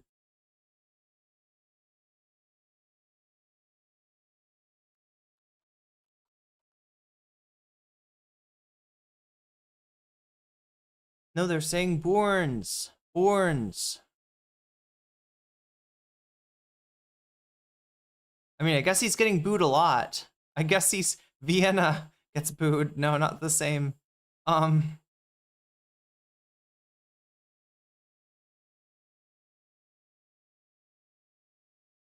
This is an op.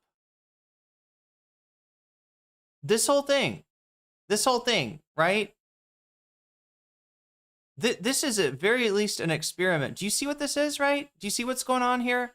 When I look up Wiener booed, I am actually getting a whole cross-section of media including one dude with an amazing cat tree system and multiple cats. That's got to be in a beanbag. Oh my God.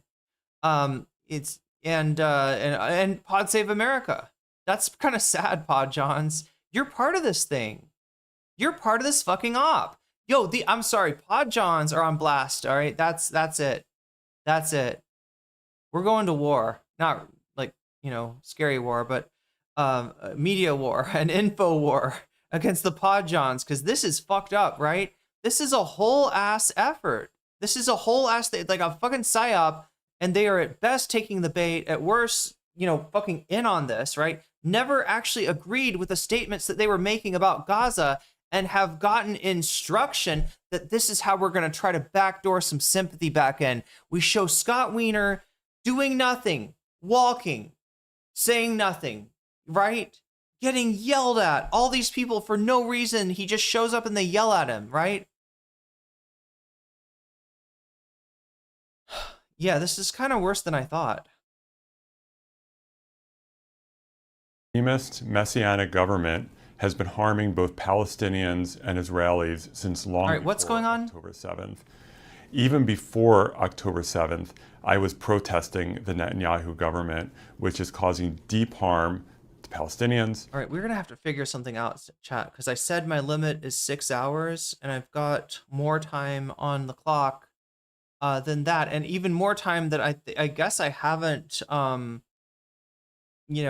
added yet.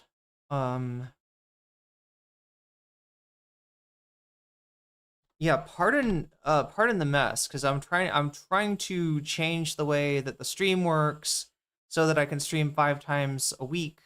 Part of that is limiting myself to 6 hours on days that are not Friday. Dude really said the government is harming Israelis and Palestinians. Yeah, worst wiener ever. Not a popular wiener. And has upended Israeli democracy. Israel is home to 1/2 of all Jews on planet Earth. It matters to Jews globally. It is so essential for Israel and Palestine to live side by side in peace, and the Israeli government is making that harder and harder. The Hamas terror attack on Israel on October 7th, resulting in the largest massacre of Jews since the Holocaust, and the taking of hostages, and the last living hostages weren't released until very recently, has been a deep and permanent trauma on Jews globally. Israel had every right to defend itself, but the actions of the Israeli government have gone so far. Yeah, it's gonna have to be something like that, Darful. I gotta figure this out. Beyond self-defense. But absolute destruction in Gaza. Tens of thousands of Palestinians killed, including no, because like I'm gonna have to take 40 minutes out of the time that's on here to stick to my limit, or then like I don't know, take that, like, when I'm at 6 hours, like figure out what that time is and then add that, something like that. Children. I will have to figure it out. I'm so sorry, chat. I'm trying to change a bunch of things at once. Also pay attention to the stream and get as far into this and hopefully some bonus content today. Because we do have 2 hours, about 2 hours. What do we really have left? We have 1 hour and 36 minutes is the actual. How the fuck did that happen? Yeah, I'm gonna have to subtract it and add it to the goal next time, something like that. That's the best answer I've got at the moment, but I want to make it fun and I want to make it fair. But I gotta respect my own limits, and apparently that is 6 hours. On the schedule it says 4 hours, right? On the on the schedule, like I schedule, yeah, I think it's probably a problem with me not starting the clock at the very beginning. But also, like, I don't know, there's some concern of like, the clock is like, I don't know, not vibes, and I do kind of think maybe, I don't know, chat, we gotta figure something out. The destruction of Gaza's health system, its education system, so much of its housing stock, the withholding and blocking of Super Lemon Hayes says, yeah, anti-Zionist Jew from San Francisco here. This wiener does not speak for me. Humanitarian aid for Palestinian families living in absolute despair. In addition to the Israeli government's destruction of Gaza, we have seen the rise of settler violence and land grabs in the West Bank that the Israeli government has either allowed. Yeah, this is crazy, chat. There's this whole fucking operation to get to save this guy, to fucking get this guy into office, right?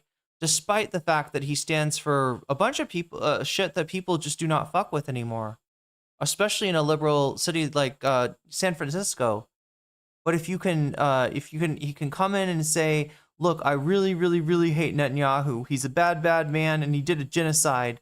Yeah, like we need to get him out of there so we can get President Herzog in his place, and everything will be better. I mean, that is bullshit, right? But they might try to. That is what they're gonna try to run. That's the narrative. There we are, chat. We've seen it. We've seen the pivot, right?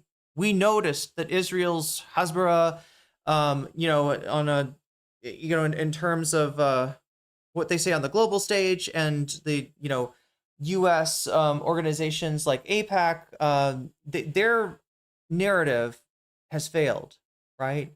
And so we should expect them to pivot to a new narrative, to something that works. And this is going to be it, right? Portraying yourself as a victim, almost in a way that is like mocking, I don't know, like, some of the MLK protests, right? The whole idea that, if you are seen publicly on the news getting beat on and you're not fighting back and that you're not doing anything wrong, you will earn some sympathy, right? And that sympathy can, help you accomplish your political goals, right? He is using this same kind of tactic, right, for Israel, which is crazy. Like, this is like if MLK was like, I don't know, like, somebody, I don't know. This is crazy. This is not the same thing. Very easily not the same thing. Although I suspect that maybe people don't see that. I hope this shit does not work for him, right? Because there's the other way that this cuts is that, like, hey, this guy is really unpopular, or like, my hope is that they're gonna get kind of a Streisand. Well, it's not exactly a Streisand effect, but they're gonna bring prominence maybe to Scott Wiener's issues that the thing is, if this gets wrapped up with a bow of like Scott's excuses, Scott's his attempt to say, no, I am for Palestine. Why would you think I'm not for Palestine? Is it because I'm Jewish? Are you an anti-Semite? Yeah, this is the new plan. Or even facilitated. This is a moral stain, and it has inflicted permanent trauma on the Palestinian people. I mean, he did say it's a genocide, but Jesus Christ, it's a little bit more than permanent. I feel like we're still understating it. I don't know.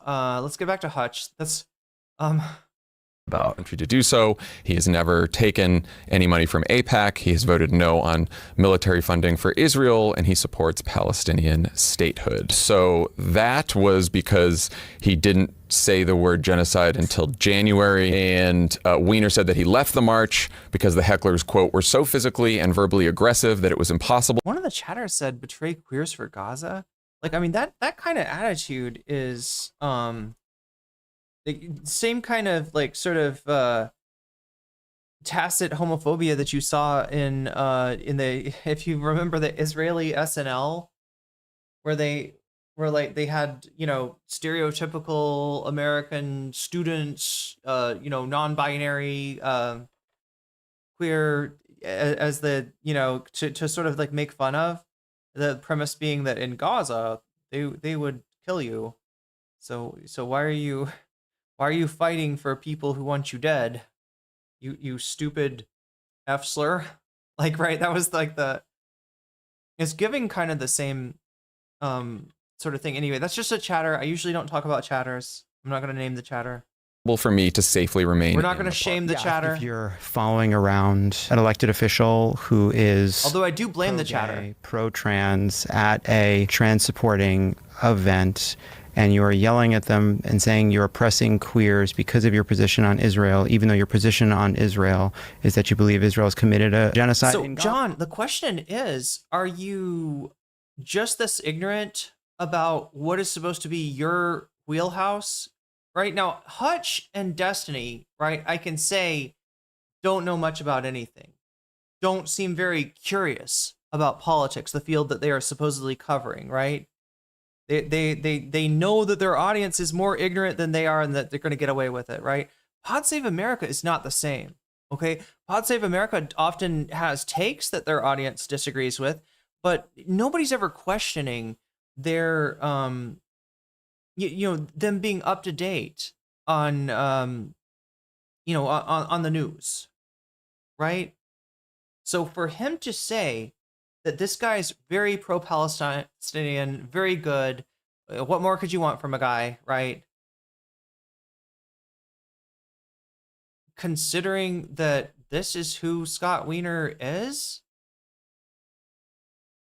Yeah, there we go. Co-led a delegation to Israel. While Gaza was being bombed, Scott co-led a delegation to Israel, paid for by the JCRC, and met with President Herzog. That's the other thing. We endorsed a former AIPAC director. Scott endorsed Trevor Chandelier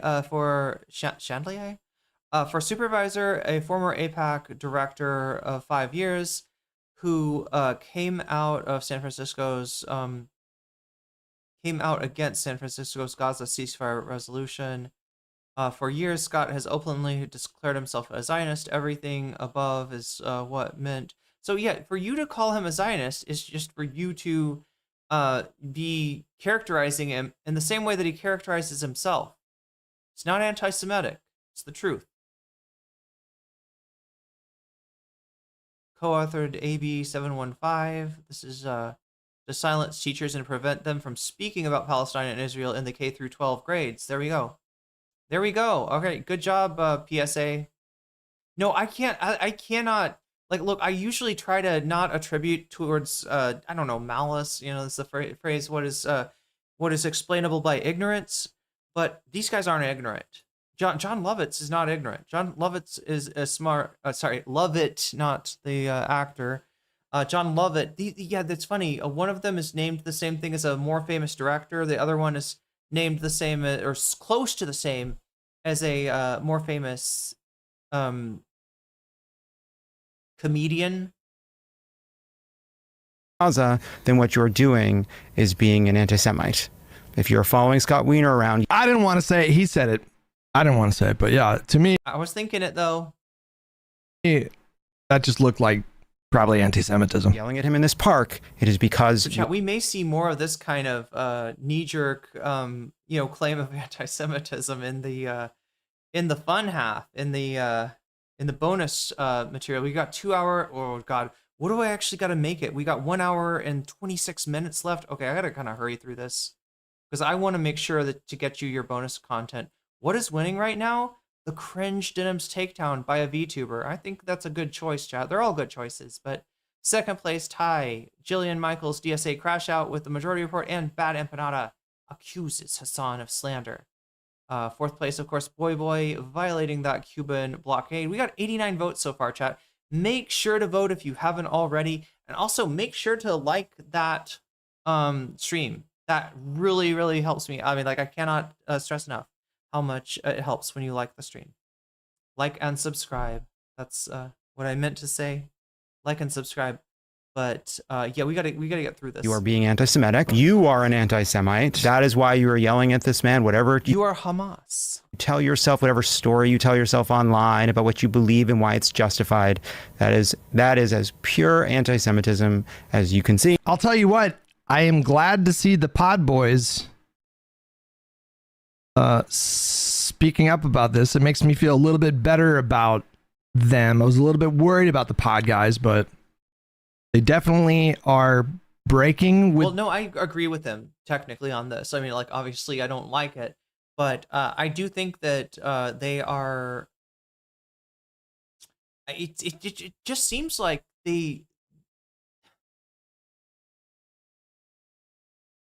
how should I characterize this, right? When Hassan was having a conversation with this guy, with John Lovett, they're friends, right? They've known each other for a long time. You saw he ran into him at the DNC as well. John Lovett was was like offering to help Hassan, right? So they're not. I don't think that he hates Hassan, but if you actually watched his body language, he disagreed with a lot of what Hassan was saying, right? John Lovett, or sorry, John Favreau, the other John on the Pod Johns, he also, you could tell that he is uncomfortable with a lot of things about Hassan, and it kind of just partitions, or he kind of like just partitions like that away from the things that he agrees with Hassan on, and wanting to be, perceived as being on the side of this up and coming political force of nature. So I think Hutch is right that they're like holding their cards close to their chest, and now we're starting to see the cards come out, and they're still against the effort to do anything meaningful about the United States' support for a country that is doing a genocide. The more extreme left-wing elements online, after I would say being a little too cozy with them over the last like few years, I'll bet you if I go through the comments on the video on their YouTube channel, there's like a revolt. I hate taking time off the clock. I would bet you anything. I'm gonna have to do it. Let me see if I can find it. Pod Save America.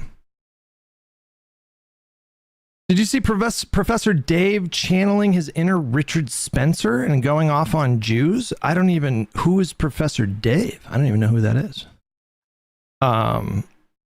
Okay, chat. Somebody get me what's going on with Professor Dave. Anybody watch Professor Dave? Professor Dave Explains. I've been a fan for a long time. Criticized him before. Unfortunately, that's the only thing he ever responded to was my criticism. There's a lot about Professor Dave that I like. There's not even a sub remove time. Like, I would have to pause it in order to take, and it feels wrong to take time away. Wait, let's just like take, I'll end the stream. Oh my God, this is gonna be confusing though, because people are gonna come in here, they're gonna see time on the stream, and they're gonna be like, why aren't you continuing the stream? That's the thing I'm afraid of, right? But it also does feel legitimately bad to take time off the clock. I've spent all this time putting time on the clock, right? That's what I'm always trying to do, is put more time on the clock, give us more time to cover the regular content and the bonus content, all of the content. Where is the video on their page of them talking about this? It is hard to find. I don't know what video it is, but it would not surprise me if a lot of people in, I think it's this video. Welcome to Pod Save America. Let me look at the comments.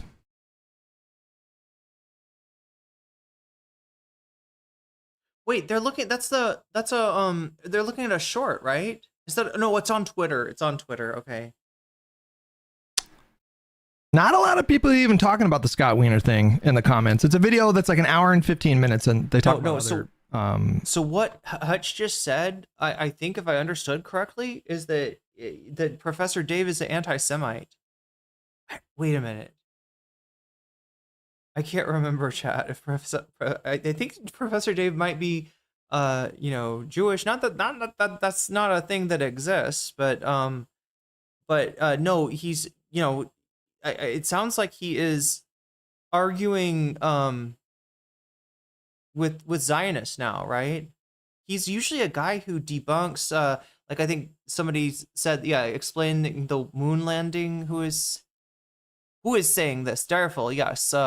Last thing I saw, that's usually what he does, like debunking nonsense, right? Debunking, vaccine weirdos, flat Earth people, people, who don't believe in the moon landing.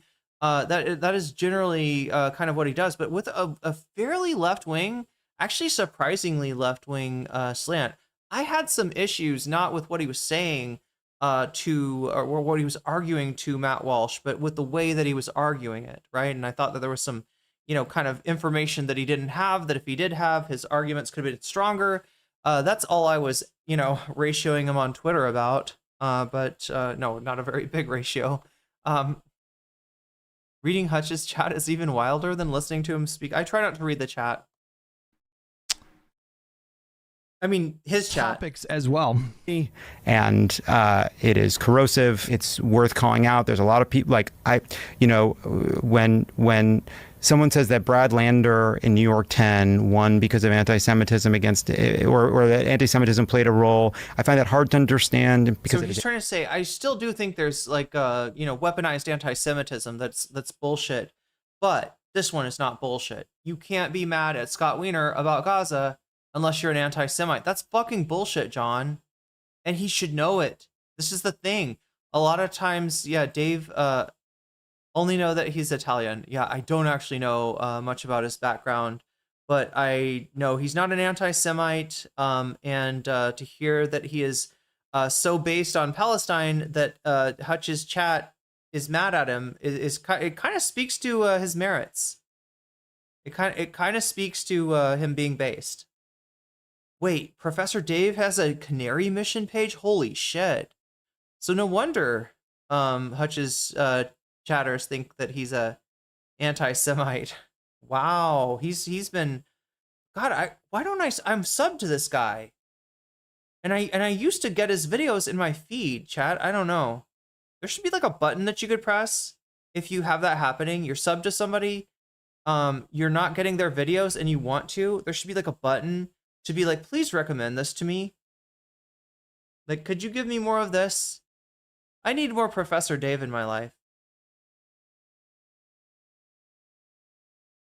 It's a very Jewish district. He's a Jewish candidate. Yeah. Goldman was Jewish. So I don't like it when anti-Semitism is used as a cudgel, but that doesn't mean it isn't sort of like worth calling out when you see it and like, give me a fucking break. And then here's Hassan talking about that incident. No, John, I'm sorry, John. Give me a fucking break. All right. You know too much about politics to think that Scott Wiener's, views on Israel are acceptable to your audience, John. This is what's at stake, chat. In fact, there's a number of larger media outlets in the independent space, PodSafe just being one of them, that really do have kind of an audience match that I'm surprised nobody has, there is a lane for, criticizing, PodSave America now that I believe PodSave America viewers would agree with, right? It's one thing, when you're talking about,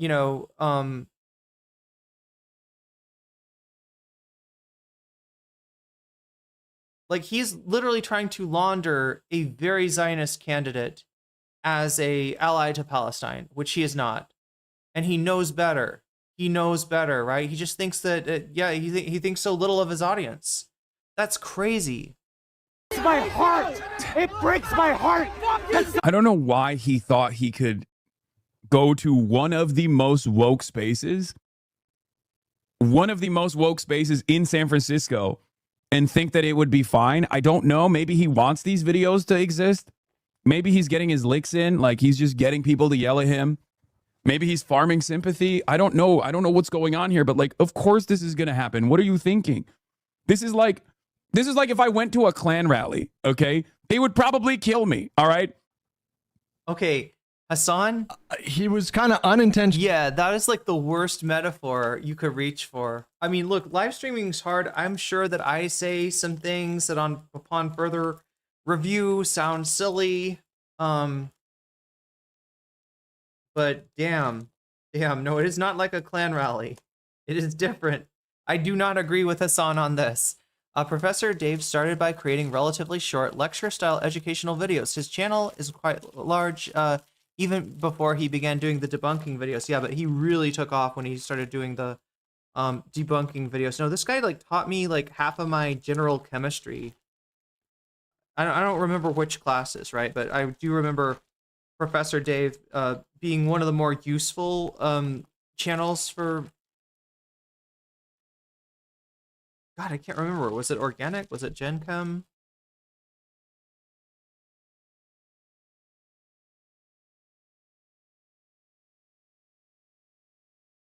He missed the point. Yeah, this is hot. Big Hassan L. That major Hassan L. Huge, gaping Hassan. Oh, wow. Why did I say gaping? Anyway, chat. How many times a week does Hassan put his foot in his mouth? It's incredible. I think he realizes it eventually. I think he just meant to say something else. But yeah, there we go. Yeah, if anybody can find me Professor Dave talking about Israel Palestine. Intentionally based there by comparing DSA types to or the far left types to the KKK. This is like if I went to fucking CPAC. You know? I know what's going to happen if I go to CPAC. They're going to yell at me quite a bit.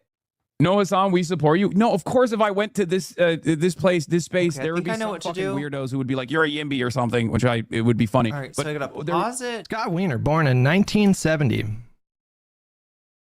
Served as a member of the California State Senate from the 11th District since 2012. Member of the Democratic Party, his district encompasses San Francisco and parts of San Mateo County. He earned degrees from Duke University and Harvard Law School. He was an attorney and LGBTQ plus rights advocate in San Francisco before his election to the San Francisco Board of Supervisors in 2010. As a supervisor, Wiener chaired the San Francisco County Transportation Authority and represented San Francisco on the Regional Metropolitan Transportation Commission and the Golden Gate Bridge, Highway, and Transportation District Board. During his political career, Wiener has been known as a prominent advocate for various measures. It sucks taking time off the clock, chat. I took about 47 minutes off, so I'm gonna try to put, I don't know, like add that to the time tomorrow, maybe? To facilitate more housing construction in California. Yeah, that seems like a good idea. To alleviate the California housing shortage. During his time in the California State Senate, he has authored several pieces of landmark legislation to increase housing supply in California. He's also the co-chair of California Legislative Jewish Caucus. Wiener is a candidate for the U.S. House of Representatives, blah, blah, blah, etc., etc.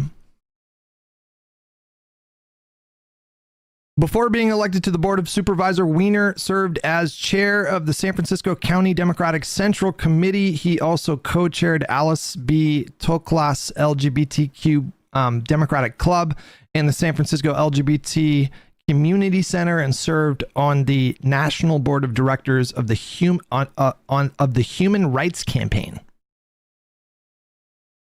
So for the record, he was always shitty. It's just that, like, I don't know, prior to October 7th, nobody cared about, like, especially, you know, I mean, this guy was on the, you know, city board, not even on, in the House at that point, and nobody cared what his opinions were, right? But he has always been shitty. It's not like he got, like, wait, is it? Did he get, maybe he got shittier after October 7th. It almost sounds like it in some of these things. Because, yeah, he went hard. He went hard in the paint for Israel early on. And now he's trying to retcon that. And you know, in certain crowds, like trans pride, that's not working anyway, chat. I think we've gotten enough Wiener for today. Right? Is there more Wiener that's going to be productive? I doubt it. What do you think, Direful? Any more? I think we can move on from Wiener. Let's take a little look at the. Wait, no. I do want to. There's this Trump speech, but we gotta have enough time. There's more. Wait, there is more. Hutch. Okay, that's what I was trying to say. There's not that much more Wiener, I don't think. There is some more Hutch. Okay.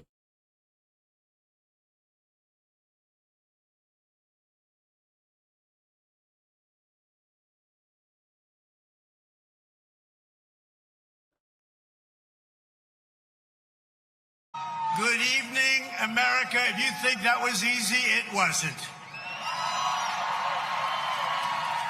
And I want to thank everybody because they did the right thing. They saw lightning and I said, there's no way if we have to speak in front of one person at 4 o'clock in the morning, I'm going to be here. There's no way we can be deterred.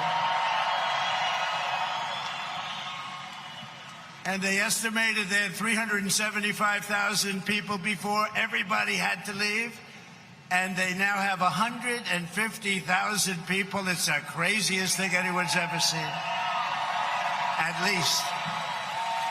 And I trust those numbers, right? He's a numbers guy, chat. I'm sure if he says that's how many people there are, that's an accurate just thank you, and I feel so badly about some people. They left and they couldn't get. Wait a minute. I mean, you can see like you can see the glass. You can see the reflection from the glass.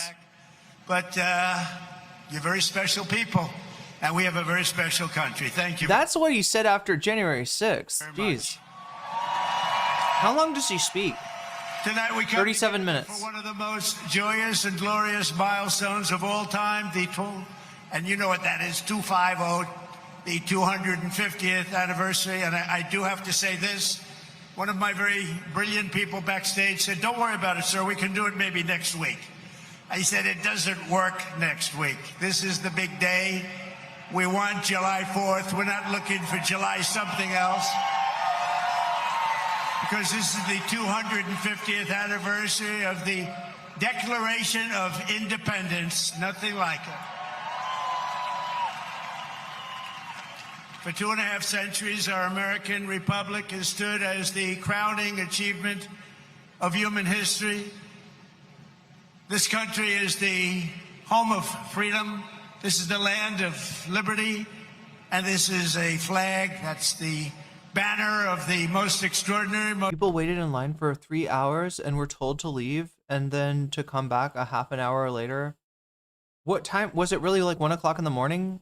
Most exceptional, most incredible nation ever to exist on the face of the earth. And we're being off by a factor of 1,000 plus disqualifies anyone from being a numbers guy, gal. Do we have an accurate like number? Like, I mean, is there a real number? Doing better now than we've ever done before. We've closed the Strait of Hormuz through my own personal narcissism. We're doing better than we've ever done before. We're surrendering to a country that we've called our mortal enemy and said that they want to kill us all. And after saying that their leaders got to go, their regime's got to go. Okay, maybe their nukes have got to go. Okay, they gotta do what we want on the strait. Oh, maybe not. Right? We're gonna withdraw from the Middle East and go home to oppress South America. God damn, chat, it's depressing. It's depressing. This is to hear him say the exact opposite of the truth is pretty fucking depressing. Good, shown more courage, made more progress, righted more injustice, or achieved more greatness than you, the American people. For 250 years, the United States of America has been the hope, the promise, the light, and the glory among all of the nations of the world. All over the world, they try and be like us. Nobody can be like us. And with God's help, we will always be this or even. We're going to have about 100 years where every other country in the nation, including China, which will supplant the United States as the preeminent world power, will be doing everything in their power to not be like us, right? Again, it's like the opposite of the truth here. Better. Okay, so they were told to leave around 8, then asked to come back around 10. We're going to be better. Here on our next... I mean, did we get a shot of the crowd, Tanky Gooner? I'm sorry, did I get distracted? Did I not see that? Did we get an actual like big pan out of the crowd? I feel like they're not going to do that though. I feel like they would be prosecuted. They would have an Oh, chat. Oh my God. Did you know that they just like the new guy that Trump put in for DNI? He has like fired multiple top level intelligence officials and is probably going to be replacing them with his own people, right? So if you weren't worried enough about, politically motivated FBI investigations and the sort, get ready for, get ready for the craziest CIA you've ever seen. All right. So yeah, definitely not trying to show how small that crowd is. No more, we're celebrating freedom's triumph over tyranny, liberty's conquest over oppression, and the enduring victory of the American spirit from the July 4th, 1776 to July 4th, 2026. Big dates. That's big dates. Two big ones. And tonight our country is stronger, freer, richer, safer, and prouder than ever before. None of these things are true. This is the opposite of the truth. But it all started... Lying is OP. Please nerf. With the miracle of history that lives forever in the heart of every single patriot. In Philadelphia, January 6th, summoned the courage of giants and the wisdom of centuries to boldly proclaim these timeless truths. They declared that all men are created. These timeless truths? He kind of said first. Did he say truths? Created equal. That they are endowed with sacred, unalienable rights by the hand of our Creator. And that among these are life, liberty, and the pursuit of happiness. In signing their names. You know that the country was created by deists, right? Like people that did not believe in the literal truth of the Bible. They thought of God as a clockmaker who sets up the universe to run in such a way and then takes his hands off and just lets it proceed as it will. And I just wonder if any of them ever thought that their little flowery language where they're endowed by the Creator, by, you know, pursuit of happiness, right? It would be like, wait. But anyway, I wonder if any of them thought that people were going to look at that and be like, oh, you know, they said by the Creator. Oh, yeah, all this stuff about separation of church and state, never mind that, all right? They said the Creator. They mentioned God. This is a Christian nation. That's what they wanted. I wonder, right? Because there's so many of them that would have been just utterly horrified that was to the point where they would like strike it from the text, right? If they could go in a time machine, go back in time and tell them, like, hey, this is gonna be used to try to justify a theocracy. How do you feel about that? How long does it take a passport to get a passport? Oh my God, I knew like a year ago, you could get it expedited, which is what I did. I called my congressman, and luckily my congressman, I mean, he's kind of a Bundist, right? But he did, like, you know, vouch for me or whatever, as that I needed to leave the country sooner. There's a fee though, right, that comes along with that. But I don't remember. I feel like there was something like I filled out, and it was like a whole ass process. To the roster of freedom, those 56 patriots put everything at risk, stepped onto the stage of destiny and seized a victory for the ages, and that's what it was. And this is an evening for the ages, I believe. This is something very special. This is bigger than if we didn't have the lightning blaring. We had lightning blaring, but this is bigger. Little more inconvenient, but it's bigger. I think in its own way, it's more beautiful. From the beginning, we were a nation that lived by the motto, victory or death, and live free or die.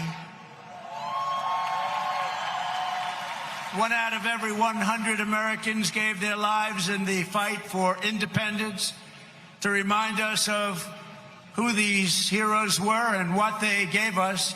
We are honored to have here tonight in the heart of our nation's capital one of the very first American flags ever to exist. Dating back to 1777, it bears the 13 stars and 13 stripes of the 13 states that declared independence. Yeah, that's all you got is pageantry when the fucking empire is dead. There we go. What do we have? The largest Independence Day fireworks display in U.S. history, built to a spectacular finale as the crowd erupted in cheers.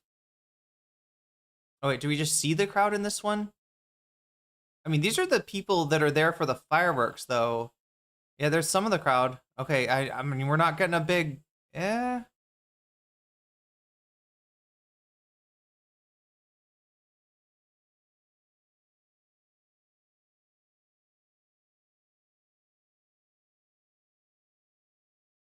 Oh, people are criticizing the, they're saying it's so big that, yeah, it does kind of look like a bombing or something, right? You can't see, although, is there a thing where like fireworks are notoriously hard to take a picture of? I know like a still picture, right? It's notoriously hard to like get a good picture of fireworks, because a lot of times, yeah, you do get like more of the smoke than the fireworks. Or I wasn't sure if that was because of the exact time that it claps the, you know, picture, like the delay between you were like, I want to take a picture of this, and then it's like a millisecond later and it looks different. Or if there's something like, is there something with video? Is it hard to video that? Because what I was noticing when I tried to take pictures of the fireworks here was that the what I would see with my eyes was a lot prettier than what I would capture with my phone, and I couldn't really get past that. If I could shown you what I actually saw, it would have been even better. But yeah, I don't know. I guess this is just a little bit of a look at the crowd here. We got to get back to Hutch, don't we? Yeah, we do. Hutch, and then I'm gonna try to get to some bonus content. What am I going to? 145 or something like that. Let me go back here. Oh my god, please open. There, click. Come on, Discord. Play ball with me. 145. Yes. 144. God, he's watching a lot of pod save. Okay. So what else do we have? Medicare for all bill. There's one big thing that I would change in that bill. College for all. Okay. And fuck with that. Support work civic Medicare. So I DSA platform. Even and helping those in need. Please consider your role in pushing back against those who don't. I'm doing my part. Lock the fuck in. A few days ago, I'm doing my part. DSA platform. Okay. All right. We fight for thriving working class communities. Medicare for all. So I don't support Bernie's bill in the current form. I would support expanding Medicare for everyone, but I don't support Bernie's specific Medicare for all bill. There's one big thing that I would change in that bill. College for all. Okay. And fuck with that. Support working families. That's very broad. Housing for all. Okay, great. Who doesn't want everyone to have a home? Hold on. Wait, who doesn't want everybody to have a home? Scott Wiener. Scott Wiener. If you don't have money, he fucking kicks you, he fucking breaks down your like, come on. The guy that you were just glazing. That's who. God damn it, Hutch. God damn it. So you see, the point being that Hutch has made a bunch of assumptions about the DSA platform that aren't true, as shown by the fact that he agrees with most of their agenda. Addiction is a health issue, not a criminal one. Oh my God, I do agree with that. Minutes left. That's kind of a standard kind of progressive issue. College for all, make all public higher education tuition free with no out-of-pocket costs for room and board, and cancel all of student debt. Generally, I'm on board with that. Canceling student debt, I don't know if that would be very popular politically. Here's the deal. It might not be popular politically, all right? So that's why I don't think it should be like the first thing that you mention in the ads. However, like I said, make sure that your volunteers know that this is part of what they're working for, because the kind of person that you're going to get as a volunteer is going to be the kind of person that needs student loans to be erased, right? And then once it's done and doesn't have a negative impact on the budget, like the fear is, right, or the argument against it, right? Once it's done and forgiven, right? The people that were mad about it, that were like, I paid my student loans and blah, blah, blah. I mean, maybe think about forgiving them. Maybe think about like that maybe they get some kind of a rebate, right? Like, but you know, the people that are going to be mad, that would actually probably impact the budget if you did it that way. But the people that are going to be mad about it aren't going to stay mad, right? You need to get this done. The people that are going to be happy about this are going to be loyal voters for life, right? If the next president that comes in and accomplishes this and passes it, even if they don't make a big deal about it, even if it's in a big ass omnibus bill with a bunch of other shit in it, right? You're going to have in the same way that FDR won the loyalty and support of like the majority of the country for what passed as the New Deal consensus, and I'm saying that way, right? Because the these policies were very popular, right?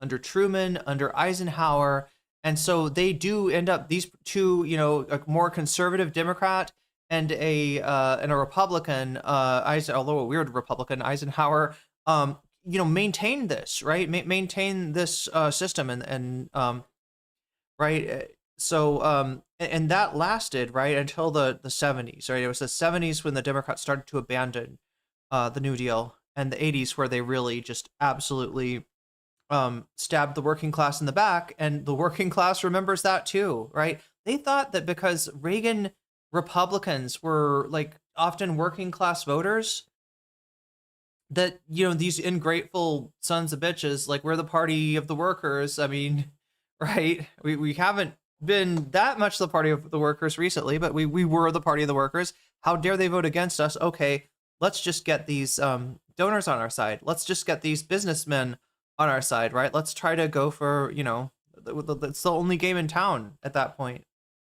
Wasn't he a baseball player? Who? Take a beat on that one. Fight mass incarceration and police brutality. Abolish mandatory minimums and cash bail. Demilitarize police departments. I don't really know enough about cash bail to have a strong opinion there. Demilitarize police departments is a little broad. That's so funny.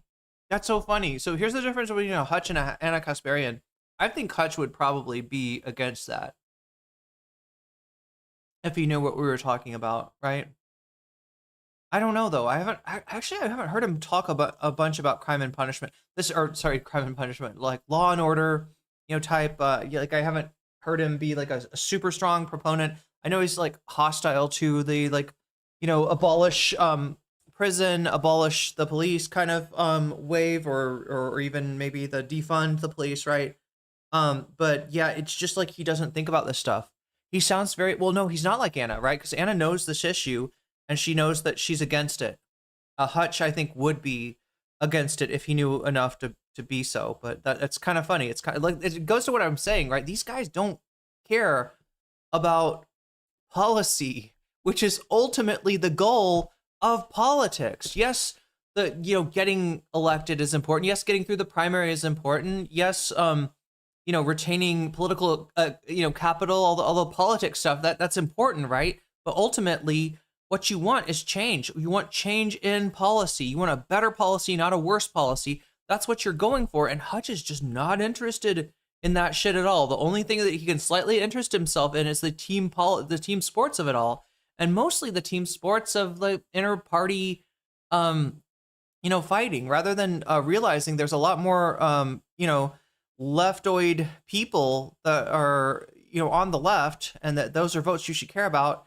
And sort of, settling accounts of like, all right, well, we'll meet in the middle somewhere. We'll do like some of your priorities, right? It's just an outright hostility and an attempt to like just, push these people out of the party, which if they're successful with doing, they're going to be pushing voters out of the party as well. They're going to set up a scenario where, they will force the dirty split, essentially. And then they'll, anyway, let's get through this. Didn't we already get rid of mandatory minimum sentences? Support working families in California. families. Expansive paid family leave for all workers and free public universal childcare and pre-K. Where does Hutch live? Oh, Chicago? Housing for all. Establish a universal rent control. Ooh. Ooh. Huh. When I looked this up, I looked up if any countries did like universal rent control policies, and I think there were only 2 countries that had done a similar kind of policy. I could be wrong about that. Not a fan of the housing policy. I got to be honest with you guys. An economy for the working class. Because he's an Abundist. 32-hour work week with no reduction in pay or benefits, of course. Union power. Protect all workers' rights to strike and form a union. Make it easier for workers to join unions and invest in the National Labor Relations Board. Generally on board with that, yeah. Unions are based. Because Biden liked them. You see where it breaks down, right? Do you see what he's endorsing and not endorsing? It's almost like also stuff he's familiar with, right? That's you know. Usually. Green New Deal. Massive public investment to transition away from fossil fuels and towards a green and sustainable economy. Guaranteed support for workers in the fossil fuel industry. Massive infrastructure and jobs program. And public ownership over major transportation and energy infrastructure and natural resources. And tax the rich. Raise taxes on the richest earners, for-profit corporations, large inheritances, and private colleges and universities. Establish a wealth tax for the wealthiest in society. I am noticing a bit of a trend here. A lot of this is like pretty broad. Working class foreign policy. Free Palestine, an immediate and permanent ceasefire in Gaza. I'm sorry, it's pretty broad. This is a political party, right? Not a candidate. Yeah, it's going to be broad. Well, that's not an American policy, is it?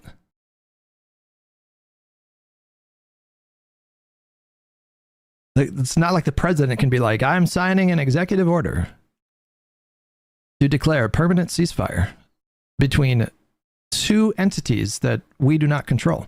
An end to military and economic aid and weapons sales to Israel. Respect of the authority of the International Criminal Court and the International Court. Hutch, until the United States withdraws all military support from Israel, yes, that is something that we can affect. It's something that even Donald Trump is affecting right now when it comes to Lebanon. He has, you know, because he had to be able to get the memorandum of understanding to be able to keep that process going forward, slowly, very slowly.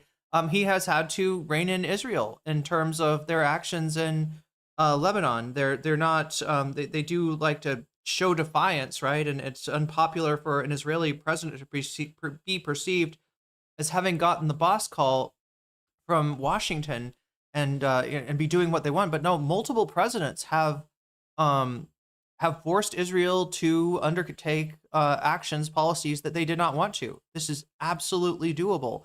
What Trump did was, ran Israel through the ceasefire process without actually holding them to account for the, it's the famous phrase or famous description of Israeli ceasefires. We cease and they fire.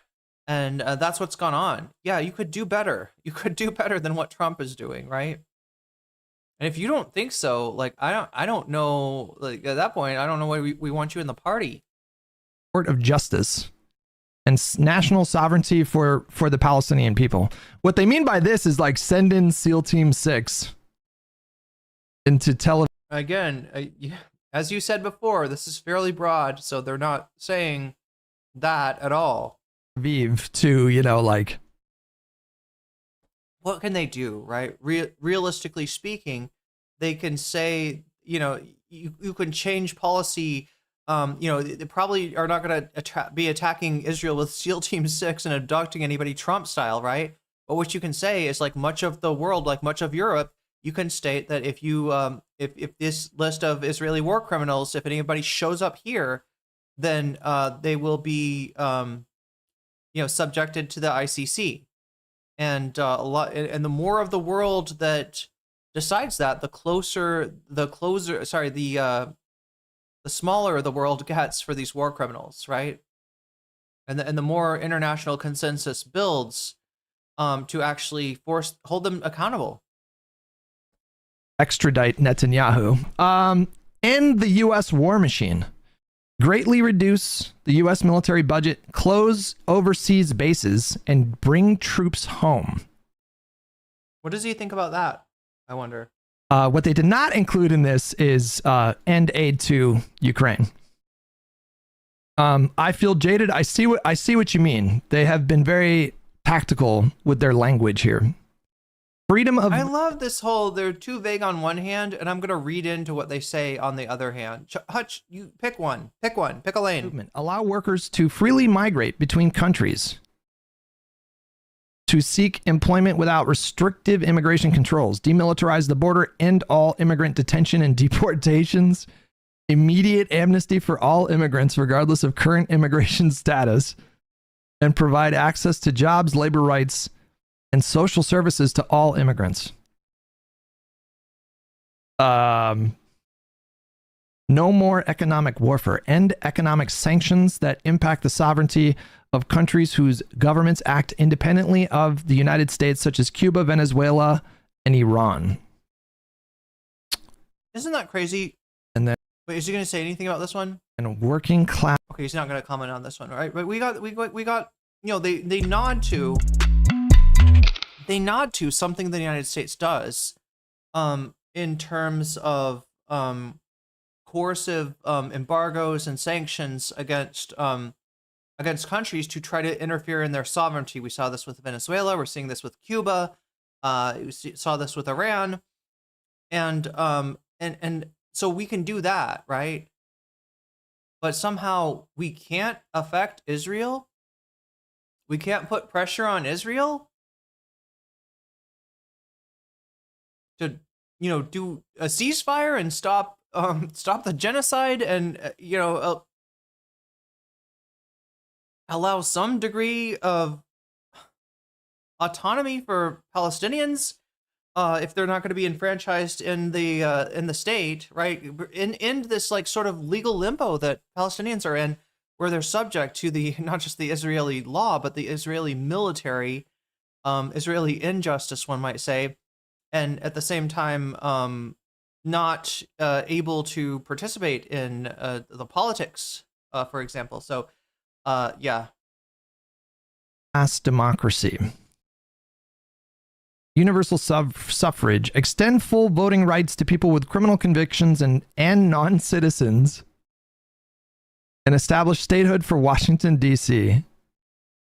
A representative Congress. Replace the two-party system with a multi-party democracy through proportional representation elections. Expand the number of seats in the House of Representatives and end the Senate filibuster. I actually am fully on board with this one here. Okay. I'm a bit of a Senate abolitionist myself. Wait, did he listen? Does he know we're talking about raising the cap on the number of members in Congress? And I'll settle for just getting rid of the. Would he want a multi-party system? I feel like this guy kind of likes being, voters being forced to pick a side. Filibuster. Reduce the power of the Supreme Court. Limit the court's power of judicial review, which it uses to effectively create and abolish laws outside of the legislative process. Well, what does that mean? No research, no right to speak. Come on, Hutch. Pretend to care. Pretend to care. Limit the court's power of judicial review. I assume that would need a... Talk to Pisco. God damn, dude. You have access to people that could probably explain this stuff to you. Constitutional amendment, right?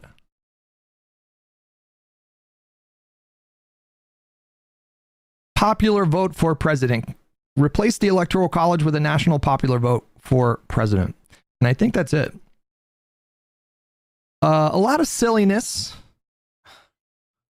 I don't know, a lot of stuff you agree with. So we got that, and I don't know, like I'm supposed to go on, like we're set to get, like, I mean, go on for a little bit, like another 15 minutes here. I think I'm gonna skip to him reading the Melat platform.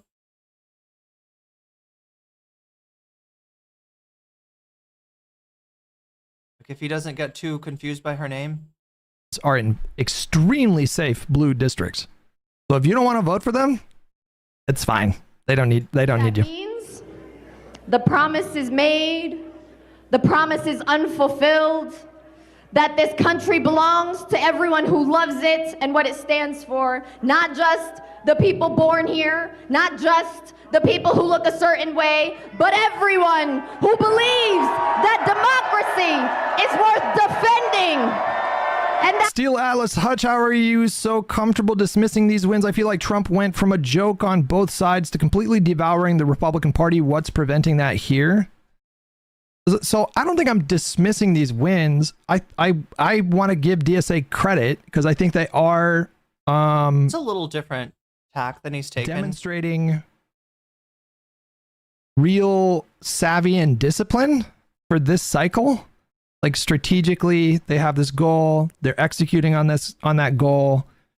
You can hear the discipline in their messaging. And so that you know, it's impressive. Like it's impressive to unseat a 30-year incumbent. Just from a neutral perspective. That's wow. Look, this was the more. This was kind of what I expected in the beginning, right? Remember what his initial reaction watching the numbers come in New York? Like this man shit his pants multiple times, chat. This man has shit his pants multiple times. His pants are foaming at this point. That's impressive. The reason why I'm not I think the most risk that comes from DSA is not that they're going to take over the party. There is a 0% chance that they're going to take over the party. The real threat of DSA is if they can build their numbers sufficient to like really disrupt the Democratic legislative agenda the next time we get a trifecta. Why do you think? I'm not. Look. I don't believe this. I don't agree with this. Right? They're not going to disrupt the Democratic agenda, except when it is like giving away, stuff to data centers or to to big tech or giving away our rights. Right? Like the only thing that they're going to vote against the Democratic Party on is the ways that the Democratic Party is stabbing us in the fucking back. Right? What they might do is give the Democrats the courage, or at least put the threat there, that if you don't have the courage to stand up against Republican bullshit the Democrats go along with, you might be next to be primaried. We're going to remember, all right? We're going to make a note of everyone who voted for the Lakin-Riley Act and go after them in their primary. We're going to continue to do this. It's going to continue to roll. And it's not long before you're going to see this stuff break out in not just like blue areas, blue states, right? You're going to see at least a version of DSA politics start to become a player on the scene in purple and red states. And especially if they can get into a situation where they knock off a candidate in a state that the Democrats stopped caring about because they gave up on it, and then turn around and win that general election, that's when you're really going to see things change, because some of the more practical of the Democrats are going to see that this contingent is able to win in places that they haven't been able to win for decades. Dismissing fears of that, I'm a little bit concerned about that. It just depends on how 2028 goes. They would have to add like another, probably 6 to 12 seats. They would have to expand their ranks to 10 to 20 to have that kind of leverage, to have that kind of power to tank. Yeah, the fear that you should have as a centrist Dem for the DSA getting in there is that they might do stuff like, force votes. They might bring things to the floor that you don't want to vote for, but you also don't want to vote against. the Democratic Party's been trying. That's going to be the biggest change you're going to see with the DSA, is things that did not come up, did not get votes, right? Because the Democratic Party, they knew that their base was for those things, but they were personally against them, or their donors were against them, and so they just wouldn't bring it up.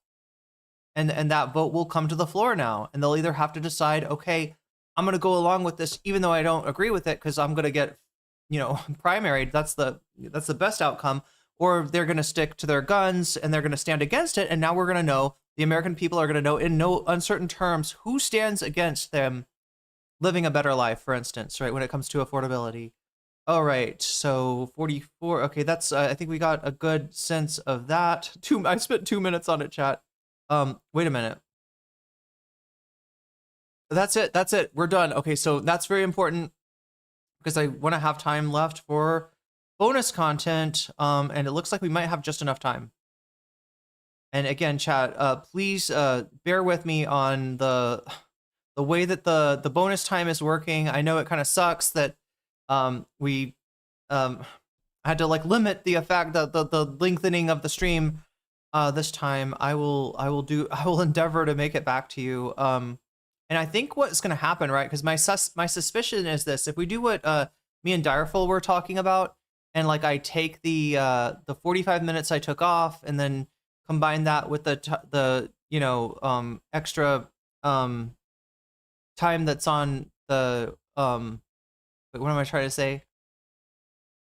If I add that to the next day, so we start off at 4:40 instead of 4 hours, what I suspect is going to happen is that we're basically going to max out every stream, which was not my intention, but I mean, I can work with that. That means a lot that people support me that much.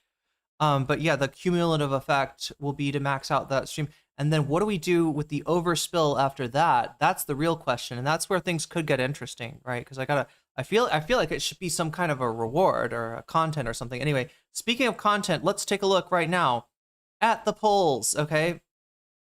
In first place, we got Cringe Denim's Takedown VTuber. In second place, we got Miss MR Jillian Michaels and the DSA Crashout. In third place, or sorry, second place is actually the BE accusations that Hassan is slandering him. Third place is Jillian Michaels crashing out. Fourth place is Boy Boy. So let me translate this over. All right, we got 5 extra for the Denims. Yeah, it looks like the Denims is going to win. Yeah, Bad Empanadas getting 6 extra. This other one's getting 5 extra. Wait, but 25 Vox Populi? Is that real, chat? Or did I forgot to take it down? Either way, chat, the result is the same. 96 of you voted so far. Hey, make sure to like the stream. If we got 96 people voting in the poll, that means we can get 100 people voting in the poll, right? Just go do it, okay? I mean, it's pretty much decided at this point, but vote in the poll anyway. Just make that number nice and round. Make it 3 digits, right? If we get 96 votes, we can definitely get 96, or sorry, we can get 100 upvotes, likes, chat. Let's do that. Let's make sure to let's lock in. Look, I'll lock in on the content. You lock in on the you lock in on getting me 100 likes, because that makes a big difference. And that's a pretty cool thing if we can get it. And that shows me that you like this content, right? I'm going to keep the good stuff coming for you. Again, not a wiener reference. I'm sorry. God, I've got wiener on the brain now. I've got absolute wiener on the brain. That sounds bad, doesn't it?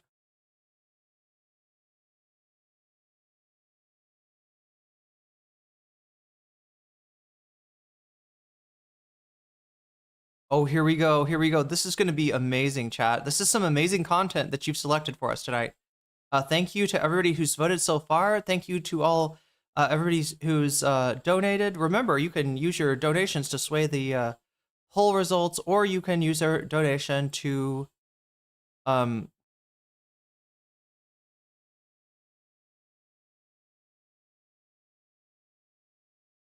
is the other thing? You can use your donations to anti-Semitic Mario's keep other people from swaying that. All right, so we got a new op unlock, chat. We got a new slop tuber. this is a really interesting case that we got here.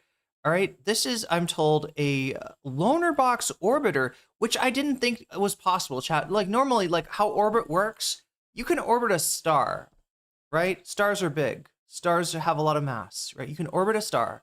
You can orbit a planet if you're a moon, sure, right? Maybe even you could orbit a moon if you're like a mini moon. Is there a mini moon around some moons? I don't know, chat, but maybe there could be a mini moon somewhere. All right. But what you can't do is orbit fucking cosmic debris, like Loner Box, right? Destiny has orbiters, Bosch has orbiters, right? Does Loner Box have orbiters? I mean, apparently so, or at least people seem to think so, right? So this is a cursed, possibly Israeli. I mean, we'll make your determination when we listen to her. She talks about Israel a lot. I'm not sure if she's, lives there, is from there, what the deal is, but very, very much all in for Israel here. What else can I say? I'm just gonna let the video speak for itself, but just like so you know, this is a new, just how we get new guys sometimes. It's a new chick. This is new gal. New gal unlocked. Princess Mantis, let's go. Favorite type of pants. Denims. Listen, I've been saving that joke for like, okay, let's rewind what's that. anti-Semitic Mario's favorite type of pants? Denims. Listen, what's anti-Semitic Mario's favorite type of pants? Denims. Listen, do you get it? Do you get it? Do you get it? Because denims is anti-Semitic, and Mario goes dana. I've been saving that joke for like 6 months. Thank you very much. Okay, I can retire. I feel like it went bad. I feel like you should have used it earlier. Maybe it would have been better if you'd used it earlier. I don't know. It seems a little rotten, but let's. I mean, that's just the intro. Yeah. When was the intro ever important for a YouTube video? Hey, no, we got AI denims with a shock collar as the Virgin Mary. Wait, is this the Virgin Mary? I don't know. Wait, this is kind of a weird picture, isn't it? Jesus had a brother. Did Jesus have sisters? Oh, we're getting a bunch of different people. Okay, this is like the intro. Never mind. Listen, we ain't even gonna. Wait, who was that? Was that Pegasus? Why is Pegasus involved? Play the whole intro, okay? Because that's how much cortisol has been pumping through my body. All right. Well, I mean, your cortisol reference also a little bit stale. Also, look, like I was talking about cortisol, what, 2 months ago, chat? So you didn't miss it by as much as the dun it, but yeah, the Virgin Mary was anti-Semitic. I guess so. The Virgin Mary wore denims, and so orbiter and small fry that I've covered up until now has just been practice for attacking this woman. This woman is not hated enough, okay? When I was writing the script, I had to go and start like stretching. That's what I do when I'm a little stressed out. I take a little stretch. I get out my 2-pound weights. You had to do some work. You had to get in there, get your, I don't know. Not Princess Mantis? Why? People voted for Princess Mantis unknowingly. You didn't know what you unleashed, chat. A brand new gal. I breathed, but I couldn't make it through. I had to come stomping back over here because I have some shit to say, okay? I'm not gonna do my regular. Also, I gotta say, of all the people you say are not hated enough, right? Denims is like the worst example of that. The worst example you could come to, and I'm not even sure if this is I don't even know if this is a statement like Mantis is gonna end up owning eventually, right? It kind of seems like she is aware maybe of some of the hate that denims like almost any woman in content creation is getting. Anyway, more on that later. What I'm going to talk about, I'm going to go straight scorched earth when it comes to this woman. And as a feminist who was raised by a single mother of hundreds of children, I have never in my whole life. You get it, chat? Because like mantises have hundreds of children, so. I've been tempted to say the WH word. Okay, I know. Oh, okay. Sounds super dumb saying that, but she is a total WH word. I'm a liberal, okay? I believe in the liberation of women. And if a woman wants to capitalize off her body, go right ahead. I don't care. But if the minute a Jewish man sues you, you put a photo of Hitler in front of your bare ass in order. Okay, first of all, it's not a bare ass, it's a denim ass, all right? It's a denim. Wait, Canada? Where did Canada come in? Is Princess Mantis from Canada? This person is not hated enough. The funniest part about this whole thing is that Denims wouldn't even acknowledge somebody telling her about this video to reply to it, screaming at the wall. Literal. Wait, the person that wanted her to reply was screaming at the wall? She said liberal and the Canadian liberal guy came up. Oh, okay. Wait. How am I like... She's talking about Hitler, all right? Hitler in front of Denims' butt. Does anybody know why Hitler's in front of Denims' butt?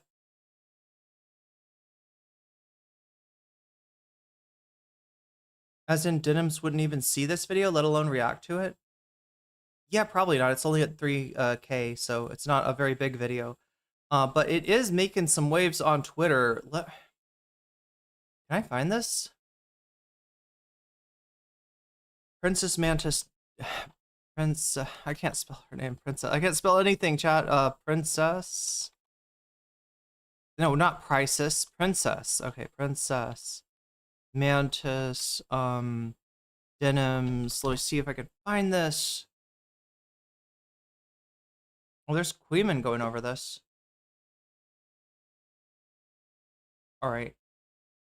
It's appropriate. I'll allow it. Let's watch. Let's look at a little Twitter.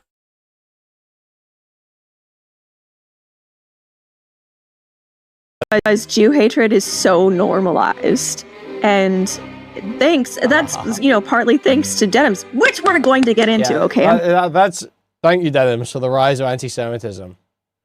Thank you, Denims. Queeman, anti-Semitism. Rise in anti-Semitism. Thank you, Denims. Anti-Semitism appreciator. You just have to be so fucking detached.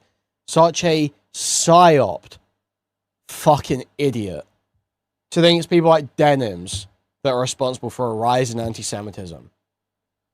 And not, just Israel's actions, Israel's rhetoric, which deliberately seeks to link Jews around the world to their actions because they benefit from that.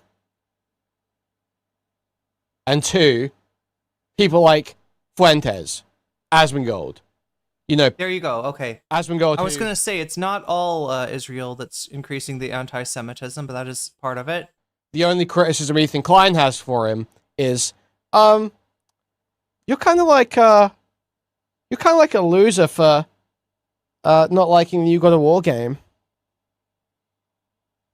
Meanwhile, he's out there saying, I'm a funnel for Fuentes. I'm a funnel for Fuentes.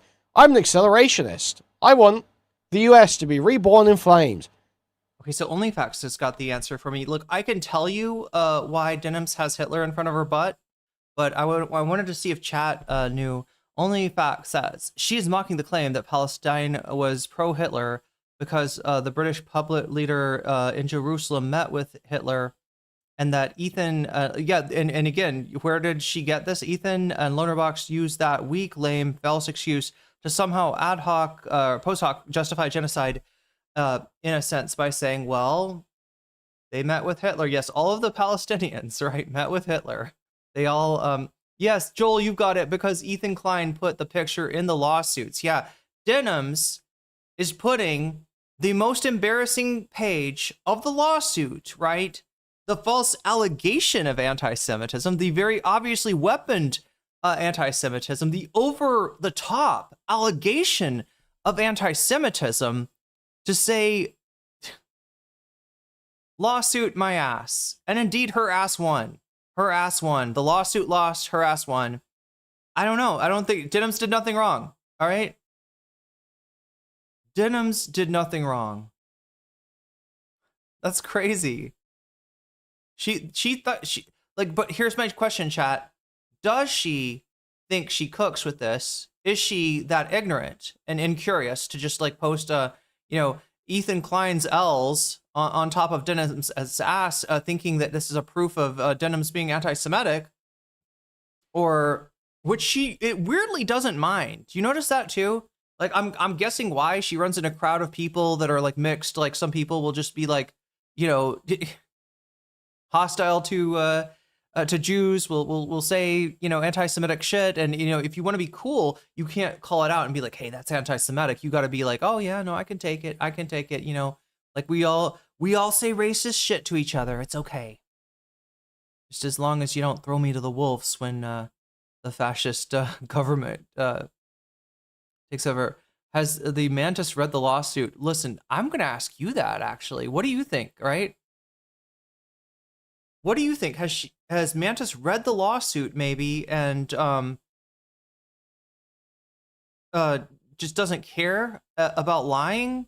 Knows exactly what's going on here, literally a photo of Hitler, right? Knows what's going on here, and is just being just brazenly dishonest, right?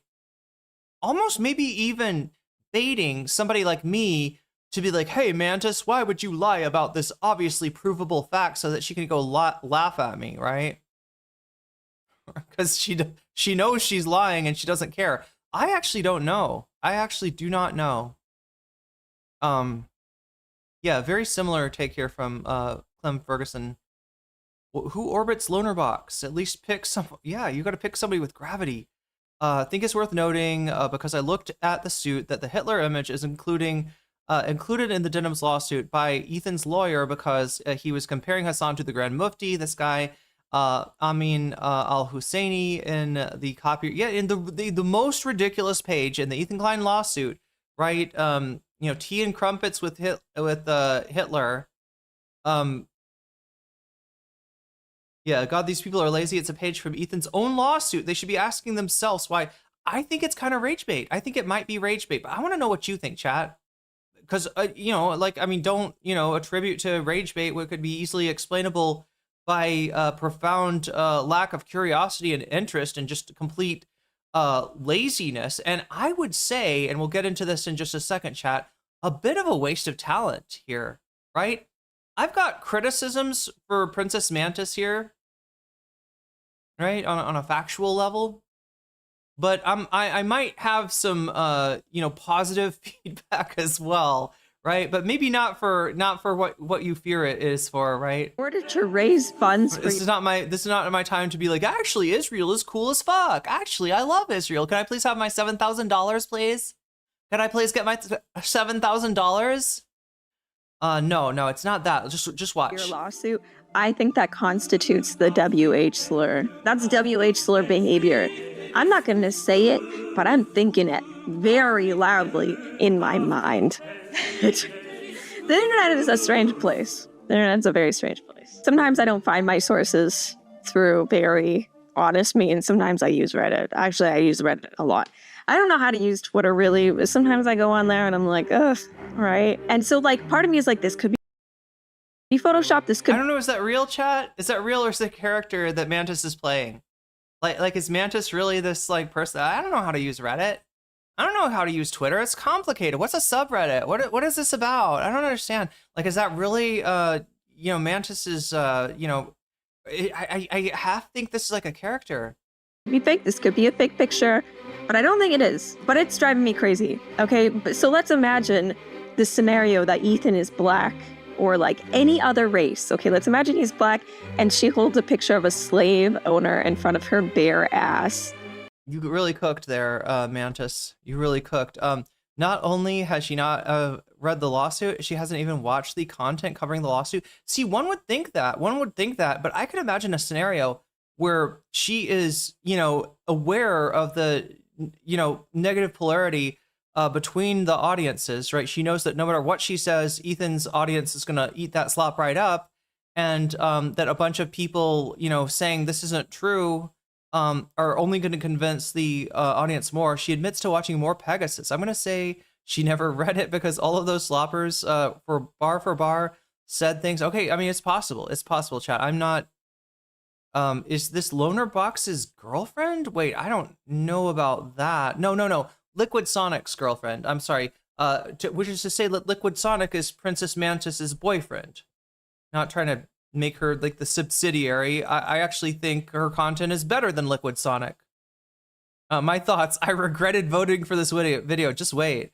I think Mantis is illiterate. I mean, or plays one on TV. Ethan's fans are absolutely convinced he's going to win the appeal. That is very delusional. That is completely delulu. Damn, she's ruthless. Not saying the WH slur, but thinking it. I know, she hit her hard.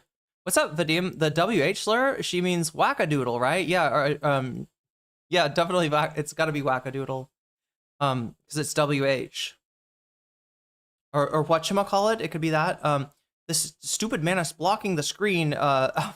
It's a ridiculous, bad production. Yeah, some people would like to rather see the screen without the Mantis, probably. These stupid people think they are cooking because they censor words we already know. She is not black.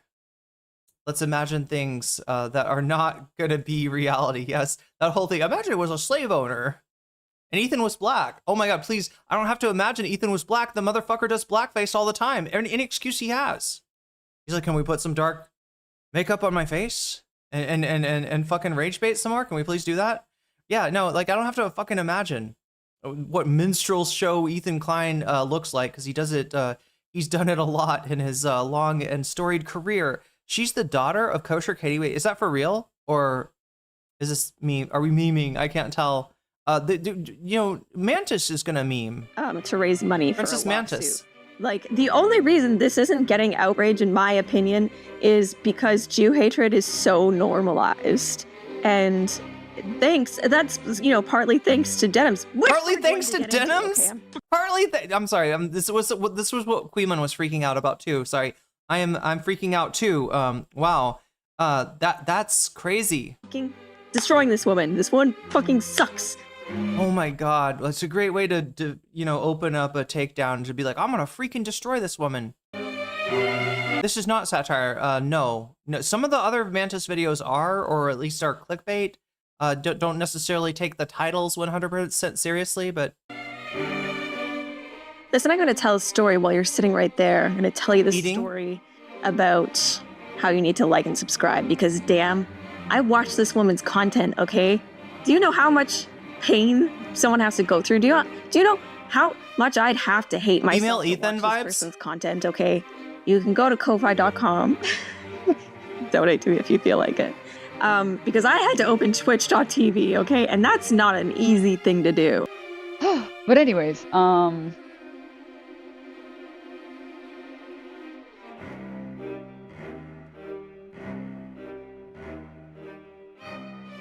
I've got to ask, is the tech illiteracy real, or is it part of the character? I can't tell, right? Is she really like, I mean, I get that Twitch is different than YouTube, right?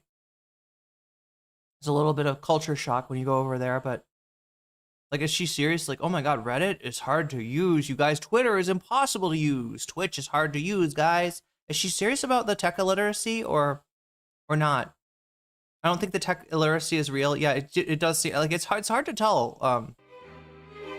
But you're calling Denims, and especially since it would be so ironic for her to be basically calling Denims a bimbo and a WH when this is like not super smart behavior by her. Praying mantises don't have fingers, so it's hard to type. That she lets her 100 children type, jump on the keyboard to type for her. what was I saying? Hold on. Asmongold repeats the IDF's line that they are targeting Hezbollah in Lebanon, but that's not what's actually. But that's how you prove that a femoid is not very smart, right? She forgot what she was saying. She forgot. Famously, intelligent people, wacky professor types, they never forget what they were saying, right? You never had a professor that was like, what was I saying? No, that never happens with smart people. Only dumb people. Only stupid dummies that put Hitler on their butt.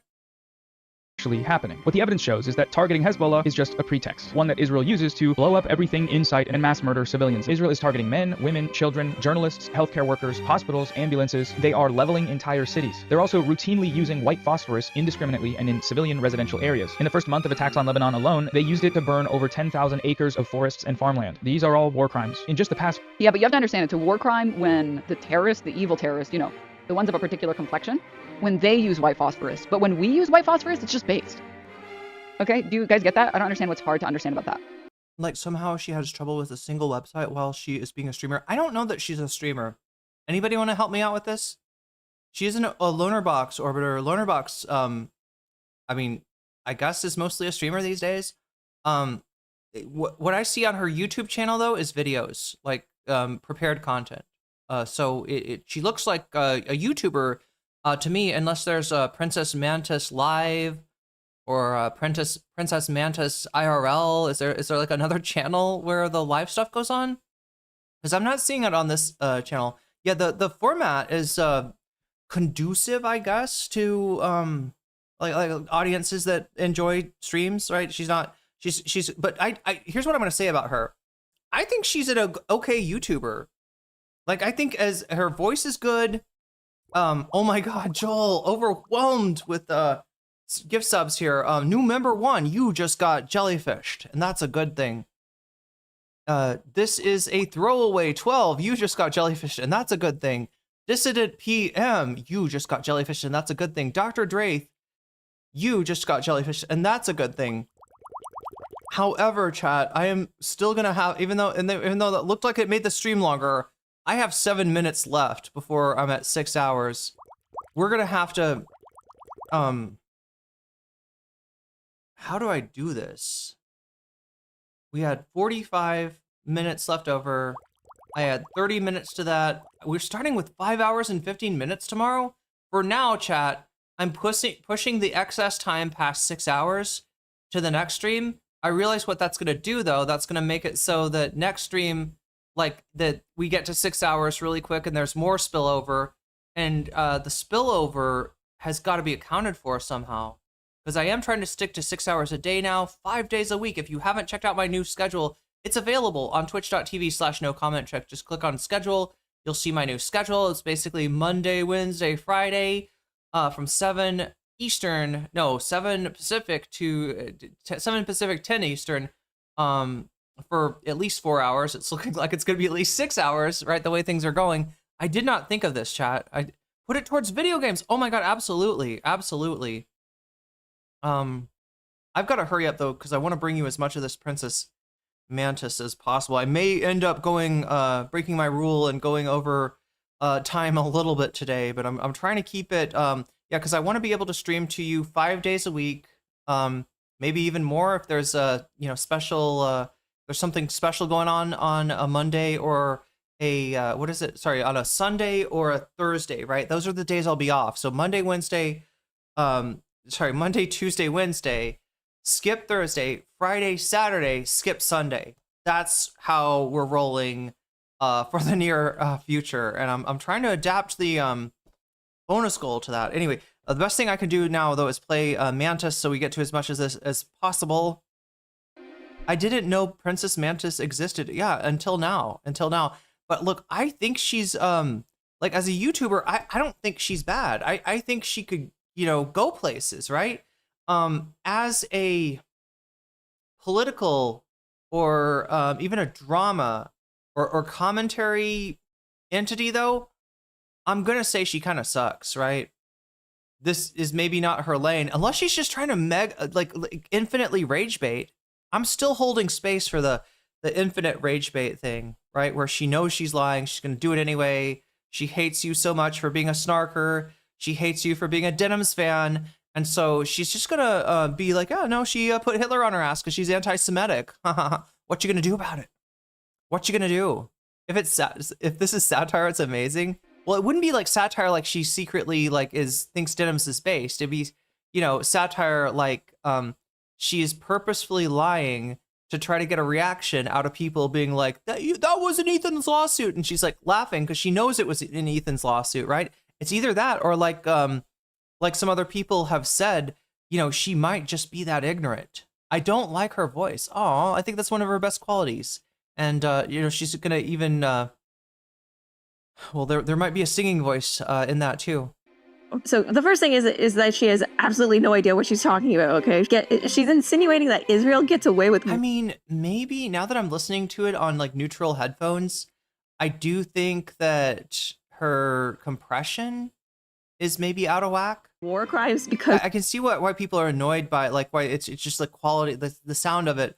Whereas I do think that's I think that's just like a sound setup problem though. they're white, which this might be rage bait because my sister and Hassan, these people are darker than you, okay? When I go to Israel, I'm like the whitest person there and I'm fucking green, okay? Like, hello? Okay, so if you're a light-skinned Palestinian, you're not allowed to join Hamas. I'm sorry, light-skinned Palestinian? Because What? then that would be a white person murdering this brown person. Wait, where is she getting this from? Where is she getting that there's like the people are breaking down things like you're bad because you're white, you're good because this is the woke right, chat. I mean, this is not the woke right, maybe the woke center. No idea what she's talking about, okay? She's insinuating that Israel gets away with war crimes because they're white, which this... Okay, did I just not... particular complexion? They used it to burn over 10,000 acres of forests and farmland. These are all war crimes. In just the past... Yeah, but you have to understand it's a war crime when the terrorists, the evil terrorists, you know, the ones of a particular complexion, when they use white phosphorus. But when we use white phosphorus, it's just based. Okay, do you guys get that? I don't understand what's hard to understand about that. So the first thing... So yeah, I think Denims is more speaking to the, I don't know, American gaze here. Sorry, not the gaze from America, but the gaze of the Americans. The gaze, like with your gaze with your eyes, right? The way that Americans will look at a situation, the way that Americans have classically grokked this. It's true what she says that most of Israel is Mizrahi. You know, to typify the population as like a white population would be incorrect. However, I will say that Denims is not claiming that it is okay. She's claiming that people look at that and they think it's okay because it's you know, it is Muslim Arabs being subjected to that.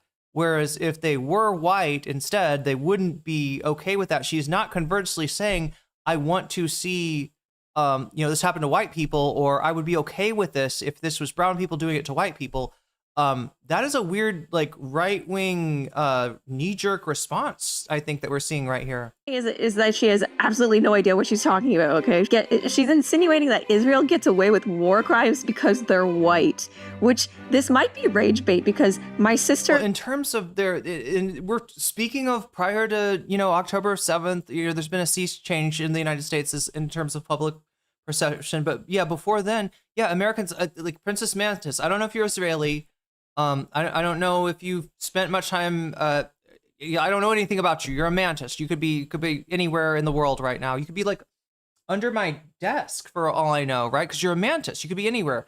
But if you don't know, Americans are not very informed about the rest of the world. Oftentimes, Israel's a great example of this. Most Americans, you know, I don't think Denims thinks this, but most Americans do think that of Israelis as white people, they do associate with like, you know, Israelis and classically prior to the onset of this conflict, right? They were pretty fucking complacent with Palestinians getting killed because of, yes, that association that they have of Israel with Western culture, if not whiteness, and the, you know, association of, you know, Arabs and Muslims with a million different racist tropes. So I hope that clears that up for you. Hassan, these people are darker than you, okay? When I go to Israel, I'm like the whitest person there and I'm fucking green, okay? Like, hello? Okay, so if you're a light-skinned Can we make this a little bit faster? You're not allowed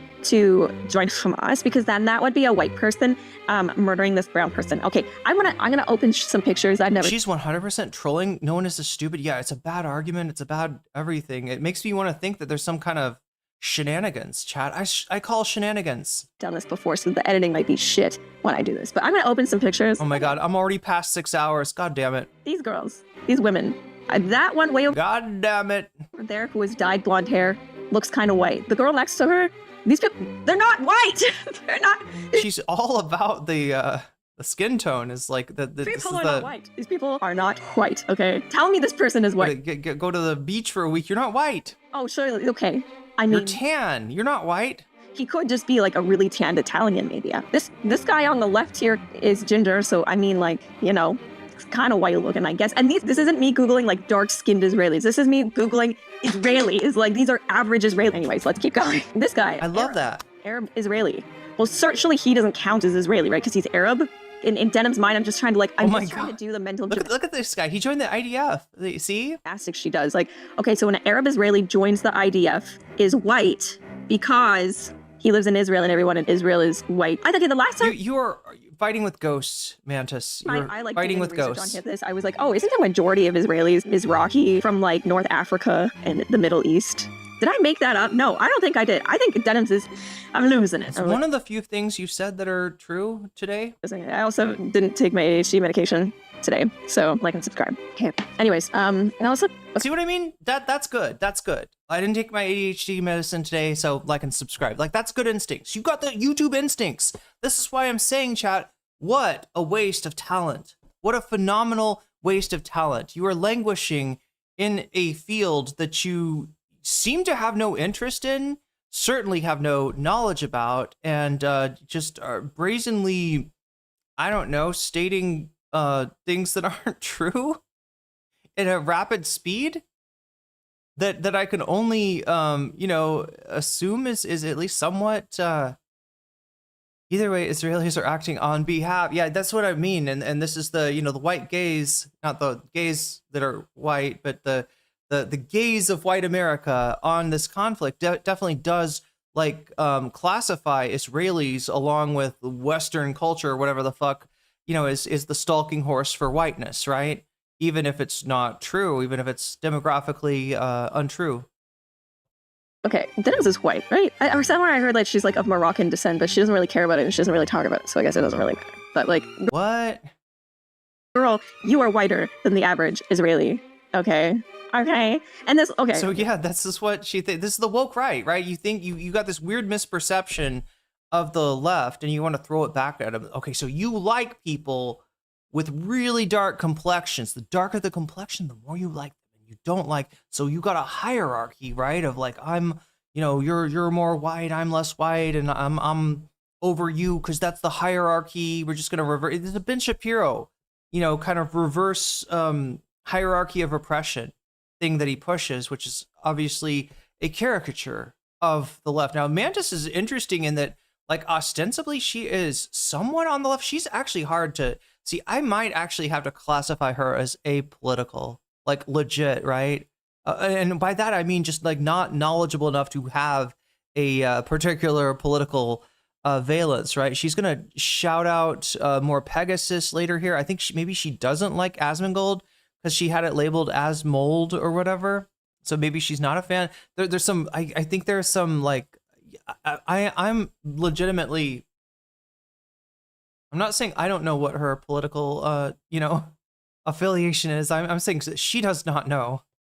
Okay, let me stick to the script. Let me go back to the script before I lose my mind. She's already talking about, like, hello. The second thing is, which honestly just made me turn off the whole stream, was her little, like, sometimes we do evil things spiel. And how do they defend it? Like, how do the right-wing pundits or the right-wing political commentators defend it? They say, well, that's the cost of war. Sometimes war is messy. But if my mistake, it's Denham's that has it written down as Asmold. Okay, sorry. I don't know that she hates Asmold. There's even one civilian death that's American or Israeli, you guys are the most evil terrorists and we need to wipe out your civilization. You kill 120 schoolgirls? War is just like, sometimes there are tragedies and there was nothing we could do. We had to do that. We had to. All right, chat, what about this? What if I do this, okay? I'm going to keep going. I'm going to finish this video, right? You smashed the goal so hard that I had to take time off the clock. That's the first time I've ever had to do that. It feels bad. I'm going to give you that time back on not tomorrow's stream, because tomorrow is Sunday, so like I'm taking probably Sunday off, right? But on Monday's stream, I'm gonna add that time to the beginning, and I'm also just gonna watch as much of this video as I can. Even though I said I was gonna limit myself to 6 hours, we'll be close to 6 hours. Look, I was almost on time, right? Today, I want to be on time. I want to come on at what time? 7 Pacific, 10 Eastern. That is my new starting time, so make a note of that. I'll be streaming on Monday. This is like United States time. I don't know Oh my God. It's so hard to explain time, but yeah, Monday, Tuesday, Wednesday, skip Thursday, Friday, Saturday, skip Sunday. That's my new streaming schedule. I'll try to put something out on YouTube. I said I was going to do this. There's a lot of places that I should put this out, but let's go ahead and watch as much of this video as we possibly can, because this is going to be some interesting stuff. And I am not nearly done with this. God damn, I am maybe done with it. Chat, it's really filling. Like, it's a curry. Coconut curry, and I can't eat any more of it. I thought I was really hungry. I was really hungry, and now I'm like the opposite of hungry. Holy shit. Kill those school children. Damn. Sometimes we have to do evil things. Okay, so do they just like eyeball the coconut milk? Maybe. And today they just happened to glug glug glug glug glug glug glug glug glug. Oh wait, sorry. Was I pouring? Did they just give me extra coconut milk on accident? Hamas sometimes had to do evil things. Isn't that your whole fucking shtick? Yeah, of course Hamas had to murder women and I don't think children you in a brutal know what her whole shtick is, right? You might mass murder. So have to ask, you know, you might have to ask Michael Weiner what his shtick is, but they're brown, so that's based. It's a Slim Jim, obviously. Snap into it. It's because they're brown. But if they were white, I'm sorry, but she didn't say this. You were talking again. You were swatting at ghosts. If they were white Palestinians, that would not be based. The logic doesn't logic, okay? And I'm not pro. The logic doesn't logic because you're talking in your own head. You are having a conversation in your imagination, and it's not a very good one. Chat, I'm starting to think maybe this is not satire. I'm starting to think that she is not just rage baiting, that she is actually this incomprehensibly ignorant and kind of ridiculous, right? Again, this has been sort of going around Twitter as a you know, people sort of making fun of this Denham's takedown, right? Any of this on. I'm not cheering on Israel using white phosphorus. I'm not cheering on Hamas, okay? And still I'm seen as the baby-eating Nazi for not cheering. Wait a minute. Aren't you a baby eater because you're a mantis and not for any other intrinsic reason?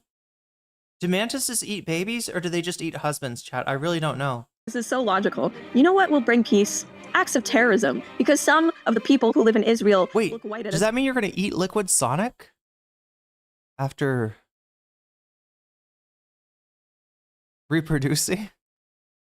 More slop tubers? Oh no, Chad, not more slop tubers. Certain angle. I mean, that's her actual take, okay? She has a degree in economics. I forgot. As long as she says she hates Nazis, it's okay. That's crazy. It's almost like it doesn't make sense with the way that you're portraying her. It's almost like somebody as daft as the person you're describing would not be able to complete such a degree. And she can call Jews Nazis, and therefore she's justified. She didn't. She could, but she doesn't. What are we talking about? What? Jews because they're the real Nazis. Right. Look, nobody shit on her for her vocal fry, okay? Her vocal fry is based. I think her voice is good. I think she could be, you know, a prominent YouTuber at some other field, maybe a field that she actually cares about.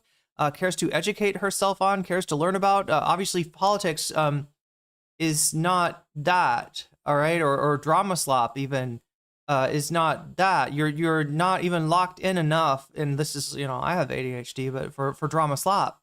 My more Pegasus, right? I can't do it. Wait, what? Oh, she's doing the more Pegasus voice. She's doing the I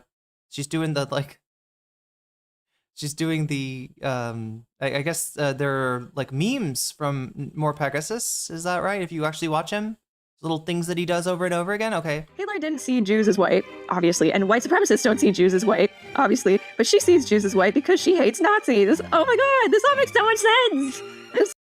I'm so glad I spared my last 2 remaining brain cells for this woman right here. Okay, surely in some of her content, she puts that college degree to work. Okay, so let's go on to this YouTube clips channel. Okay, so we selected a landlord special.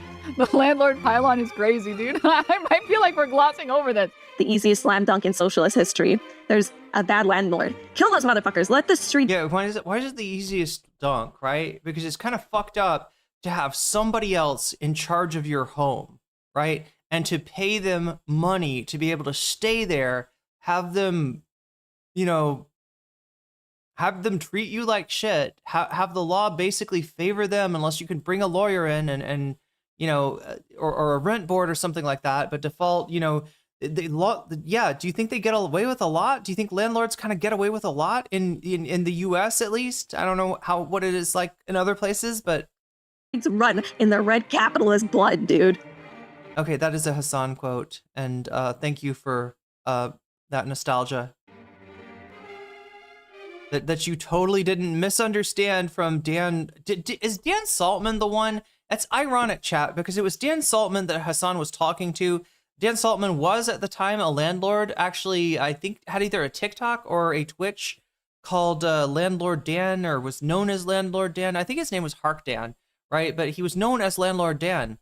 And so when Hassan said, "Yeah, let the streets run with the blood," blah blah blah blah blah blah, no, he wasn't serious, right? Otherwise, Dan would have left the call or tried to get him try to report him or something, right?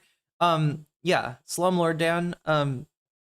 So anyway, yeah, either Princess Mantis is just not in on what is a obvious lie, right? And again, remember, these lies are not necessarily for content creators, like in the Destiny sphere. If you're in the Destiny sphere, you could believe anything you want. In fact, you probably got to know enough to know that Hassan was not doing a call to action, trying to get landlords, hurt or something like that. You probably know that, and you don't care. Just like that Hassan didn't do anything horrible in Germany at the Artemis brothel. That he didn't shock his dog, but you still can say. But it's for the audience. The audience is supposed to believe this stuff, right? And so here's the deal: like Princess Mantis, content creator, over 5,000 subs. Not somebody that just started. Not somebody that nobody watches. Not somebody that doesn't have at least some sort of a dedicated community fan base thing going on, and still acting like a member of the audience. Maybe she's not playing dumb. I don't know, chat. Anyways, so the overall arching point that she makes is landlord bad, Mondani's rent freeze good, Iowa and New York. And then show us, don't say it to us. Come on. There's a pylon. You know how this works. And honestly, her shtick about the pylon is pretty good, but everything else is pretty meh. Yeah, okay, there are bad landlords out there, and rent is too high. I wish I didn't have to pay so much fucking rent. And okay, let's move on. But as we all know, landlords, they're a fact of life. You just have to deal with that. It's good and proper and fair, and no better system could possibly exist, right, than somebody else owning the land and the domicile that you occupy, and requiring continual payments from you, right, for a piece of land, the equivalent of which your ancestors may have owned at some point, but now we're squeezing the working class for the benefit of the rentier class, landlords, etc. And that whole model is expanding to video games. Now you got to rent your video games, or you can get your video games taken away. There's no physical media. There will be no discs after 2028 for Sony PlayStation. Mantis is not dumb. See, that's what I thought. She is lying on purpose. She's farming Hasbro. Hasbro. That's kind of what I suspected on some level. I just don't know. Are there certain things she is ignorant on or incurious about, and versus and like I said, compliment where compliments are due. I think Mantis is potentially a good YouTuber. I think Mantis needs to find a niche that she cares about, that she knows about, that she can speak with authority about, right? You're not going to have a lot of trust unless you're just like people are saying, relying on the H3 audience, like you were Nicholas Diorio as a Mantis. Okay, the following is going to seem like a tangent, but I have a point. Okay, I swear.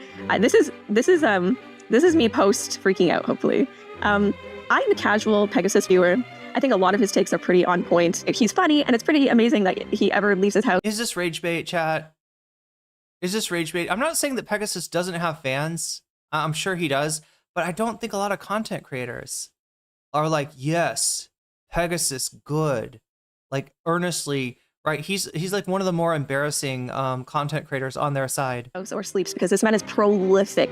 That said, I do want to criticize some of his coverage of women creators because sometimes the criticism starts with a real point and then slowly drifts into like, woman, annoying, blah. Snowhawk says, I'm on Team Serious. I'm on Team Dehydrated still somehow. Pokimane and making fun crazy. of It's showing up in my voice. And listen, Pokimane selling expensive cookies and then doing the whole like broke boy thing was cringe as fuck. I am not here to defend Madame Cookie Antoinette. Is this the same girl that made fun of broke men because of her overpriced cookies? Why, yes, it actually is. Like, oh my god, $28 for cookies? It's 4 bags. If you're a Oh yeah, good point. Nabil says, I don't think he has fans, as many of the people he covers have haters. Yeah, he's probably somewhat relying on the hate audience for his targets rather than but I don't know. Are there people that like just follow him? Because again, like Liquid Sonic, similar kind of creator, I guess. And I think there's some kind of community around Liquid Sonic. Like just even if it is just made up of haters who show up week after week and the other person maybe that they're hating on, they also hate, come to hate from their content, right? I think Liquid Sonic does have some fans, and people are liking and subscribing to Mantis's content. But yeah, like overall, phenomenal waste of talent. Right? You should be doing something you like rather than just regurgitating, I don't know, old regurgitating Liquid Sonic's his characterizations of these content creators. Just say so. Okay, but the thing is like, who cares? Like, who cares this much? Pokimane selling overpriced cookies is funny. It's funny, and it's cringe. Okay, Pokimane being... So, chat, just in case you thought this was an anti-feminist slop tuber, no, this is a feminist slop tuber, one that can see the misogyny against even creators apparently she doesn't like Pokimane. Is not exactly... Which makes me wonder, why can't you see the misogyny against denims? A national emergency. It's not even a municipal emergency. It's like a strata council issue, okay? Who's going to shovel the sidewalks? Why are Pokemon cookies so expensive? My back. I'm sorry. Do you think that that was a failure for Zoran Mamdani? Do you think that Zoran, there's a scandal? That's a Fox News opinion. I don't know, chat. I don't know. Like I said before, maybe apolitical by reason of just profound ignorance. Possibly, right? That is a Fox News take that the streets are full of snow and no one to shovel them thanks to Zoran Mamdani. Hurts. Step to make your browsing experience. Timu Shuan had yes. Yeah, I think this is. Although I might take the Timu off of that. I mean, Shuan Head does more research. Shuan Head knows somewhat what she's talking about. Sometimes. But I think that Mantis is potentially a better YouTuber than Shuan Head. There, I said it. Much better. Muted words, Pokimane forever. So the male gamer community was welcoming to women during the decade and a half of constant male bashing, wokeness, and feminism. Yeah, if not for the outright inaccuracy of this video, I think it could be if you replace the inaccuracy with accuracy. I think it is potentially a very watchable video. And now they're sick of it. And this is where I think online commentary gets weird when it comes to women. A woman creator can be cringe or hypocritical or smug or tone. Here we go. Whatever. And suddenly the responses become this massive moral referendum. We got D-Gen Destiny here. This has to be ironic rage bait or something. Gaming for women 10 to 15 years ago online was literally impossible without a slew of disgusting comments nonstop. Okay, so let me get this straight. Pokimane was making an argument that people in gaming spaces 10 years ago were nicer to women. And then right before Pegasus read this Destiny tweet, he was reading somebody who was really annoyed that feminists were have been in the space for the last 10, 15 years. So the male gamer community was welcoming to women during the decade and a half of constant male bashing, wokeness, and feminism, and now they're sick of it? So my take here is that maybe some men were nice to Pokimane as an online figure 10 years ago, but the overall experience for women was actually pretty shitty. And then women had to come in and start being a little bit more loud and taking up more space to say, hey, we're human too. Can you just treat us like human beings? And apparently that is awful and terrible. And men still hate that because it doesn't matter what a woman does. It's always awful. A lot of the recent sort of TikToks and controversies or drama or whatever. So like a Pegaslop fan, but also a Pegaslop critic. Okay. Have been centered around her crazy midlife crisis going on right now. Of this does remind me of his Shuan Head video in the kind of non sequitur nature of the subjects that are combined. Really celebrate right now. Look, everybody, I'm such a good candidate. I'm such a good candidate for a partner. I'm marrying myself. Look, I'm rich, guys. And we got some random OF girl going, God, she's so pretty. This is exactly, they just jerk each other off. We don't want to hear it from her. This is Wait, that wasn't random at all. That was Brittany, Venti, and Morgpie. Again, yeah, oh my god. Is she a more Pegasus, orbiter, or... Because this is like, Your fans for being broke for not buying a slop? Yes. When aided choices you made hit you like a truck. You know what I'm most surprised? Not a single person has posted the clock meme. TikTok, it's the #1 way to trigger these people. Wait, I'm sorry. What is the clock supposed to do? Having a family is wonderful. I consider myself... Oh, you should be having baby. You should be having baby. ...to be pretty traditional, okay? You should not be having dyed blue hair. You should be having baby. Having baby. Having baby. TikTok, TikTok. Babies, and I want a husband, and that's my business. If a woman doesn't want that, l'chaim to her, okay? I noticed this because I am a woman online, and one of the biggest criticisms men have on my content is that they don't like my voice. And it's like, what do you want me to do about it? Return it? Hey, God? Yeah, wait, can I... for Life 67 said, I need to stop having vocal fry. Bro, okay? Second, my voice is that was a funny joke. Okay, it's actually pretty unremarkable. Meanwhile, a guy can sound like a dying vape pen gained sentience inside a garbage can, and everyone's like, oh my god, slay. Okay. I mean, I hear what people don't like about her voice. I honestly think it has to do with the audio setup more than... It sounds like the compression is doing her dirty.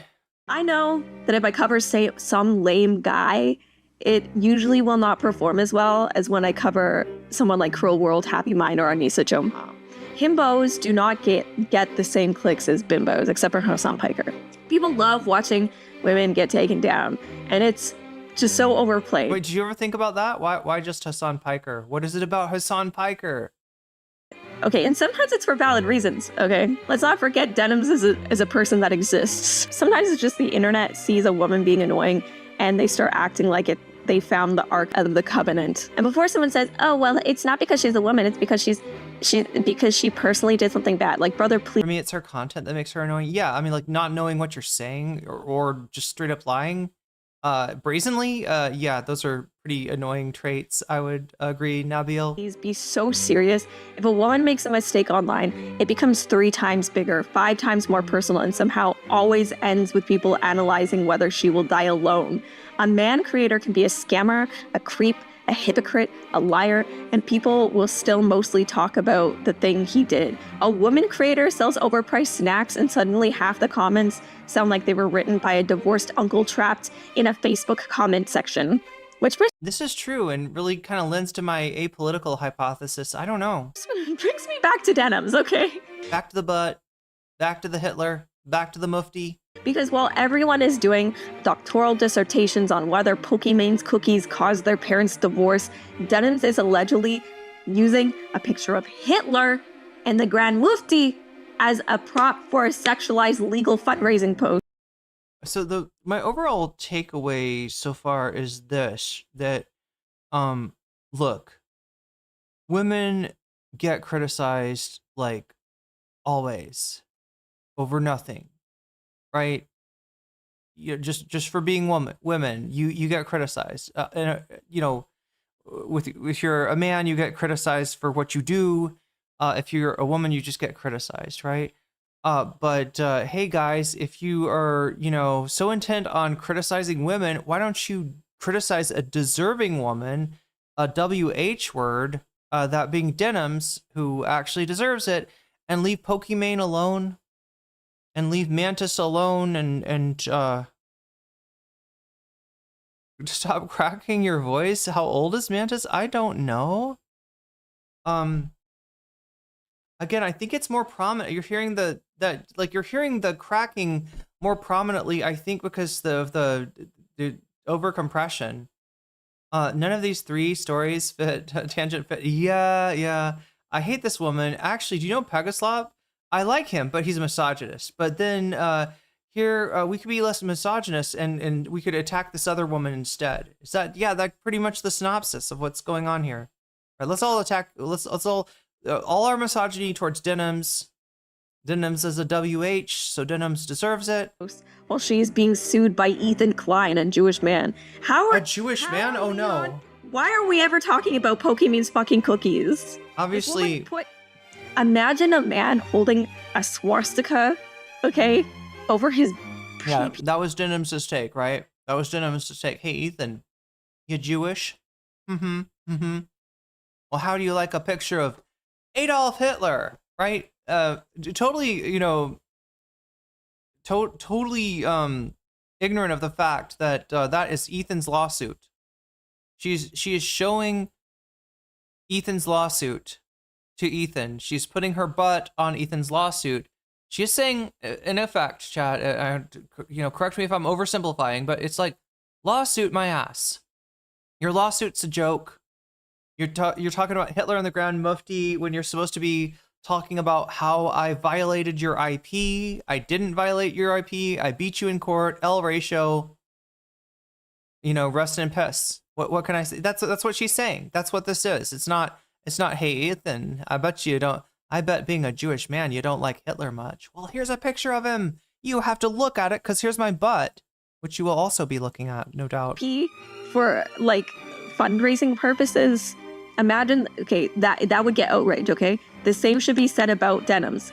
It doesn't matter that she's mid-looking or, you know, she's a little weird look. Okay, whatever. We shouldn't focus on that and being a hypocrite, but like, we shouldn't talk about anything to do with her looks or her body. In this space where Destiny's like doxing everybody and just getting a little bit on his bad side will get you doxed, yeah, I would not be, as a VTuber, I would not be making comments on people's looks. A horrible, disgusting human being inside, on the inside. And that's what matters. People who are disgusting on the inside need to be hated. I need a drink of water. Calling her mid is like something an incel would do. As a classic, I mean, I'm not saying that, you know, Mantis is a femcel or anything like that. I mean, apparently she's dating Liquid Sonic, so that's an achievement, right? Okay, it's not. Yeah, who's gonna date Slop Roach, chat? You know, we could have a whole, group of mid ping tubers that. Although I think that if she wanted to be like the ping tuber Mantis of something that she actually cares about, something she's actually into, she could do it. Also, get better, you know, advice on sound, because again, my whole chat is convinced that Mantis, that you have a hard voice to listen to. I think you have hard. I think it's your, you know, I think it's your dynamic processing. Expensive cookies. Why is or maybe that's just me being nervous about how my voice sounds like at the end of 6.5 hours. Oh my god, chat, we got to get through with this. Talking about this should be shouted. This is something that should be covered every day of the goddamn week until she gains the slightest semblance of self-awareness. And this is why I get pretty annoyed by petty internet misogyny. Not because women should be immune from criticism, absolutely not. Some of the most awful anti-Semitic freaks online are women. But if you spend all your energy screaming about Pokemon being cringe, you flat. Yo, Christian Strand, thank you for the super sticker. We got a unicorn with rainbow tail and mane. In the whole conversation, you make it harder to talk about when women creators are doing something actually vile, because the audience has already been trained to treat every female controversy like it is the same thing. Just annoying woman bad. Denham's using Nazi imagery as horny lawsuit bait while a Jewish man is suing her is insane, okay? Listen, when a Jewish man is suing you, all right, you sit down, you be respectful, you say yes, sir, and if you don't, you agree to whatever horrible fucking settlement he offers you, and if you don't, you're fucking anti-Semitic.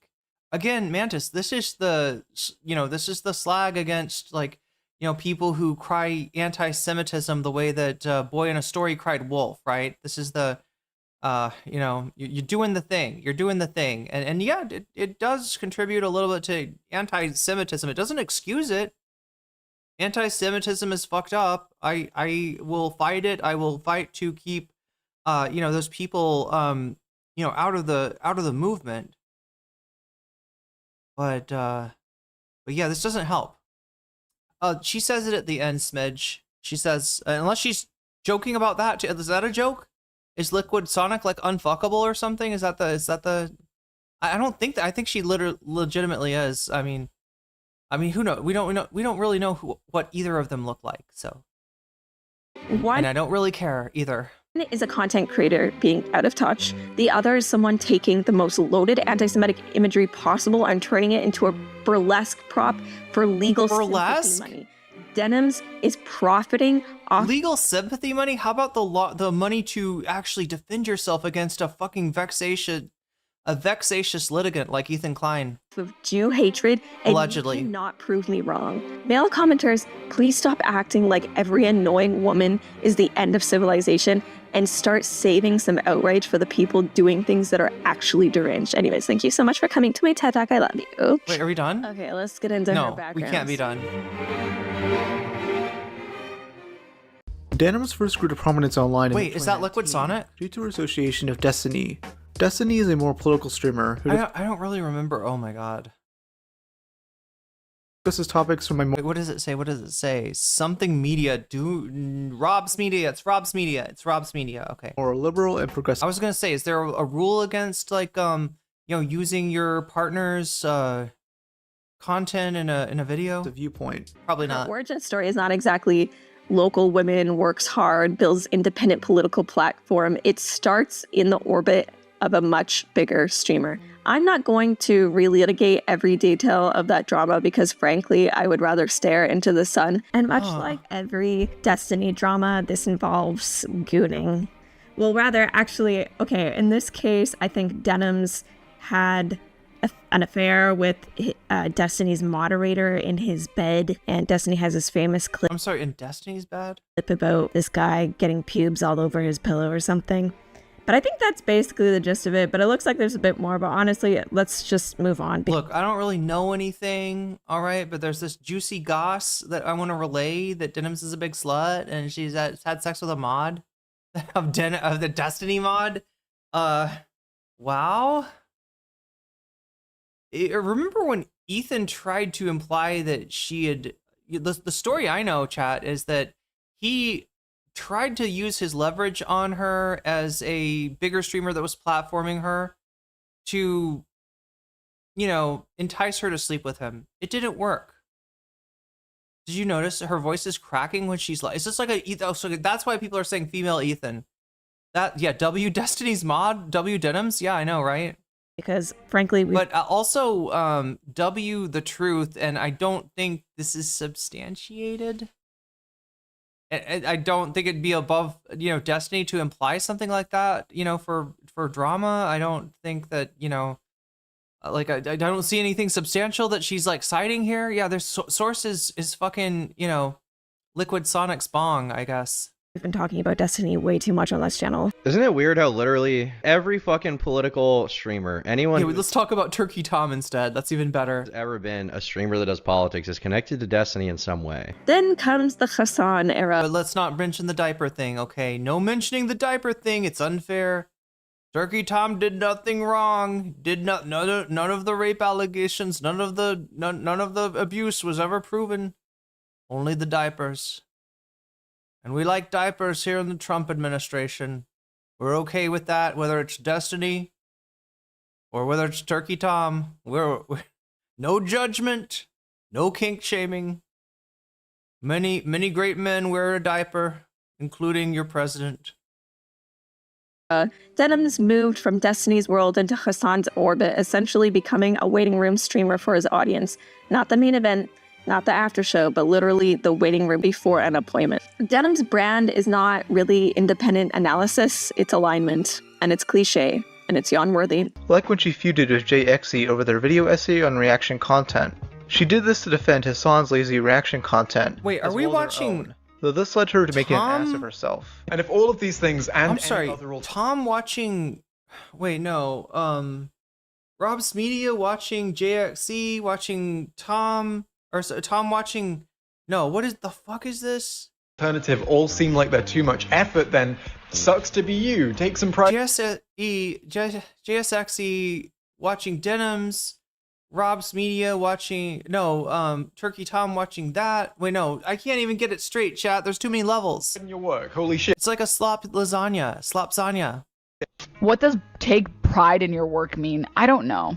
Her debate with Jay and later response made her look like a dipshit. So she made a twit longer ranting about all the hate, and saying she deleted a bunch of her videos. We can argue that Denim's defended lazy React content because she personally benefited from it. Okay, so correct me if I'm wrong, chat. I know Denim's like was a content creator way back, took a break, came back. Was that before or after? Was that after JSXE, whatever their name is? Was that before or after? Does anybody know?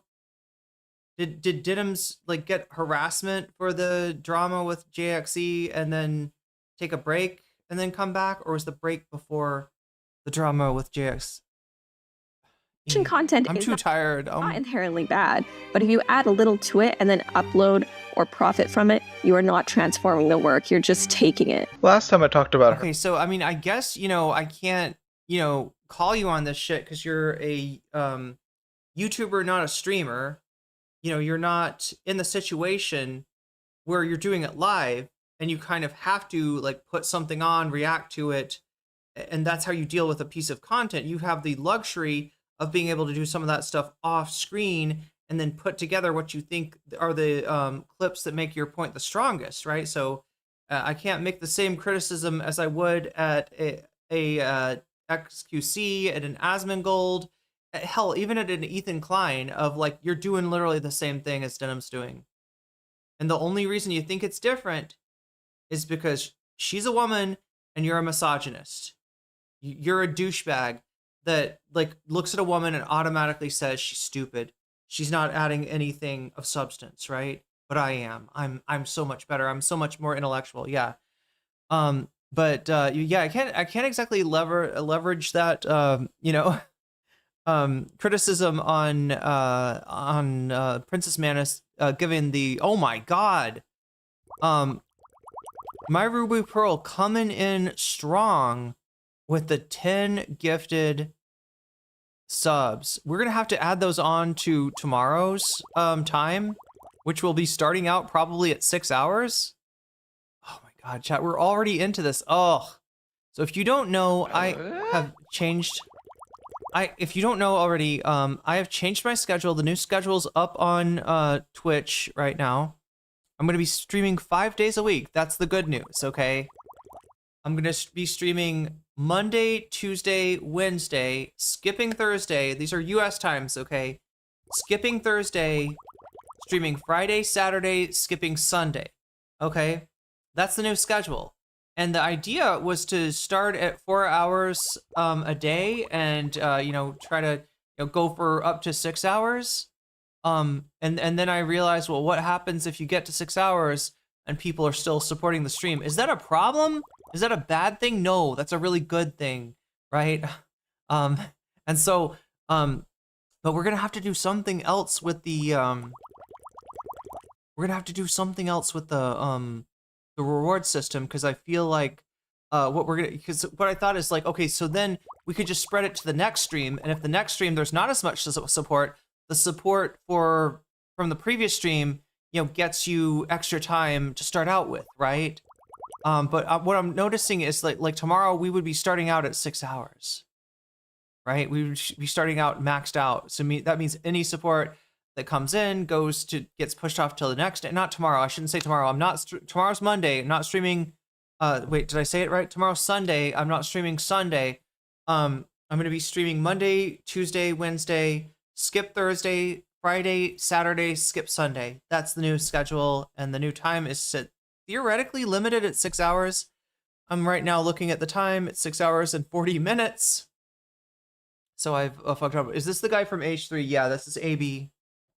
I went over. I just want to get through this video. We definitely did earn this like bonus time. I just like I'm trying to both be online during more daylight hours or during more waking hours, I guess, for the US, for the audience that has not been able to watch me in a long time, and be able to be on stream 5 days a week, and also have some time to, have the time that I need to, take care of myself and to do more editing and stuff like that. My brain is already cooked though.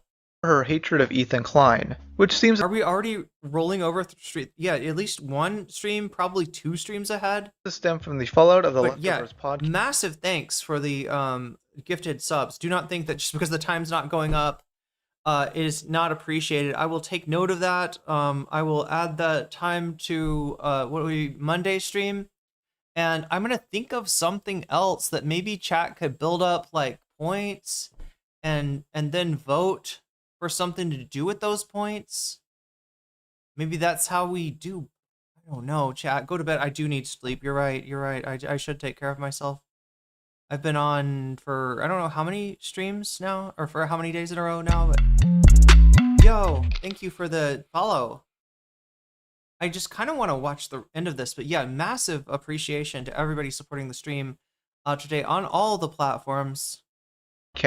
She has taken every opportunity to go after Ethan and labels him a Zionist. She I'm not the labeled most politically informed God, person. Rob's but Media is I so watched a cringe. decent amount of Ethan Klein content for Is that Rob's Media? in regards to the Palestine thing, and nothing he said has made me think that he is Whoa. like a Zionist, especially in the way that she, Oh, is this the way that Tom? she This is Turkey Tom. term Zionist to be, which is the idea that Israel has a right to steamroll every fucking country around it and bomb the hell out of them like that. I don't Okay. think he said anything like that. He's just said like I don't think that Israelis should die. Yeah, Turkey Tom, if you want to play, if you want to talk about this stuff, please, for fuck's sake, look up the Greater Israel Project. Oh, please don't say sorry. Don't say sorry. You didn't do anything bad. You did nothing wrong. You did everything right. I massively appreciate that. It's, support like this that's going to help me be able to afford to get, knock on wood, but to go, travel to Vietnam again, apply for another education visa, and learn even more Thai language. Or I guess I could look into Muay Thai if I want to do that. I kind of want to learn more Thai, but I don't know. Maybe at this point there's other ways I could. Oh my God, Chet, I got so much to decide. Another reason to try not to stream for 2 hours. I was doing like 8 hours a day for a while there, and then that would make it so that the next day I didn't have time to like cook for myself or clean for myself or do any of the things that I need to do.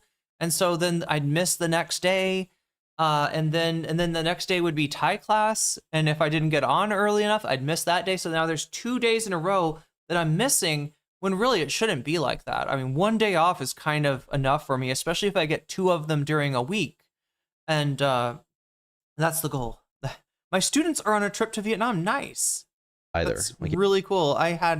I learned so much last time I was there. I had so much fun. I love Vietnam. The only thing that sucked about it is that I wasn't able to use Twitch, and I don't know if there's like a ban, if it's like illegal there, if they like, or if it's one of the countries that Twitch, like I know Twitch like withdrew from certain countries.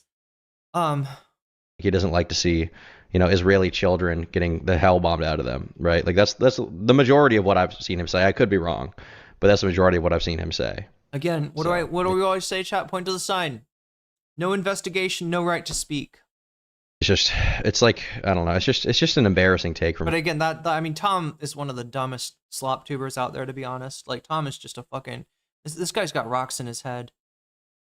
Can you imagine Destiny, or can you believe that not so long ago, like Destiny was bringing this guy on his podcast. Destiny was bringing, Turkey fucking Tom. Her, but I think, that's her entire thing, right? I doubt she's heard any. Like the thing being that Destiny pretends to be a political streamer, and yet this is the guy that you're going to collaborate with, right? This kid. I'm sorry, I shouldn't call him a kid. He's like 30 years old. He's a whole ass man. He was a kid when he started. Ethan's takes. People like this are just parrots. I mean, she parrots what Hassan says for sure, 1000%. She watches Hassan. She hears that Hassan had this take, and she has to approve that because she is one of these streamers that waits around to see when Hassan isn't streaming. Denims is not just controversial for her spicy takes, she is controversial because much of her career is built on borrowing other people's videos, audiences, conflicts, and eventually outrage.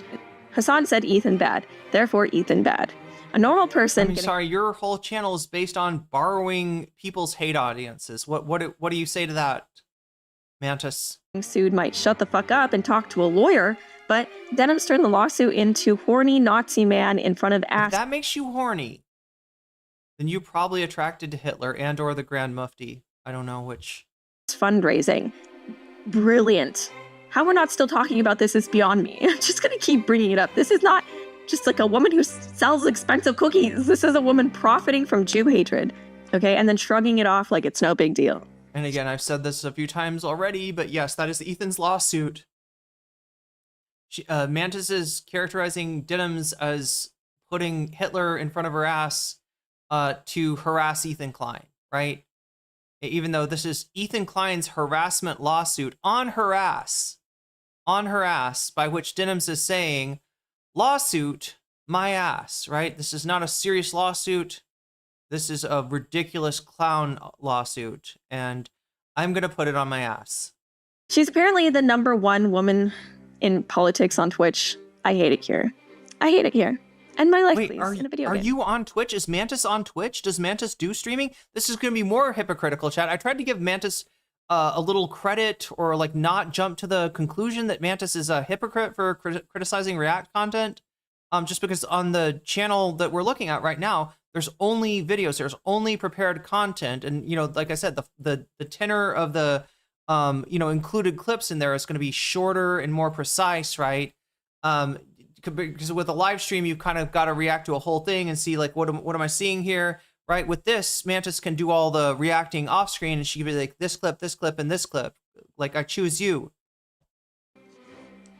I don't know anything about copyright law, okay? Don't ask me anything about... Again, no investigation, no right to speak. Why are we listening to you? Freaking copyright. But legally, Ethan Klein / Set Entertainment sued over Denim's reaction to the H3 content nuke. Denim's side argued that her stream was fair use, and in her video she explains that her legal team filed a motion for judgment on the pleadings, which means even if the court assumes that the plaintiff's facts are true, the law still favors the defendant. For anyone who's... What she's saying is that even if everything Ethan claimed was true, she would still be not liable for copyright violation, right? She was like, all right, look at... She said, hey, judge, analyze this lawsuit as if every single one of Ethan Klein's claims were true.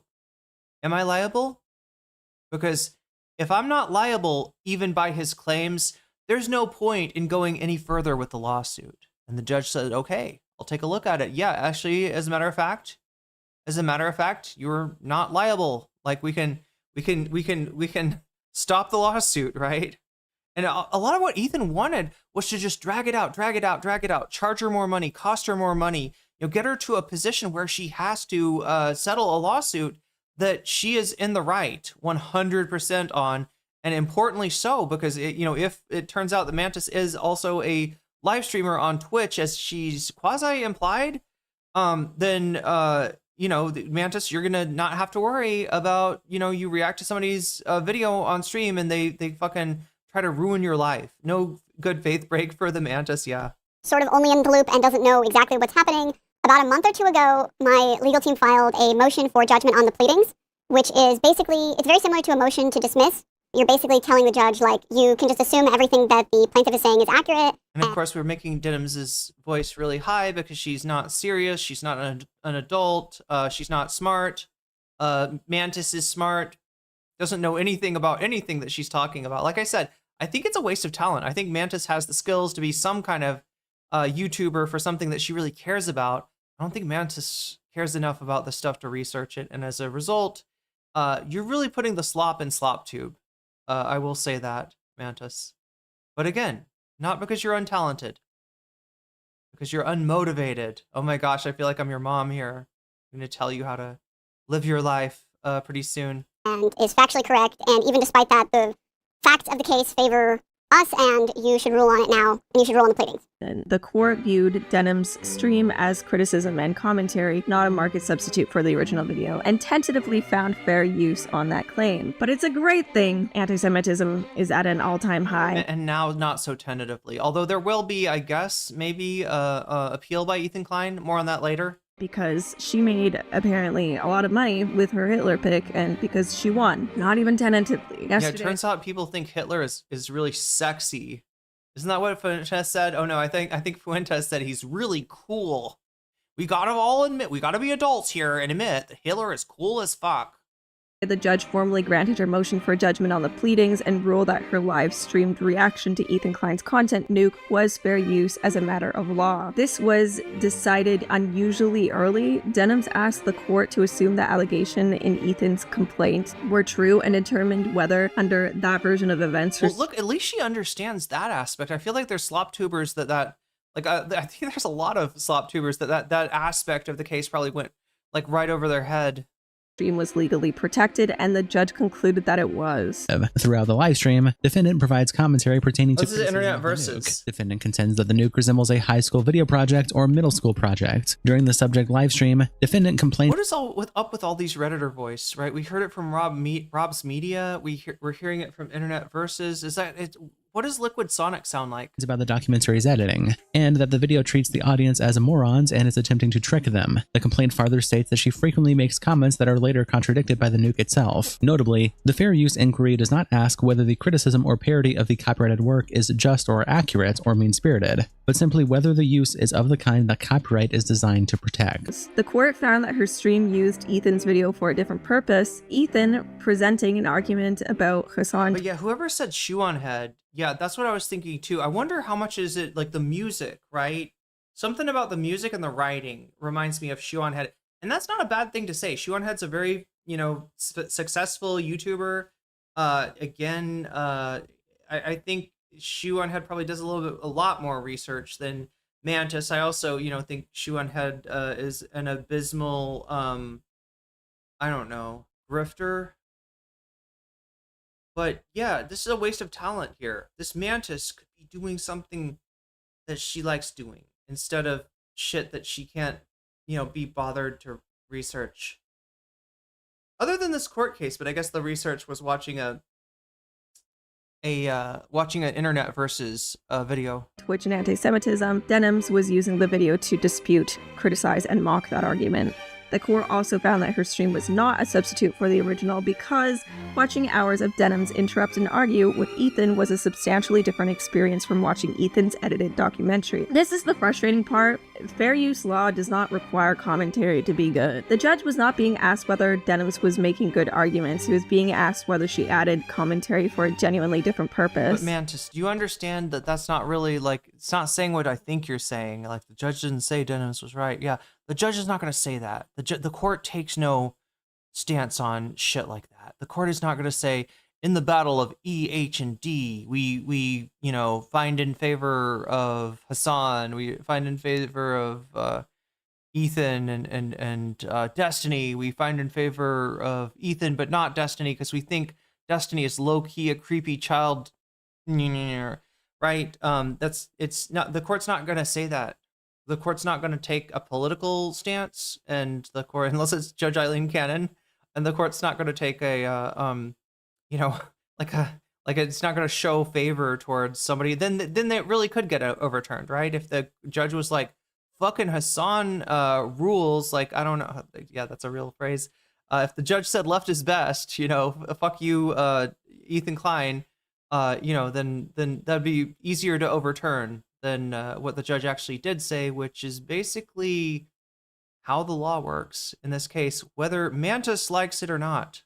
She did talk extensively. Her stream was considerably longer than Ethan's original video. Much of what she said was drivel, but judges really don't care about that, I guess. Gabriel Sev1 said, as an H3 fan, I think the lawsuit against Denims was a tough one to win. Frogan and Casey Tron practically played the video verbatim and close to no input. I don't think this is true. I think they're just saying that look, as long as there's no decision in favor of the defendant, they can say that, yeah, actually, they totally are guilty here. Like they didn't contribute anything to the as far as fair use that would qualify as fair use, right? You can keep on saying that, right?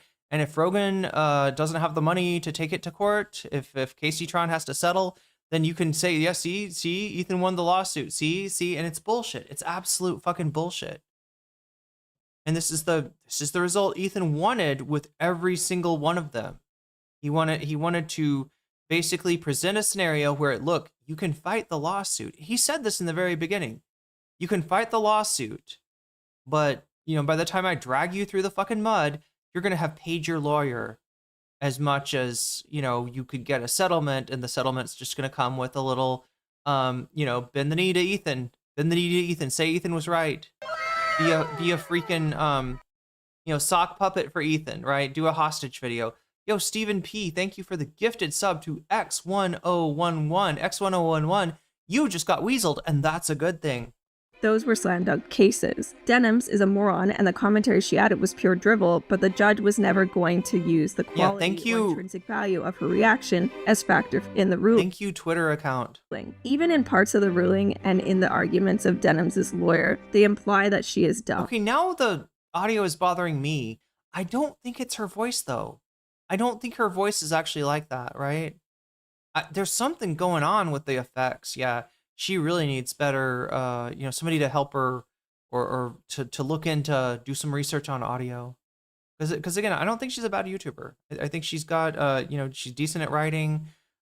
She's, you know, could be, you know, charismatic. Obviously, you know, charismatic to the, you know, audience that's, you know, followed her. And if she was talking about something that she cared about, something she was interested in, something she had maybe expertise or some degree of authority in, I think she'd do pretty well for herself. That is, unfortunately, though, not what is happening. Which is hilarious. But she spent more time talking about the length of the video itself. Even if what she was saying was of no value, it was a tough one to win. She also had the better lawyers. I don't agree with the outcome, but that lawsuit was a long shot. That is essentially what happened. A lot of the immediate reaction focused on what fellow DaVinci user. Yes. This supposedly means for reaction content. Although not the best place to use that transition. Generally. Ethan alleged that Denims deliberately positioned her stream as an alternative. Also, in general, that transition doesn't work as well on things with the alpha layer, like your ping. So yeah, you know, you could, you know, it's nicer when it all looks like a box that's twisting around. Anyway, way to watch the video without giving him views or advertising revenue. She began almost immediately after its release. The viewers openly thanked her for allowing them to avoid supporting Ethan, and I still think that represents a legitimate market substitution issue, and I understand why people believe the judge gave it too little weight. But Ethan's complaint also described the stream as an attempt to use his video for the opposite political purpose, and listed numerous examples of Denims criticizing it, and those allegations helped establish the very transformation he was trying to deny. In very simple terms, his own complaint documented her commentary to... We're not even talking about like the Matt Haas case, which like gave the precedent. That's another irony, right? His own case like gave Denims the precedent that she needed to win. But we're talking about what Ethan's lawyers filed, right?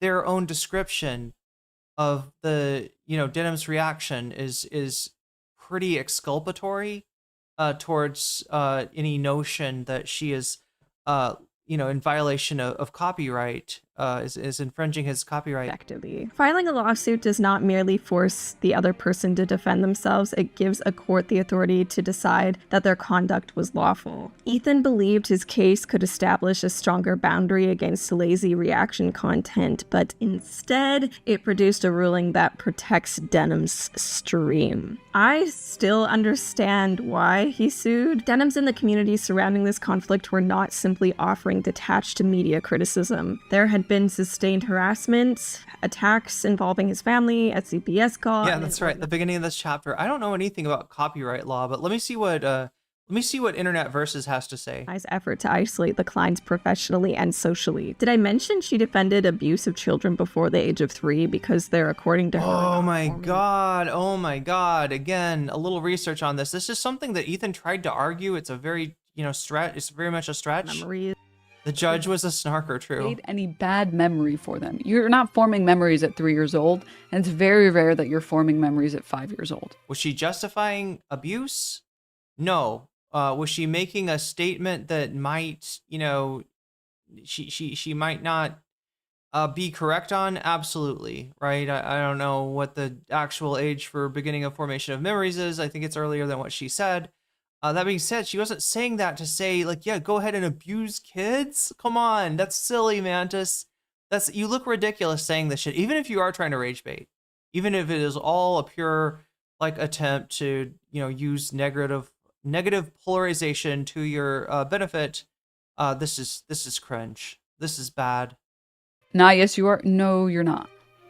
From Ethan's position, the lawsuit was one available method of responding after public arguments had failed to stop it. It also is important. Again, lawsuits should be used for, like, if somebody's violating your IP, right? Somebody's making money off of your intellectual property, right? Like that, you know, if somebody wrongs you in a civil sort of way, you know, causes you damages, and you can claim those damages in court. That's what the law is for. It's not for, like, these people, you know, said that no, his claim is not even like that. His claim is that he made a freaking diarrhea tape. Okay, sorry, that sounds wrong. He made he does a segment about, you know, his kids getting giardia, played it up, but in a way that sounded like he was saying it for real. Right? Then CPS gets called. We don't know who called them. It could have been a mandatory reporter that Ethan had seen, you know, a pediatrician, a veterinarian, somebody like this. It could have been a concerned party. It could have been somebody that just was doing it because, like, fuck Ethan Klein. Here's a chance to, you know, give him at least some anxiety. Right? We don't know. But then we justify a vexatious lawsuit against somebody that doesn't have the money to defend against a lawsuit. No, Mantis, that's wrong. That's not him taking the only recourse that's fucking available to him, right? If she did something wrong in terms of CPS, go after her out over that. Other than that, you got to win in the court of content, right? And Ethan didn't, and that's why this ended up in court, right? He wanted to go to one place where rich people, you know, can get whatever justice they can afford. And it turns out, yeah, Ethan can afford a lot more justice than most people. The whole time, this thing was such a waste of court time. So premeditated. Absolutely premeditated. The premeditation of it all should be enough to get contempt. It would be nice. It would be nice if there was, you know, or he could be declared a vexatious litigant or something like that. I think we're a ways off from that. He's got to do a lot more vexatious lawsuits before anything like that can happen. To turn Denham's victory into something it's not. Oh wait, was that the claim? Was that the claim? So because she's saying no memories are formed plus 3, she's going to say that a CPS visit is, yeah, that is what Ethan was claiming, was de facto like traumatizing and abusive to kids. Didn't rule that she was truthful. It also didn't endorse anything she said or believes. It did not decide that her conduct toward Ethan was reasonable. It also doesn't absolve her of participating in an environment of obsessive harassment. And it certainly did. And to that I say no shit. And you are really making Denham's ass do most of the work for this video. Not approve. I would say that you got a problem here, where, you know, you're now inviting an audience that may not be here for your commentary or your lovely voice or anything else. They're here for the butt, right? When you show it like that. Of a photograph of Hitler and the Grand Mufti as part of a sexualized lawsuit. This is like if I did a stream about Hassan, or like Ethan being mad at Hassan, but I was like, and like you know what really made Ethan mad, right? It was this picture of Hassan right here. In these, in the Kraken underwear, right? Look at this man. Look at how he fills out those under. You know what I mean? It would be if I was like thirsting after, you know, Hassan's thirst trap, like for a stream. That's roughly the equivalent. Fundraiser directed at a conflict with a Jewish man, and Denham. Remember, conflict with a Jewish man. How dare you do this, Denhams? How dare you do this to a Jewish man? He doesn't want to see Hitler. He doesn't want to see the Grand Mufti. He just wants to see that ass. Oh, wait, I'm sorry. I mean...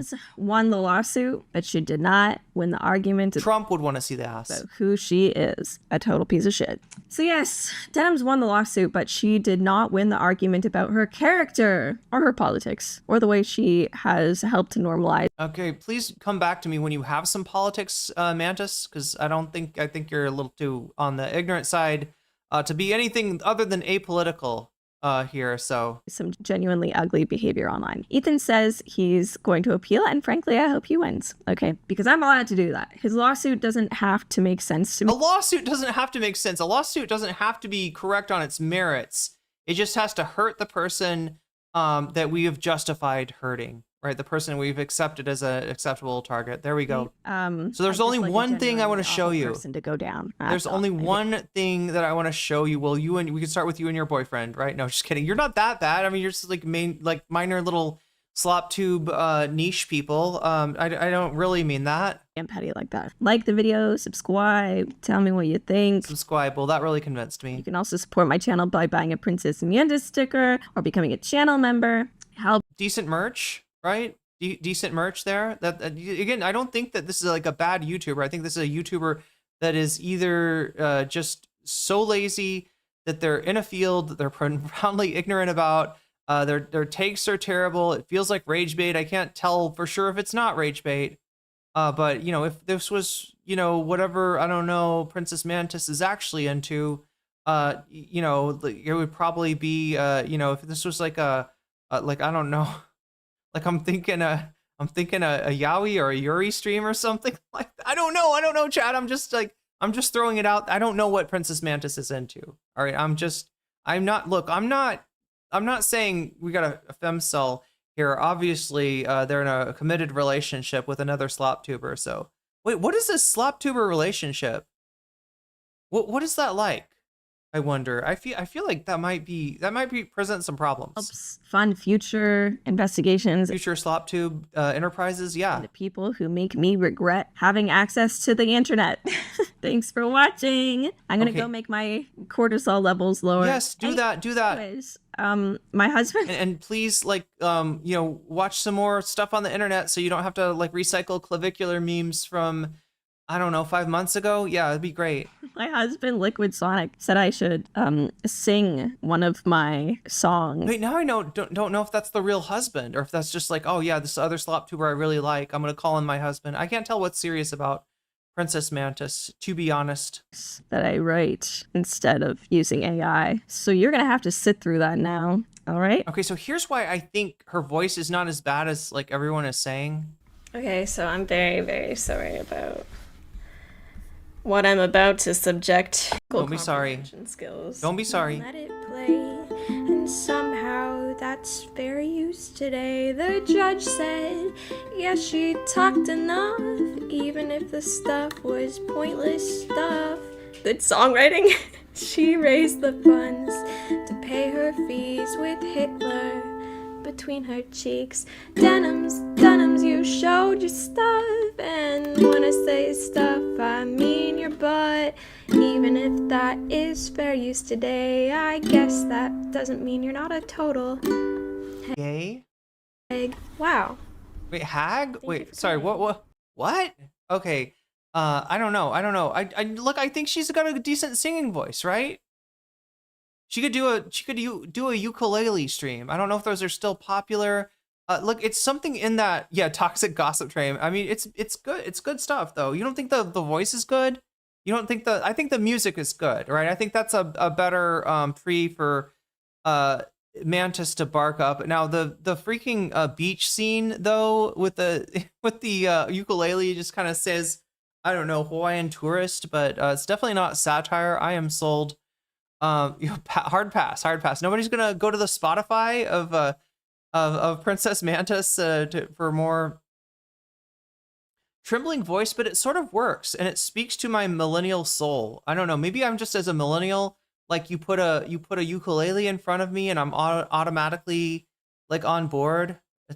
I prefer Ed Sheeran. Okay, well, to each their own. Look, I haven't sold you on her singing skills. I haven't sold you on her voice. Maybe you know, the problems being more due to the tech issues than to her actual voice or anything else. But there's Mantis, Princess Mantis. We got a new gal, right? And which I like because it's all usually new guys that we unlock. This time we unlocked a new gal, and we will be monitoring her. I'm annoyed at Rebecca Sugar in Adventure Time and Steven Universe because of these people. Oh, they inspired they inspired you know, a legion of imitators. If Mantis did such a bad job, why have you Did you have to stop? Wait, Bamboo Sundays, are you here to defend Mantis? I think I gave Mantis a very fair shake.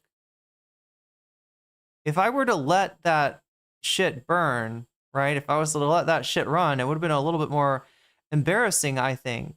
Right? I've found a lot of compliments, honestly, to sandwich in here, along with the criticism, because as you know, Bamboo Sundays, a spoonful of sugar helps the medicine go down.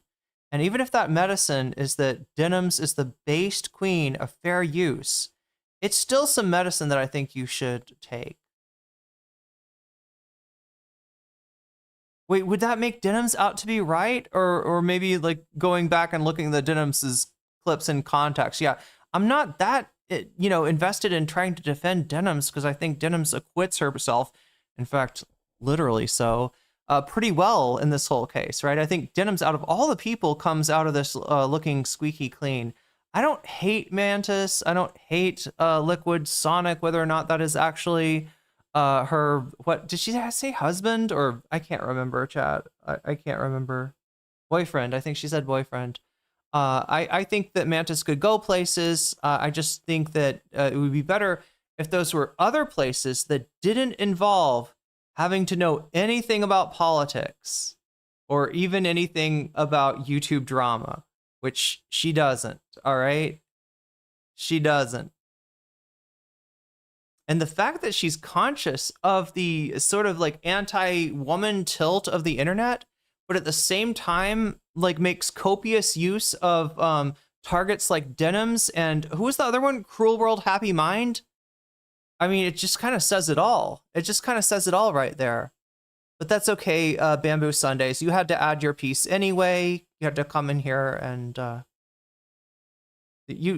don't hate your... Wait, what is this? Angelic?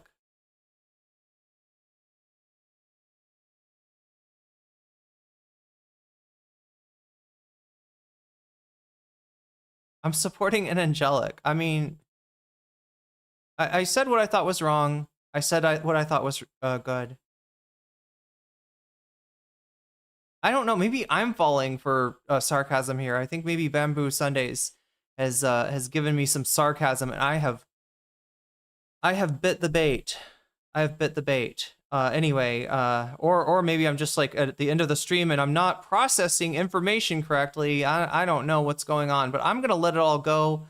And be cool with it and be fine with it and come back to you not tomorrow, remember, chat, not tomorrow, not Sunday, but Monday. All right, so that's our streaming schedule from now on.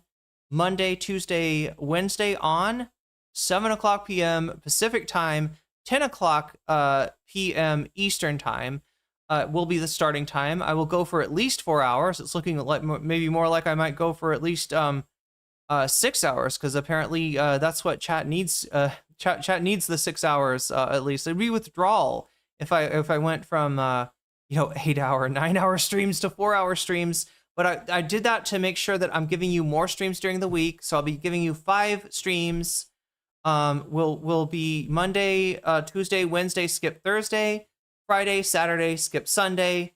And that's what we're doing from now on. So now that you know the time and place, I guess I will probably not be on tomorrow. Again, if something comes up, right? If there's something I gotta cover, I will maybe show up on a day that I'm not scheduled to do. I still have the possibility of doing that. But yeah, just count on Monday, Tuesday, and Wednesday. Not Thursday, Friday, Saturday, not Sunday. Count on those days from now on.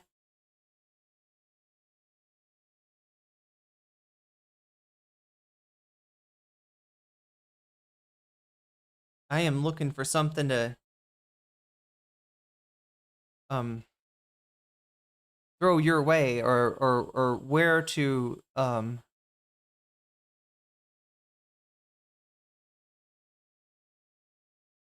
send the chat after this.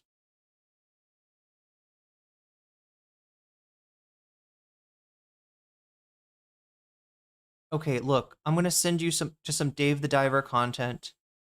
All right, I haven't rated the streamer in forever, but they are on my followed, so they must be kind of based, and it looks like 54 of you are jumping in there. Get in there, get in that raid if you want to. While you're doing that, I am going to shout out my Patreon, because I do that every day at the beginning and ending of stream. We're near the end of the stream now, so let me go ahead and do this. Shouts out to Neopergos. Shouts out to JMB. Shouts out to Emily French. Shouts out to Big Al of the Cake Remix. Shouts out to Direful. Shouts out to Joel. Shouts out to Sarah. Shouts out to Izzy Mandius. Shouts out to Steven Sayers. Shouts out to Animus. Shouts out to Infallible Fell. Shouts out to Oral's Ellipsis. Shouts out to Nadia Yvette. Shouts out to Choki. Shouts out to Moe Noip. Shouts out to Temporal Insanity. Shouts out to Buffy Geek. And a fancy shout out to Rachel K, Omega Star, Crystal Saphira, and Zara Xerix. With that being said, chat, I'm going to raid you on into Bloody. Make sure to like the stream on the way out. If you're on the YouTube side, even if you're on the Twitch side, you can come over to nocommentchick on Twitch and like the stream. It helps a lot. Did we get over 100? I didn't even look, chat. I'm going to assume that we did. If not, you know, we're probably very close. So you liking the stream might be the thing that gets us over 100. You know, when it gets over 100, more people see it after the fact as well. So it's still, you know, helpful. Thank you to everybody that supported the blast off thread that's getting into that mode of giving that some love, just so people can see it over on twitter.com. We're going to be streaming on Twitter coming up soon. When I get that implemented, we will be streaming on vertical on Twitch. We'll offer that for you if you want to hold your phone like this instead of like this, right? You'll be able to do that. I'm looking into implementing that, and of course, God, I need to edit some stuff too. Anyway, I gotta get off here, chat, before I turn into a pumpkin. You be good and take care of yourself and take care of each other. And until Monday, all right, bye-bye.